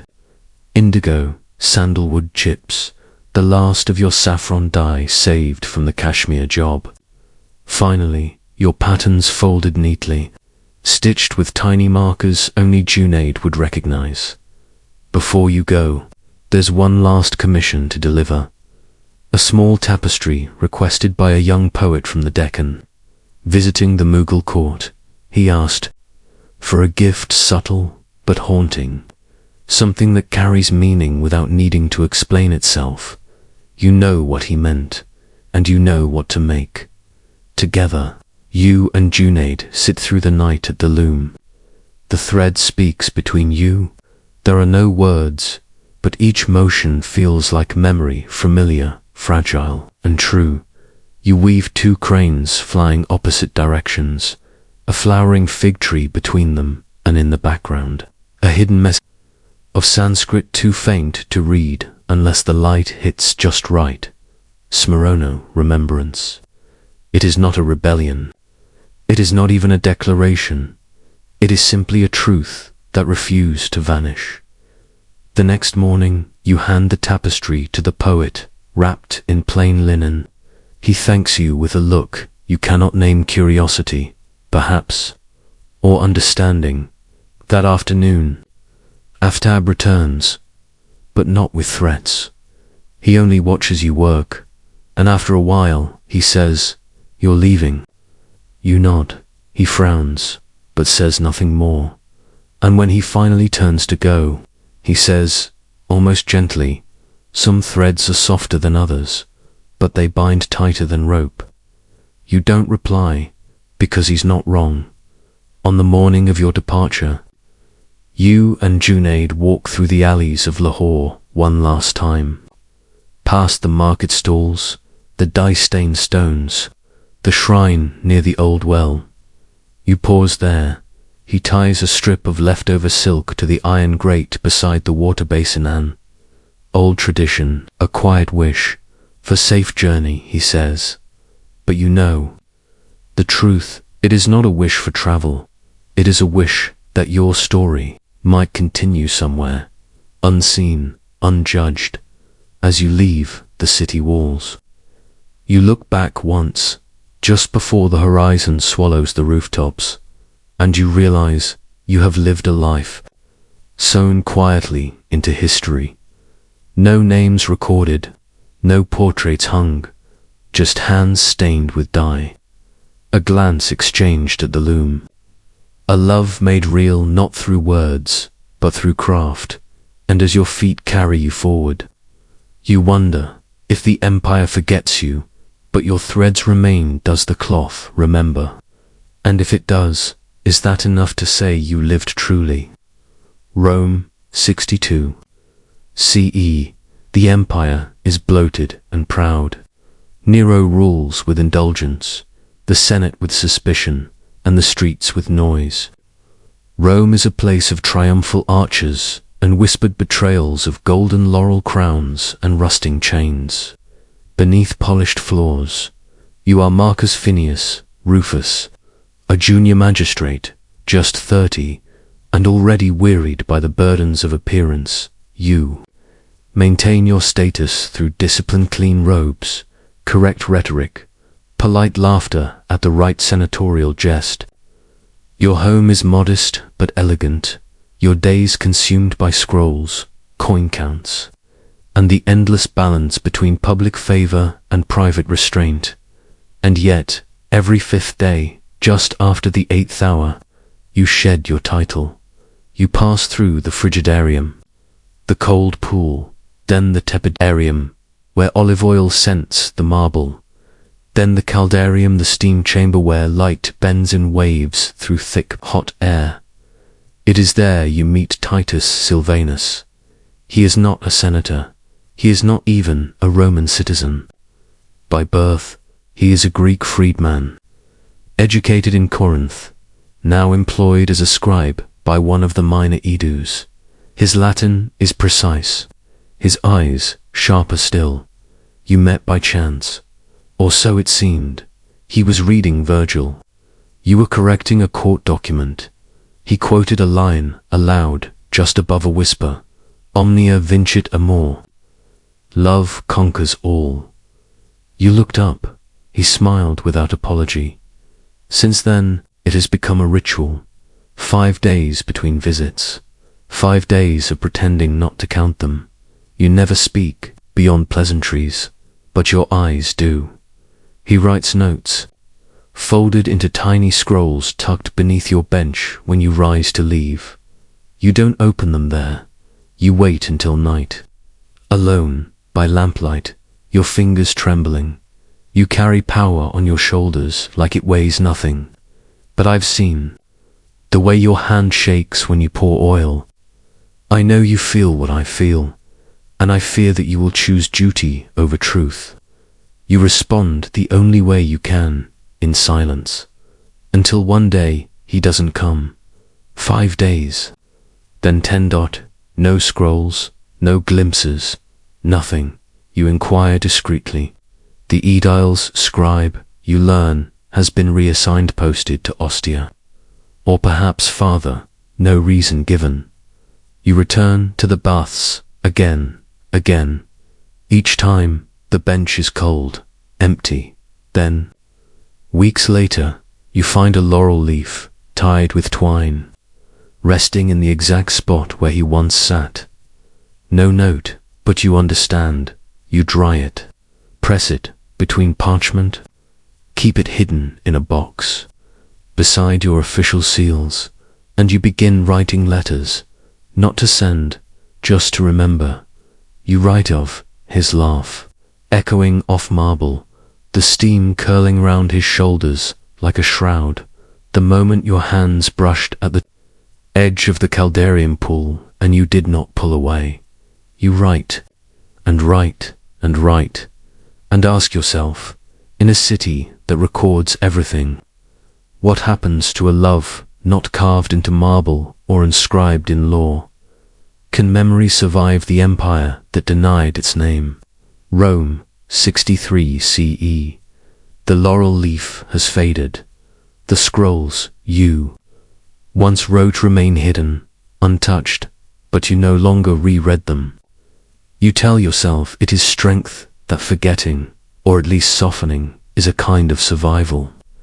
But the ache beneath your ribs says otherwise. You are Marcus Finius Rufus, and now you are more than a magistrate. You have been appointed questor, urbanus, trusted with the treasury and temple maintenance of Rome herself. Your name is etched into official records, scratched onto stone, stamped into wax that you are permanent, but not whole. One evening, at a banquet in the house of a senator from Gaul, you are called upon to recite verse. It is expected. You choose Catullus, always popular, always just ambiguous enough. Your voice wavers only once. I hate and I love.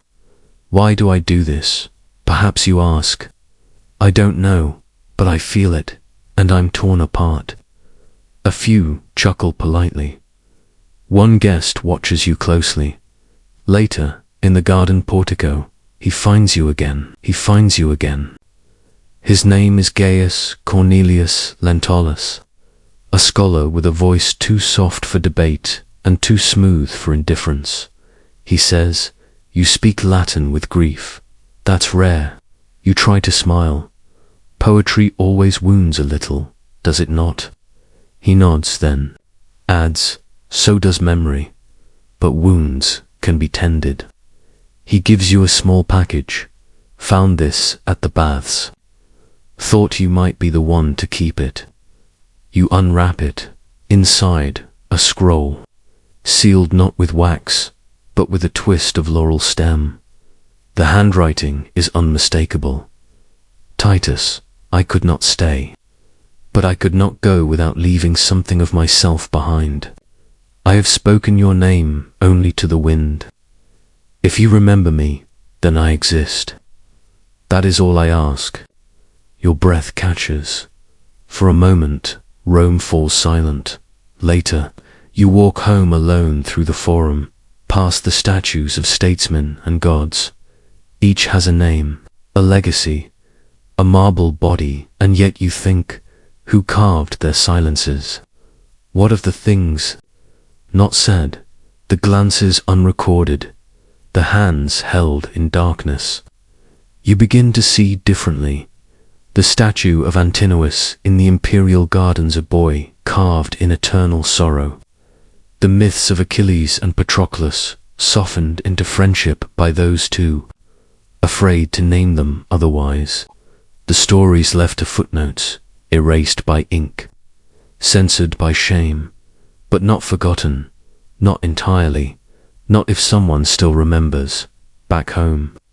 You take out your old box, you add the laurel-wrapped scroll, and then you do something bold. You write your own name into the letter. For the first time, Titus, I spoke your name in silence, but now I write mine beside yours, so that Rome cannot erase us both. You do not know where he is. You may never see him again, but you fold the letter and leave it tucked behind the wall mosaic in the caldarium where the tiles form a swan lifting off from a pond, and no one notices the missing stone, and you wonder if no one hears a love declared in marble halls. Does the echo still count as truth? And if it does, who will hear it next? Rome, 64 CE. The year is marked by fire. A great blaze consumes the heart of the city. Nero blames the Christians. Others blame Nero. Ash settles over marble and mosaic alike. Temples crumble, statues melt. The smell of burning cedar lingers for weeks. You, Marcus Finius, Rufus are not touched directly. Your villa survives. Your scrolls are safe. But in the chaos, the world becomes quieter, more fragile. And it is in this silence that the past begins to speak again. You return to the baths, as always. But now the caldarium is cracked, and the marble benches scorched black. Repair crews mutter in Greek. The usual crowd has thinned. Rome, even in its grandeur, is a city revealed to be mortal. You walked past the mosaic, where you left your letter. The missing tile is still missing, but beneath it, something new, a scroll, carefully sealed this time with a sliver of cypress.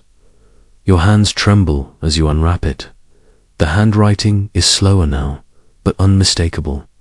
Titus, I returned, only once. I stood where you once stood. I saw the mosaic, and I wept. I have no titles to leave behind, but I have these words.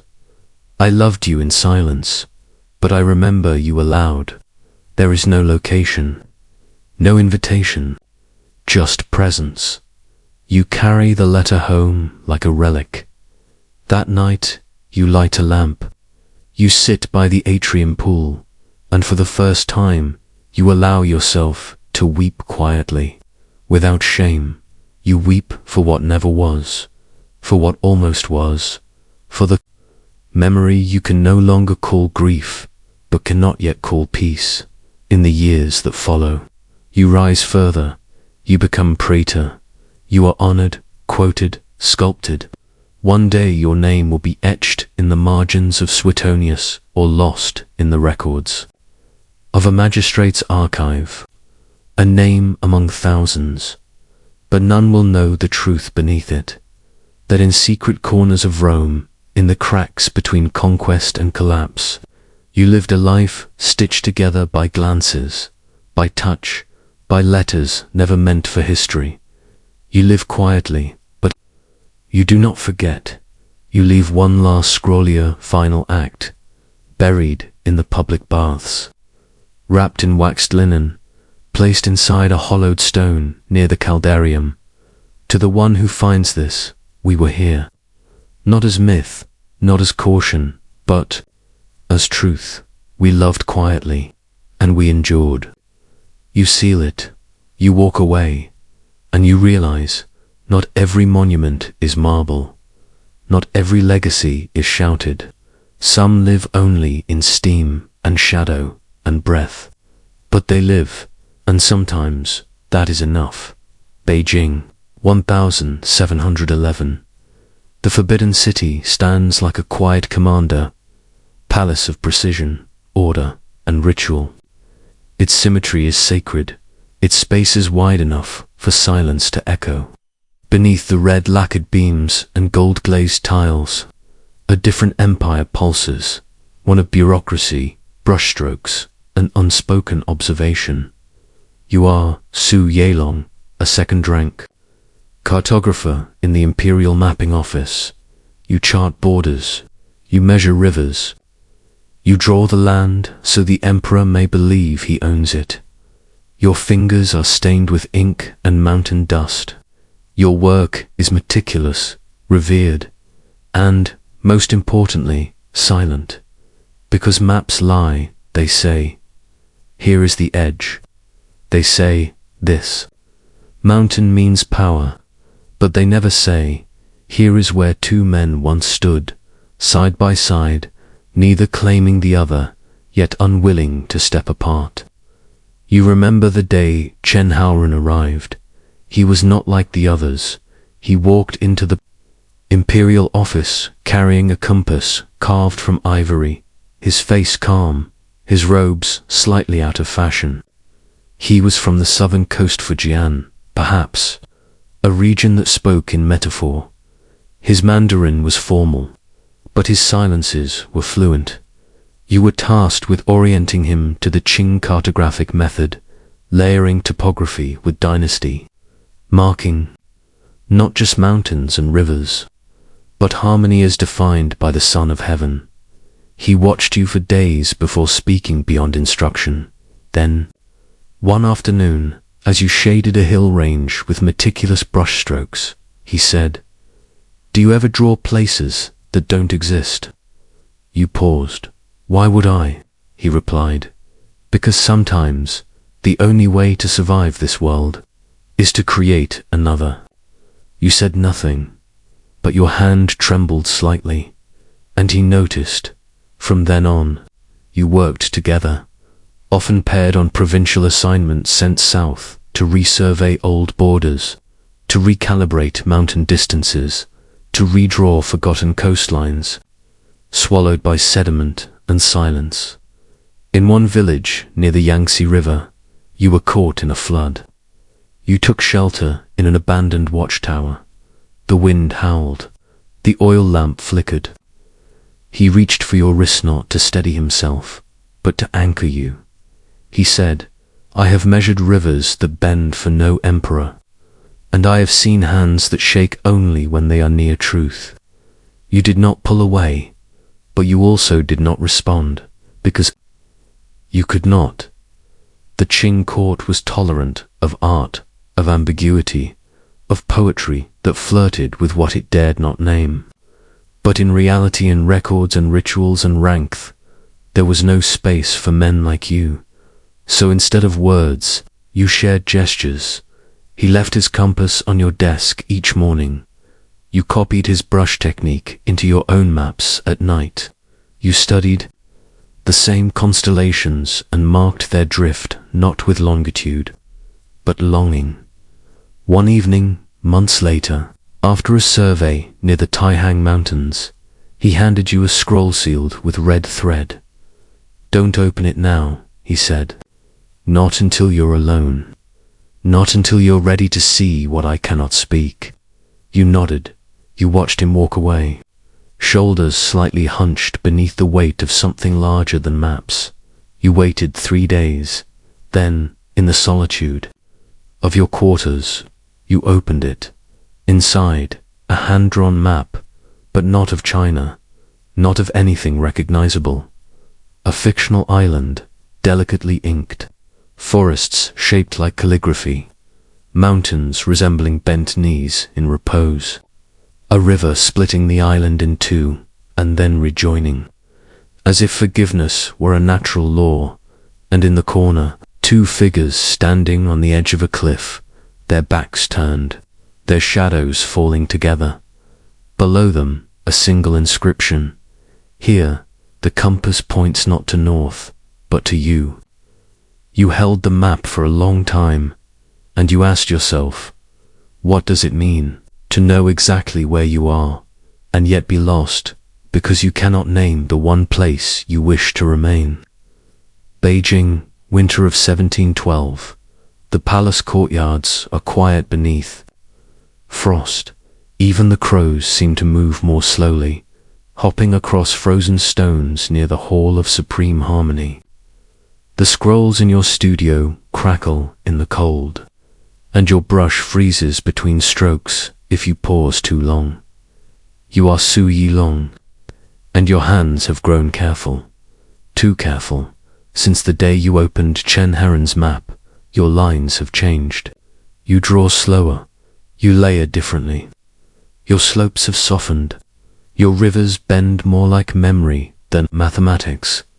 You believe no one notices, but you forget the court notices everything, especially those who do not.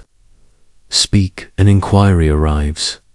Formal, sealed you are to present your maps before a review panel of senior scholars, including one minister, a Confucian traditionalist, known for his exacting standards and his distaste for sentiment.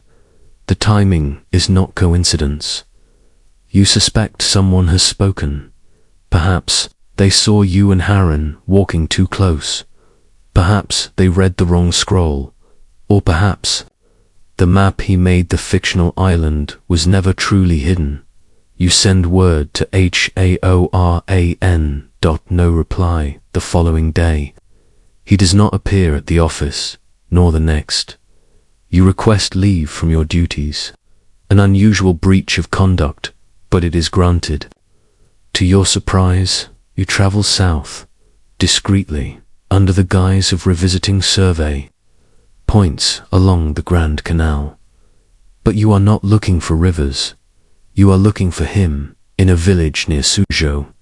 You find someone who remembers the southern scholar, the innkeeper says, quiet man, loved stars, spoke of impossible countries, left 2 weeks ago, headed west, said he was following a line no one else could see. No one else could see. You understand, you do not follow, because you know he no longer wishes to be found.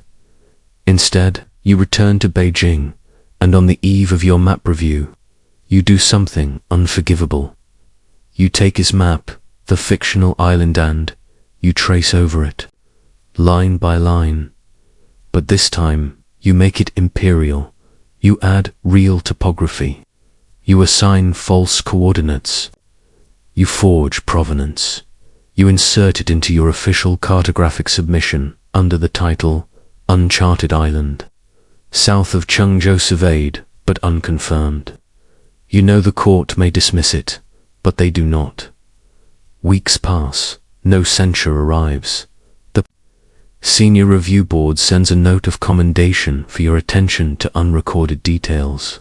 And just like that, the island exists. It will appear in court atlases, in naval documents, in future expeditions, a fiction. Now part of the imperial truth. You have named nothing. You have exposed no one. But you have enshrined him. Not in poetry, not in law, in cartography, the very language of empire, and still. Each time you unroll a new map, you pause at the sea. You add the island again, a little differently each time, sometimes larger, sometimes farther south. Always quiet, always there, and you wonder, can love survive if it leaves no letters, no poems, only the silent ink of a lie too beautiful to erase? Beijing, 1715. You are older now. Your hair, once like lacquer, is threaded with silver. Your hand still steady with the brush, now pause longer before beginning. The inkstone sits with familiar weight beside your scrolls, but the world outside. Your study grows faster, louder. You are Su Yilong, senior cartographer of the Imperial Mapping Office, respected, decorated, untouched, and yet haunted not by ghosts, but by one island printed across more than 30 official Qing maps, catalogued in the Bureau of Naval Administration, reproduced by scholars, marked for future expeditions, an island that has never existed except between you and Chen Haoren. You never saw him again. Over the years, there were whispers. A map submitted from the Yunnan border with familiar flourishes. A forgotten monograph on stargazing, annotated in the margins with metaphors only he would use, but nothing definite.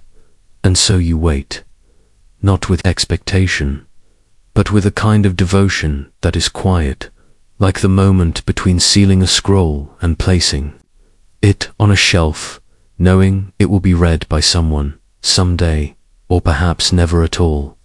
Then, one morning, an envelope arrives, unmarked, carried by a messenger who does not wait for acknowledgement.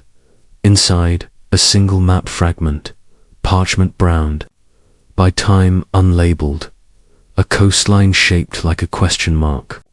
At its center, two dots, one small, one larger, joined by a sweeping line of ink. You recognize it immediately. The island, but not your version, his, in the lower right corner. Hidden in the ink wash, a symbol, two brushstrokes crossing, not calligraphy, not a word, just contact.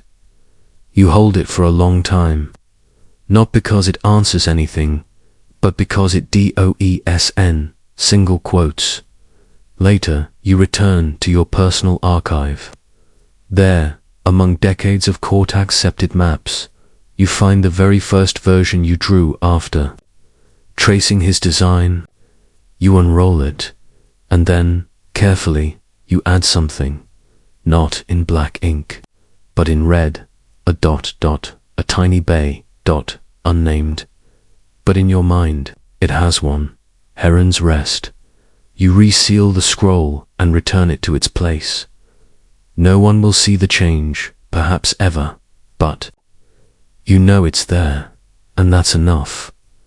In time, new cartographers will emerge. Some will question the island. Most will ignore it. A few will try to find it, launching expeditions into the South China Sea, returning with blank sails and confused expressions. But one someday might look at the shape, the ink, the curvature of its lines, and wonder, was this place ever real?